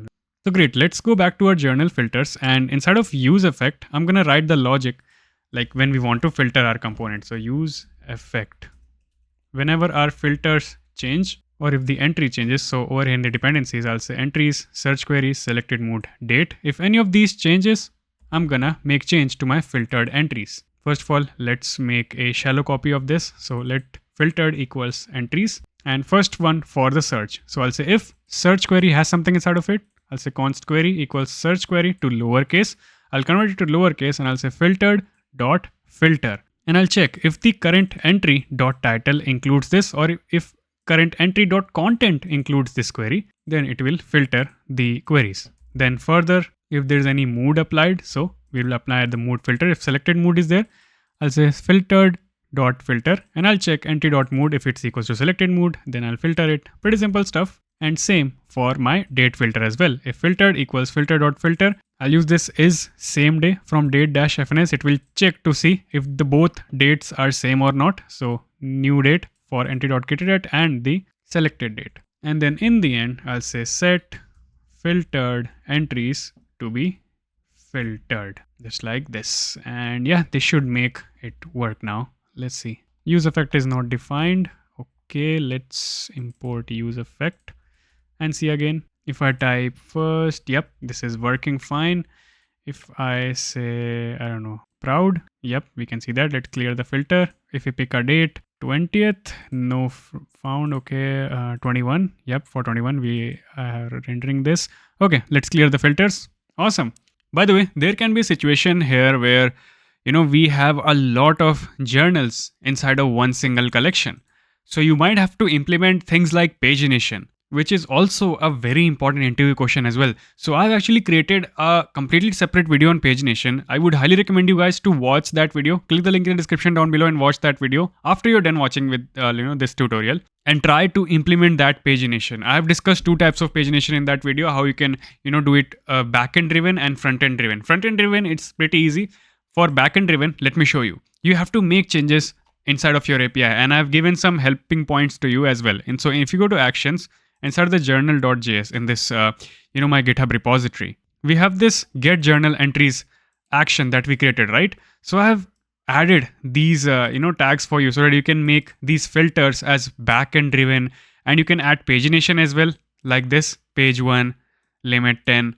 And you can see I've added some helping points for you guys. So if you watch that video first, you will get an idea how you can implement pagination, and then you can get help from over here, or you can also implement your own way of adding pagination. So yeah, definitely, if you're able to do it, let me know in the comments down below how you did it. Cool, then let's go on and implement this delete collection button over here. So I'll go back, and first of all, let's create the server action for it. So I'll go to collections.js, and right here it's going to be pretty simple. Let me just duplicate this get collections action, and let's start working with this. So let's just call it delete collection, and we will take the collection ID. That's fine. We will first check the authorization. Let me just add the try catch block over here, and let's move all of these things inside of the try block. Then we will check if user is inside of our DB or not. Now over here we'll say db.collection.find first. Whichever collection it finds, find unique would have also worked, but find first, and we are finding that collection. So I'll say collection. Now first we will check if the collection is not found, then I will throw the error that collection not found. That is, it is not possible to delete that collection, right? But if it is found, I'll say await db.collection.delete. And inside this, we can just simply give our collection ID. So I'll say where, and no need for this user ID. We've already done the authorization. I'll say collection to be collection ID. And then in the end, I'll return true over here. And in the catch, I'll say throw new error to error.message. All right, let's take this delete collection, and I'll go back to this delete collection dialog. And right here inside of this component, we will actually have something called as alert dialog. So if you remember, we did install it from Shadcn UI. So we had a dialog and we had an alert dialog. So the alert dialog generally used in these sort of situations where we need to show user alert. Are you sure? Yep, we can continue or we can cancel, whatever, right? So we will also show the user, are you sure want to delete the collection with these many journals or entries, right? So okay, let's go back, and instead of this div, I've copied that code and I'll paste it over here. Let's import all of these from /UI, this content, header, title, description. I don't think we will need the description, so let's just get rid of this description over here. Dialog, footer, cancel, and the action. Okay, let's remove the description from here. All right, let's see how it looks currently. If I click on this open, it will open this dialog. Awesome. Let's add the logic. So we've already created the server action. Let's just first create the state for open and set open of this dialog. So I'll say open and set open and import the use state. And I'll provide both of these things to this alert dialog over here. Open, on open and on open change, I'll provide the set open state. This alert dialog trigger will be as child. And inside of it, I'm going to have a button displayed for our delete button. Let's import it from /UI. I'll say delete. And before that, I'll show an icon as well, which will be trash2, which will be imported from Lucid React. Let's close this up. Yeah. Variant I'll give as destructive, that is red, and size is going to be small. Let's see what's wrong. Oh, we're using use state, so this should be a client component. Use client. Let's see now. Yep, there we go. We have this delete button over here. Great. Now, first thing, we would need a couple of things over here that we are sending from there. That is the collection and entries count to display the message, right? So I'll say collection, the current collection, and entries count. Let's keep it 0 by default. Let me just match if the spelling is correct. Yep, entries count. After the collection is deleted, we would also need it to route to, probably dashboard. So I'll import the router, this use router from next/navigation. Okay, then over here in the alert dialog content, in the alert dialog header, I'll say delete and I'll quote the collection name. Are you sure you want to delete this? Let's see if it's working. Delete, yep, delete personal. And then I'll show some message over here. Below this title, I'll show a div. Inside of this, I'll have a p tag. This will permanently delete. And I'll have a ul tag. And I'll show, what are all the things that this will be deleting. So it will have two list items inside of it. First one will be the collection with this collection name. Second one will be our entry. So I'll show, let's say if this has two entries, right? So to journal. And if it's a single entry, I'll just show entry else entries. So in our case, it should be two entries. So if I click on delete, yep, you can see this will permanently delete the collection personal and the two journal entries. Both of these things will be deleted. Let's give the UL some class name of list disk. We want to show the disk like bullet list and list inside. So now we should see, yep, something like this. Awesome. For this div right here, I'm going to say space Y of 2, text muted to be foreground and text to be small. So something like this. And also after this UL tag, I'm going to show that this action cannot be undone. So this will be in text rate 600 and semi-bold. So that user is absolutely sure if they want to perform this action or not, right? Then over here, we will have the cancel. Yep, that's fine. Then I'll have a button over here from Shadcn UI and I'll say delete collection. And actually I'll show loading over here. If the collection is being deleted, then I'll show deleting, right? So I'll say is delete or is deleting. If that is the case, then I'll show deleting ... else I'll show delete collection. Obviously this is deleting, it does not exist yet. So this will come from our use fetch hook. That will be using to fetch this delete action that we created, this delete collection action, right? So let's just import it and use fetch as well. And we have renamed the loading to is deleting function to delete function, delete collection function, and data to deleted collection. Let's create a function over here, const handle delete, which will be responsible for deleting the function. And on this button right here, I'm going to say on click is going to be handle delete. After this, I'm going to give it some class name, background at 500, on hover background at 600. And I'll say disabled to be is deleting. When this is deleting, this will be disabled as well. Let's see. Okay, if I click on delete over here, yep, we have delete collection and cancel. Okay, let's take this delete collection function and right here I'm going to call it. So delete collection function with the collection dot id, the current collection, right? And this data, I'm going to use it inside of a use effect, just like we did earlier. So use effect, and inside of this I'm going to say delete collection and is deleting. When either of these things are going on, I'm going to run it. And let's remove this return. Yeah, I'll say if deleted collection is true and there is not the loading going on, that is loading is already finished, then I'm going to say, I'm going to close the, first of all, this dialog. So set open to be false. And then after that, I'll show a toast. So toast dot error, and I'll say collection, whatever the name of the collection is, and all its entries deleted. And in the end, I will push it to our dashboard page. So router dot push to /dashboard. Okay, this should work. Let's check it out. If I go back and let's try it out in the other collection. So this career collection over here, if I click on it, let's first add the entry to it. So I'll click on write new. I'll say demo career. Let's just set a mood over here, motivated demo career. I'll add it to this career and I'll say publish. Let's see what happens. It should route us to the, okay, entry created successfully and routed us to this collections page. Okay, if I click on this delete over here, this will permanently delete the collection career and one journal entry. So we will verify it that is it actually, deleting it from our database or not as well. So let's just open our table. I'll open these entries. Yeah, you can see demo career is over here. Let's click on delete collection. It's deleting. And you can see collection career and all its entries deleted. This should route us to the dashboard page. Yep, just like this. Let's see in our Neon. I'll just refresh it. There we go. It has been deleted. The entry has been deleted. If I go to collections, the collection has been deleted as well. Amazing. Now, finally, let's go on and add the protection to our website. Protection from common attacks. And I'll add the shield and also the bot protection using ArcJet. Right? So I'll go back to our app and we have to come to this middleware file.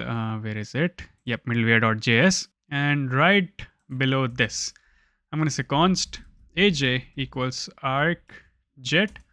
Make sure to import ArcJet from /next, like ArcJet /next. And inside of it, first of all, I need to provide the key, right? So key is process.env.arcjet key. Then after this, as I showed you, we can provide the characteristics if we were to, do with user ID or some specific characteristics, right? But in this case, I'll do it with respect to the IP address of the user, right? So I won't provide any characteristics, and I'll simply say rules over here. And I would highly recommend you guys to go through the documentation of ArcJet as well, because not just this feature, they have a bunch of security features in their documentation. Maybe you need some other feature like probably validating the email address, or checking the sensitive info. Maybe you're creating a blogging website, right, where you need to check if user has entered any sensitive info, like for example credit card number or whatever, right? So all of these things you get right out of the box from ArcJet, and it's an awesome library. So definitely go and check it out. Now in this case, I'm gonna first add the shield. So I'll say shield imported from ArcJet /next, and simply inside of this you just have to say mode to be live. That is all you need to do to apply the shield. And after this, I want to add the bot detection. So I'll say detect bot. Now there can be a lot of types of bots as well, right? Some good, some bad. Not all bots are harmful. Like for example, if you're making a website which is important for SEO, then you need to allow the Google bot to crawl. So first of all, I'll say mode live. And then after this, I'll say allow. In the allow category, I'm going to allow the search engine bots. So I'll say category, and over here you can say search engine, right? Now there are a bunch of different types of other bots as well. So I'll add a comment right here so you can see the full list. If you click on over here, it will take you to this list right over here. You can also see it back over here as well. If you just remove it and press Control space, you can see a bunch of different crawlers over here, right? But you can see them over here as well, right? So again, it depends on you what type of crawler you want to allow in your app or not. Okay, now we have this AJ, right? And if we want to make it work alongside with this Clerk middleware, what we have to do is after this Clerk middleware right here, I'm gonna say export default create middleware, and inside this I'll provide the AJ and the Clerk. And we have to actually import it as well from ArcJet /next. By the way, this should not be default export. This should be assigned to this Clerk over here. So const Clerk equals Clerk. And these two will work seamlessly now alongside each other. Now if I go back to my website and I refresh my page, let's see what ArcJet shows. So I'll go to the dashboard in the reflect, and you can see we have triggered this dashboard route over here. And it doesn't show it has any bot right now and anything. So it's fine. Like this is allowed right now. Great. So this is working seamlessly. And again, as I mentioned, click on over here on docs and you can learn more about ArcJet, how you can integrate in different things. Since we're using Clerk, you can understand how you can integrate it, using Clerk, email validation, sign up form protection, sensitive information, shield, rate limiting, bot protection. There is so much to explore over here. So let me know in the comments down below which feature you like the most about ArcJet, right? Let's continue and go on and build our journal page. So if I go to any one single collection over here and try to click on a journal, now you'll see it takes us to /journal/ this ID over here, right? And obviously this page does not exist. So first let's create this page. So I'll go to app, main, journal, and the ID. I'll get a new file, page.jsx. And I'll also create layout.jsx to wrap both of these things. So layout again will be very similar to what we have created right here. For this layout, right? So I'll just copy and paste that over here as well. It will simply be a link back to dashboard and then suspense and the children. And right here in the fallback, I'll just have our bar loader back over here and import it from React Spinners. Yep, that looks good. Let's go to page.jsx. RAFCE, and this will be a server component. So I'll say journal entry page, and we will take the params from over here, and I'll take the ID. So const ID from these params. Now we're just supposed to fetch one single journal entry, right? So let's just create a server action for it. So I'll go to this journal.js, and at the bottom I'll create this get journal entry function or server action, sorry, and I'll provide it with this ID. I'll say try catch, and simply, first of all, we're supposed to do this over here. We're supposed to check the existence of our user. So let's just copy these 4 things and paste it over here. First for the clerk and second for the database. Now after this, I'm going to try to find it. So I'll say const entry equals await db dot entry dot find first. Then inside of it, I'll say where the ID is equals to this ID right here, and also the user ID is equals to user dot ID. And I'm gonna say include. We need to populate the collection as well, the details of the collection. So I'll say collection, go inside the collection and select the ID to be true and the name to be true. We just need both of these things from inside of it, right? Now, after this, let's check the, how if it exists or not. So I'll say if entry does not exist, I'll say entry not found. But if it does, I'll say return entry. And inside of this catch block, I'll say throw new error to be error.message. Okay, this looks good. Let's go back to our page.jsx, and here we would need 2 things. First of all, we need to fetch the entry. So I'll say get journal entry. Let's import that server action and make this asynchronous component. And we would also need the information about the mood. So I'll say get mood by ID. Let's import this function and provide the entry.mood from over here, right? And we will have the complete information about the mood. Now inside this div, and actually let's just make it a fragment over here.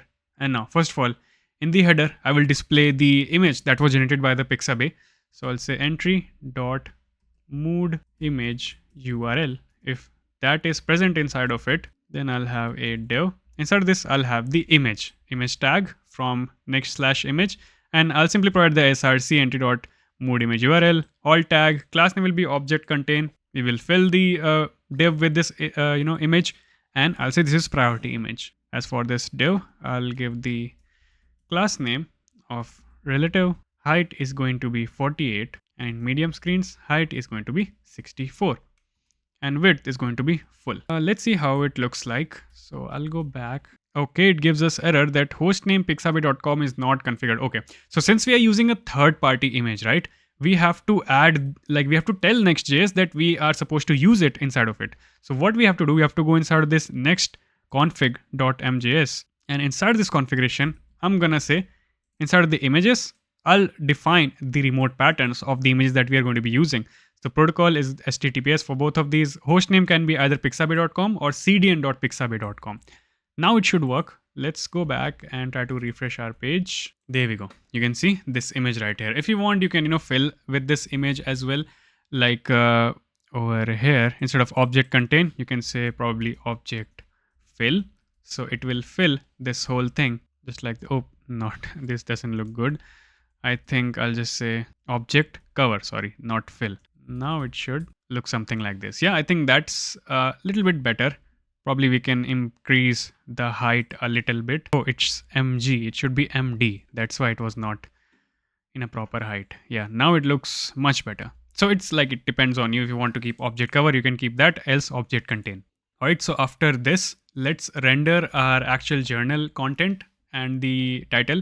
So I'll say div. And first of all, for the header section of this thing, I'll render things like the title, when it was created, and edit and delete button for this. So we will have multiple divs over here inside this div. I'm gonna have one more div, and then inside of it we will have a div which will contain the h1 and the p tag. So this will have the h1 and the p tag which will contain the date, right? So h1 will simply be entry.title with text 5xl, font bold, and gradient dash title. And my paragraph tag will simply be created, and when it was created, I'll use the format from date dash fns to format the date. I'll say new date and entry.created at, and this will, as you already know, this will format it into a long form like November 22, 2024, something like that. So let's see. Yep, something like this. Below this div over here, I'm gonna have another div which will be for our edit and delete dialog. So I'll have the, let's say, edit button component over here, which does not exist yet. And I'll also have the delete dialog, which will open and allow us to delete the journal. So let's quickly create this components actually over here. We will go on to work on them later on.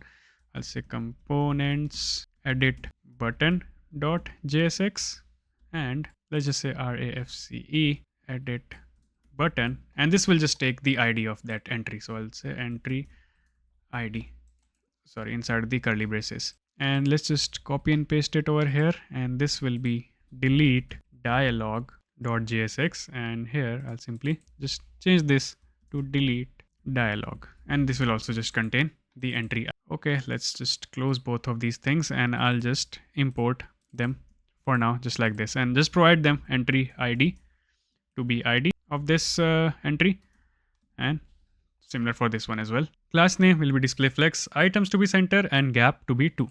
Okay, now below this div I'm gonna show the tags, right? Like for example, what collection this belongs to, what was the mood of the user while creating this, right? So I'll have another div over here.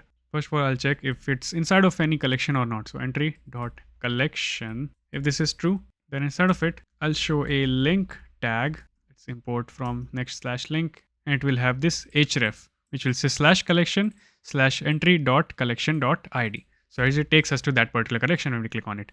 And then we will have the badge from Shadcn UI. So import it from slash UI folder over here, collection, and I'll say entry dot collection dot name. Let's see how it looks like. Yeah, it looks pretty decent. We will have to, style these divs over here as well. So let's just do that. For this parent div, I'll say padding to be 6 and some vertical spacing for each and every one of them. And same for this one as well, space y to be 4. Now for this one right here, I'm going to say display flex and flex wrap, so that if they are not able to fit on one line, they'll come on second line. Items to be center, justify between, and gap to be 4. And then inside of it, simply I'll say space y to 1. Let's see now. Yep, that's much better. These are over here. This is collection personal, and I'll also render the mood. So right below this, I'll render a badge with variant outline and saying feeling and whatever the user is feeling. And now with respect to that particular mood, we have taken this mood object over here, right? And we will provide the style to that particular mood. So I'll say style. I'll first of all say background color, variable, whatever the mood color is, dash 50. Same for the color and same for background color, right? Whatever the mood color is, we will provide different variant to the text color, border color, and background color. Okay, let's see. Yep, that's right. Let's provide this div some class name of display flex, flex wrap, and some gap between them. All right, finally, below this, we are supposed to render the content. So below this, I'll have the HR tag so that it draws a line between them. And then I'll have a div. Inside this, I'll have another div, but a self-closing div, where I'm going to say class name to be QL editor that we added some time ago, if you remember, and dangerously set inner HTML to, I'm going to say underscore HTML to be entry dot content. So it's rendered that content. So it's rendered all of the HTML inside of it, and this will have the class name of QL snow, because that's what the theme that we're using over here, right? And simply after all of this, I'm going to render my footer, which will just say last updated and format the date of entry dot updated at. So this will be the date at P, and P simply this means time over here, right? And I'll say text small, text gray to 500, some padding top and border top. Let's see. Okay, this looks awesome. So you can see this is our journal content, and we have the date right below it. If I click on this collection over here, it will take me to this collections page over here, right? Let's go back to our journal and let's start to work on this delete and edit button over here, right? So before that, we would need to create the server actions, obviously, for both of these. So I'll say journal.js, and it's going to be pretty similar to what we have done for this delete collection. So let me just copy it up and come back to this journal.js. Let's paste it over here. Instead of this delete collection, I'll say delete journal entry. Instead of collection ID, I'll just have the ID over here. First of all, I'll check the user. That's fine. Then for find first, so I'll say tb.entry.find first. User ID, that's fine, and ID will be the ID that we are providing up there. And I'll say if entry is not found, I'll say entry not found. Then in the end, instead of collection, I'll say db.entry.delete, and where the ID is this, and delete it. And yeah, other things remain the same. If you want, you can revalidate over here as well. The dashboard, you can fetch things in dashboard as well. And in this case, I'll actually return the entry which was deleted. We are revalidating dashboard so that, on dashboard, we have all these entries, right? They get updated. Let's go to the dialog that we created, delete dialog. And actually, this will also be very similar to this delete collections dialog that we created. So let me just copy and paste it over here. I will just rename it. And actually, there are some things that we won't be needing. So over here, we'll just have entry ID. And so delete collection dialog, I'm going to say delete dialog or delete entry dialog, whatever, right? Let's rename this to something like, I'm going to press F2 on my keyboard and this will allow me to rename it in the whole file. So delete dialog open. And for set open, I'm going to press F2 again, set delete dialog open. Okay. Instead of this collection, I'm going to say delete journal entry and import it over here. Is deleting will remain common. In this use effect over here, instead of deleted collection, I'll say deleted entry, set deleted dialog open false. Yep. And over here, I'll say journal entry deleted successfully. Okay. And then I'll push it to actually not dashboard. I will rather push it to the collections page after being deleted. So over here, I'll say /collection/ if deleted entry has a collection ID, then we will send it to that collection ID, else we will send it to the unorganized page.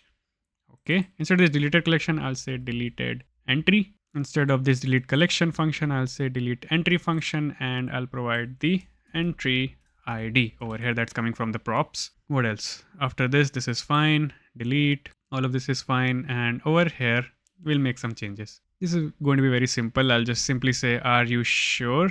And over here, we won't be needing this. And rather, I'll bring back the alert dialog description tag. So over here, I'll say alert dialog description, make sure to import it from /components. And I'll say this action cannot be undone. It will permanently delete your journal entry. Okay. Then we will have the cancel, the handle delete over here. All of these things will remain the same. And yeah, I think that should do it. Let's get rid of this from here and this delete collection server action import. Okay, let's go and try it out. So let's say if we are over here in the first entry, if I click on delete, oh, it shows delete collection. Okay, we will rename it, no worries. Entry is not defined. I think I made some error over here. So delete entry, first of all, and what is saying entry is not defined. Let's go back and check our console maybe, or this is a client component, right? Yes, let's just check the console. 500 internal server error. Let's click on delete entry. What happened? Entry is not defined. Do we have something in the network tab? Okay, we're making this request. Let's refresh the page. What happens? Is our entry deleted or no? It's not deleted yet. Oh, there's an issue in our server action. We've written collection over here. It should be entry. So that's why it was giving the error. Okay, good thing we got that. Let's save it and try it again. Let's click on delete entry. It's deleting it and it should say, yep, journal entry deleted. And we are routed back to our collections page. Awesome. Let's see in our console, Neon console, in the entry table. Yep, you can see that entry was deleted successfully. Great. Let's actually go on over here and make this edit button CTA work. You can see these photos are starting to break now. I think I should just rather do this object.contain over here only. Then it will look good. Yep, that's fine. So let's go to this edit button.jsx. Instead of this div, I'll simply have a button over here from Shadcn UI, which will have a edit icon from Lucid React and the edit text. Let's import router over here. So const router equals use router from next / navigation, not router. And simply on click of this button, I'm going to say router.push and I'll push it to /journal /write page only, but with this edit equals flag over here, right? So if this edit equals whatever the entry ID is over there, it will automatically convert into an edit form. And this will be variant outline, size small. So let's see. Use router, what's wrong? Oh, sorry, this should be a client component. So use client. Save it and try it again. Yep, if I click on edit over here, it should take us to /journal /write and this edit equals whatever this is, right? The ID for that entry. Okay, let's modify our /write route for with respect to this thing, right? And actually, one more thing, we also have to implement the save to draft functionality, right? So you know what, let's just go on and do that together because they are very closely related to each other. Whenever a component loads, it's going to check if there's any edit flag over here, or if there's any draft saved already which we can fetch, right? So let's just go on to our journal.js and first write the server action for editing a journal and also saving and getting a draft, right? Okay, then I'll just let's just duplicate this thing, our delete journal entry. I'll paste it right here. Let's rename it to update journal entry. Again, checking the authorization of the user. After that, I will find the user. Wait, this will take the ID. And actually, not just ID, it will take data along with updated data, right? And inside of that only, we will send the ID. So over here, I'll say user ID is equals user.id, and for ID, I'll say data.id. And let's just call it existing entry. So if existing entry does not exist, I'll say entry not found. Now it will have similar things when you compare to this over here. When we created the journal entry, right? We were generating an image over here, a Pixabay image, right? So this is what we will be doing over here as well, because if user has changed the mood, we need to regenerate that image. So you know what, let's just copy this whole thing up, and I'll go back down over here after that existing entry, and let's just remove this delete thing. We don't need this. Over here, I'll paste that. Now, first of all, we'll check. We will get the moods data. If it's invalid, I'll show invalid mood. But before doing this Pixabay image thing, I'll say let mood image URL equals existing entry dot mood image URL. Oops, dot image URL. Now, we will compare over here. So if existing entry dot mood is not equal to the current mood ID, only then we will say mood image URL to this new image URL, right, from Pixabay image. Okay, but if all of that is sorted, then I'll have a update function over here where ID is this data.id for that journal or entry. And other things will be title, content, mood, mood score, mood image URL. User ID will remain the same, so we don't need to reassign it. Collection ID, and yeah, I think that is all we need to do over here. And let's revalidate this dashboard page, and we will also revalidate that journal page for that particular ID. So let's say data dot ID. Let's put it in the backticks over here, and I'll return the, let's just call it updated entry over here, right? That's all. Looks good to me. After this, let's create the server actions for saving to draft and fetching the draft. So first of all, for getting our draft, again, let me just, let's duplicate this thing over here. We would obviously not be using this mood image URL over here. All of this logic, let's remove it. We would not need this. We would not need this update over here. Neither we would need this revalidate path. Okay, what changes we will need to make? First of all, the user authorization, that's fine. Over here, I'll just name it draft, and I'll say await db.draft.find unique. So for this particular user, just find the draft, and there can only be one draft per user, right? So this won't take any data over here. We are simply going to find one single draft, and let's just call it get draft.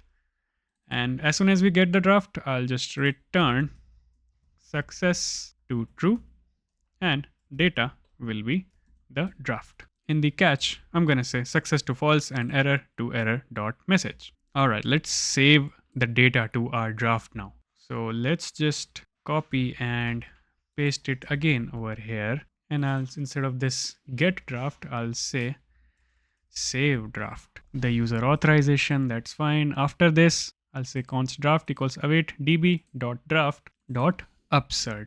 That is, it can either update or insert. So it's basically upsert, right? So where I'll say where user ID is this, and I'll say create. If we are creating it, then it will go to create, else it will go to the update, right? And we will need that data over here for saving the draft. So I'll say title, content, mood, and user ID. These are the only 4 things that we will be needing to create it. But if we are updating it, then we would only need these 3 things because user ID is already there, right? If it's been created already. And yeah, that's all. In the end, I'll just say revalidate the path of /dashboard, and these two things will remain the same. Great. All of this has been done. All of the server actions has been created. Let's finally go on now back to this /write page.jsx.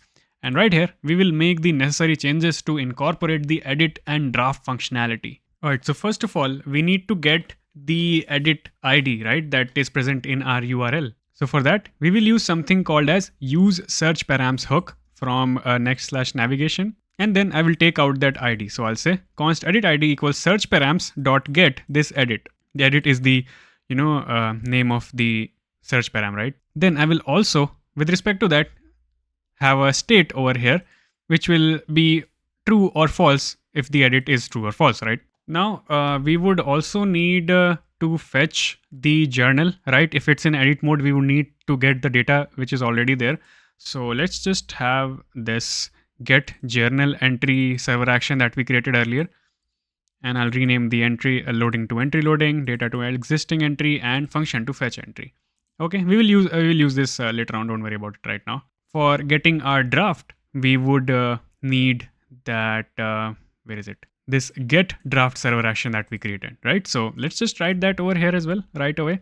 So I'll take this get draft and I'll rename this draft loading, draft data, and fetch draft. Okay. And for saving the draft, we would take this save draft, right? This is also what we just created, save draft function and saving draft when it's loading. All right. Now, if this is edit mode is on, right?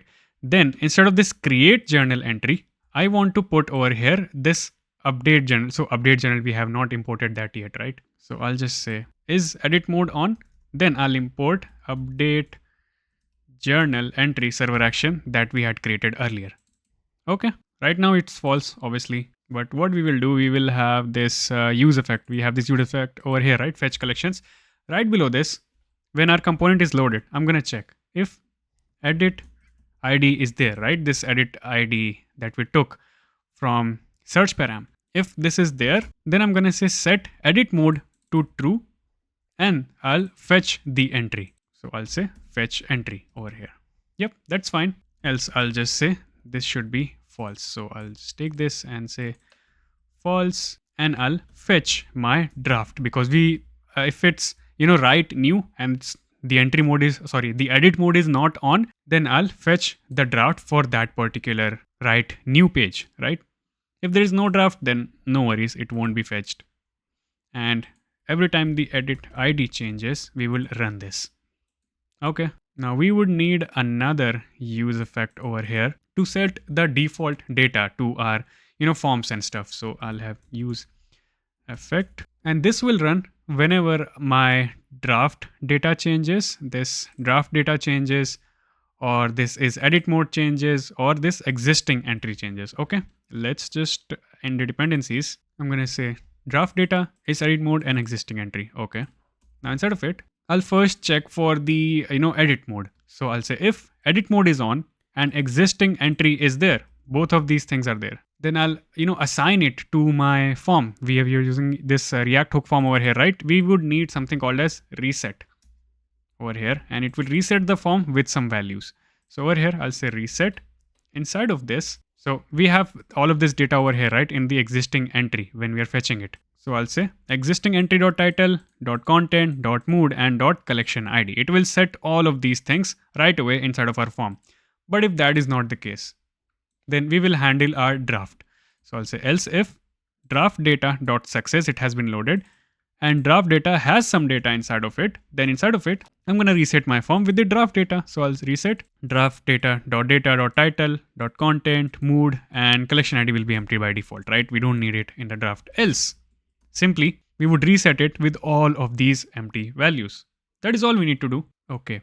Now we would need to create a separate function for saving our draft, right? But before that, let's say if draft exists already, right? And we are trying to submit our form. So after we have submit our form, this will run, right? Action result and action loading. And this will, route us to our collection page. So before doing that, before successfully creating a new form, we need to clear any previous draft if there is any draft that exists. So I'll check over here if there's no edit mode on. So if is edit mode is not on, I'm gonna call the save draft function. So save draft function over here and simply provide it the default values, or you can say empty value. So title, content, mood. That's all. This is just for clearing draft on create or on entry create. And over here in the toast success, there could be the case when the entry, like the edit mode is on, right? If the edit mode is on, instead of created, I'm gonna say updated, right? Entry updated successfully instead of created. Okay. What else do we need to change over here? Okay, so if the edit mode is on, over here we will send the data, that's fine, mood score, mood query. And if the edit mode is on, this will, like, we will also need to send the current entries ID, right? So I'll say if edit mode is on, and I'll provide the ID as edit ID, and then we will spread it over here. Okay, now let's sort out our edit functionality first. So right here in the loading, okay, we have action loading, collection loading. Let's add a couple of more loadings over here. Like if the entry is loading, or if the draft is loading, or we are saving the draft, right? All of these loadings, different loadings over here. Now, what's on your mind? If we are on edit mode, we will not show this. Instead of this, we will show, if its edit mode is on, I'll say edit entry. Okay. And then after all of this, we could also have the option of canceling the entry, edit mode, right? So before this publish over here, first of all, if this edit mode, we can show update over here instead of publish, right? And after this, actually below this, I'm gonna have a button. So I'll say if is edit mode is on, I can show a cancel button over here as well. So I'll have this button. On click, I'll say e.prevent default and router.push, and I will go back to my journal page and we will cancel this edit mode basically. Okay, what else? I think edit should work now. Should I? Let's just go on and try it out. Let's see if it works. So we are on edit mode, and yep, you can see it shows edit entry. And we have all of this data. Let's say test to edit. And okay, this is not properly styled. What's wrong? I think it should be space X4 instead of X space Y4. Yep, that's better. Okay, so let's say test to edited. And if I click on update over here, it's updating. That's fine. It should take us back to the journal page with the updated journal. There we go. It actually took us to the collection page. So, okay, this is working. Let's go to our write new and work on our draft, right? So let's see if we don't have any draft right now because we have not saved any draft. So first of all, let's have the save to draft button over here. So similar to this, I'll just copy this button and paste it over here. If edit mode is not on, then this will be the type button, variant to be outline, and on click, I'll have a function called handle save draft, which obviously does not exist. I'll just make it soon. And I'll say it will be disabled when we are saving the draft, or if it's is dirty. So what is dirty? Is dirty basically comes from over here, from React hook form. So if we go to this over here, I'll say is dirty, or probably I think from form states. So is dirty, yeah. So is dirty basically means that the form is changed. So if you have added something inside of the form, and then, if you change it, so is dirty will become true. So if the form is changed, then we will, activate this save as draft. And also let's add a loader over here. So when the draft is being saved, I'll import this loader too from Lucid React. Okay, let's create this handle save draft function first. And also I think I need to add this is dirty over here as well. Okay, let's go and create this handle save draft. I'll create it right over before this is loading probably. So I'll say const handle save draft like that. Now, first of all, I'll check if it has been changed or not. So I'll say if not is dirty, then I'll just throw the error, no changes to save, right? That is, it's not been changed. Else, or rather, we don't need else, right? I'll just write after it. I'll say await save draft function, and this will be an async function over here. And after this has been saved, I'll just say result. If result.success is true, I'll say toast.success draft saved successfully. Okay, and I think this should rather work. Let's go and check it out. If I say draft example and select a mood overjoyed. I'll say draft example. Let's make example bold, draft underline, and we don't need any collection, and click on save as draft. What is the error? Form data is not defined. Okay. Yeah, I forgot to take this form data. So form data basically will come from form data equals watch. So watch will come from this React hook form over here. We will watch the React hook form for any changes. And if it does change, it will update this form data object right here. Okay, let's see it again. I'm gonna say draft example. Let's select a mood, make it bold, make it underline, and let's try to save the draft. It's saving, and did it save? I think I made a mistake over here. Instead of just putting it right here, I should be putting it inside of a separate use effect, right? That's what we've been doing up until this point. So I'll say use effect, and over here I'll check if result.success, actually not result. I'll go to this save draft function, and over here we have this saving draft, and we will also return the data, I believe, from here. Are we returning? Yep, returning success true and data draft. So I'll take the data saved draft, let's call it. So I'll take this saved draft, and here in the use effect, where is it? Yeah, saved draft and saving draft, comma. I'll say if saved draft dot success, then I'll say draft saved successfully, and also saving draft should be false, not saving draft. Okay, let's see. This should work. Now you can already see we are in /journal/write. We have a draft example over here. So let's say draft example new, and click on save as draft.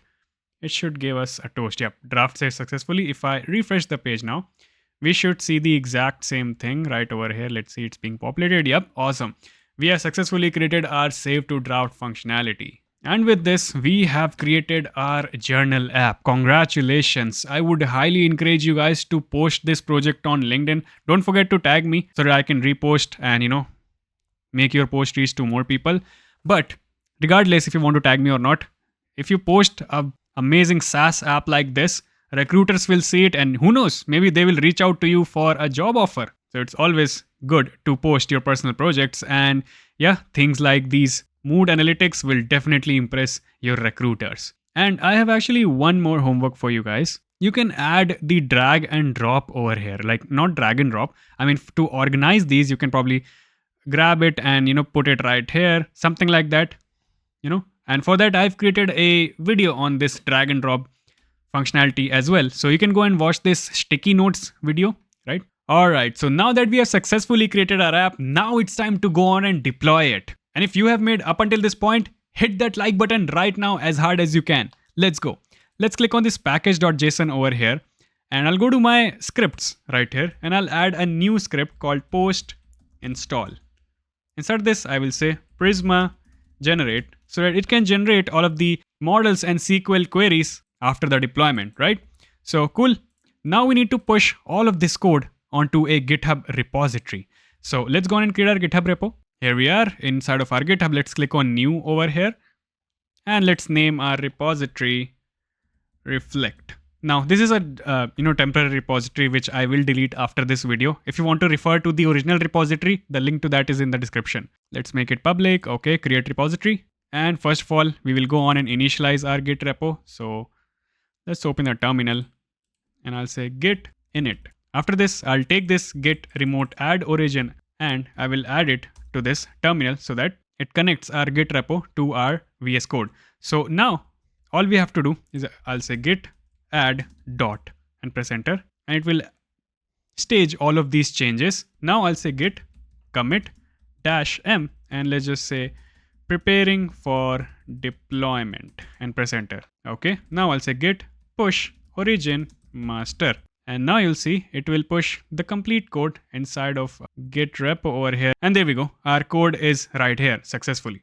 Now I'll go to vercel.com. Okay, I've logged into Vercel. Let's click on add new project, and here you'll see your repository. Okay, click on import, and now right here we have to make one change. So in build and output settings, over here in the install command, click on over here, and we will say npm install, and make sure to add this -- legacy -peer deps because we are using the React 19, right? So it's important to do this. And we can set our environment variables over here. Let's just do that later on. Let's first click on deploy. Oh, sorry, I made the spelling mistake over here. Make sure it's legacy. Let's cancel the deployment. And let me just change this to legacy peer deps. Now let's deploy it again and see what happens. Okay, you can see it is running that build command and installing all of our dependencies. Now it is creating an optimized production build. And we can soon see that this will say compiled successfully. And there we go. Our deployment has been completed successfully. Now what I want to do, I want to add my environment variable. Go to settings over here in the environment variables. And right here, you will have the option to import .env. So click on over here and select your .env file.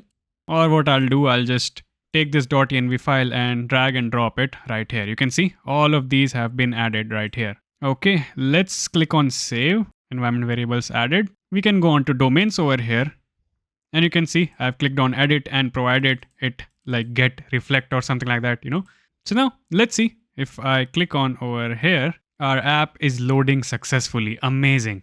Pat yourself on the back. Make sure to post this project on LinkedIn. Who knows, maybe some recruiter will see and reach out to you for a job. And if you like this video, hit that subscribe button as hard as you can. And now the next step for you is to go and prepare for those interviews. So check out my front-end interview preparation course by clicking the link in the description down below and enter the code REFLECT to get flat 55% off.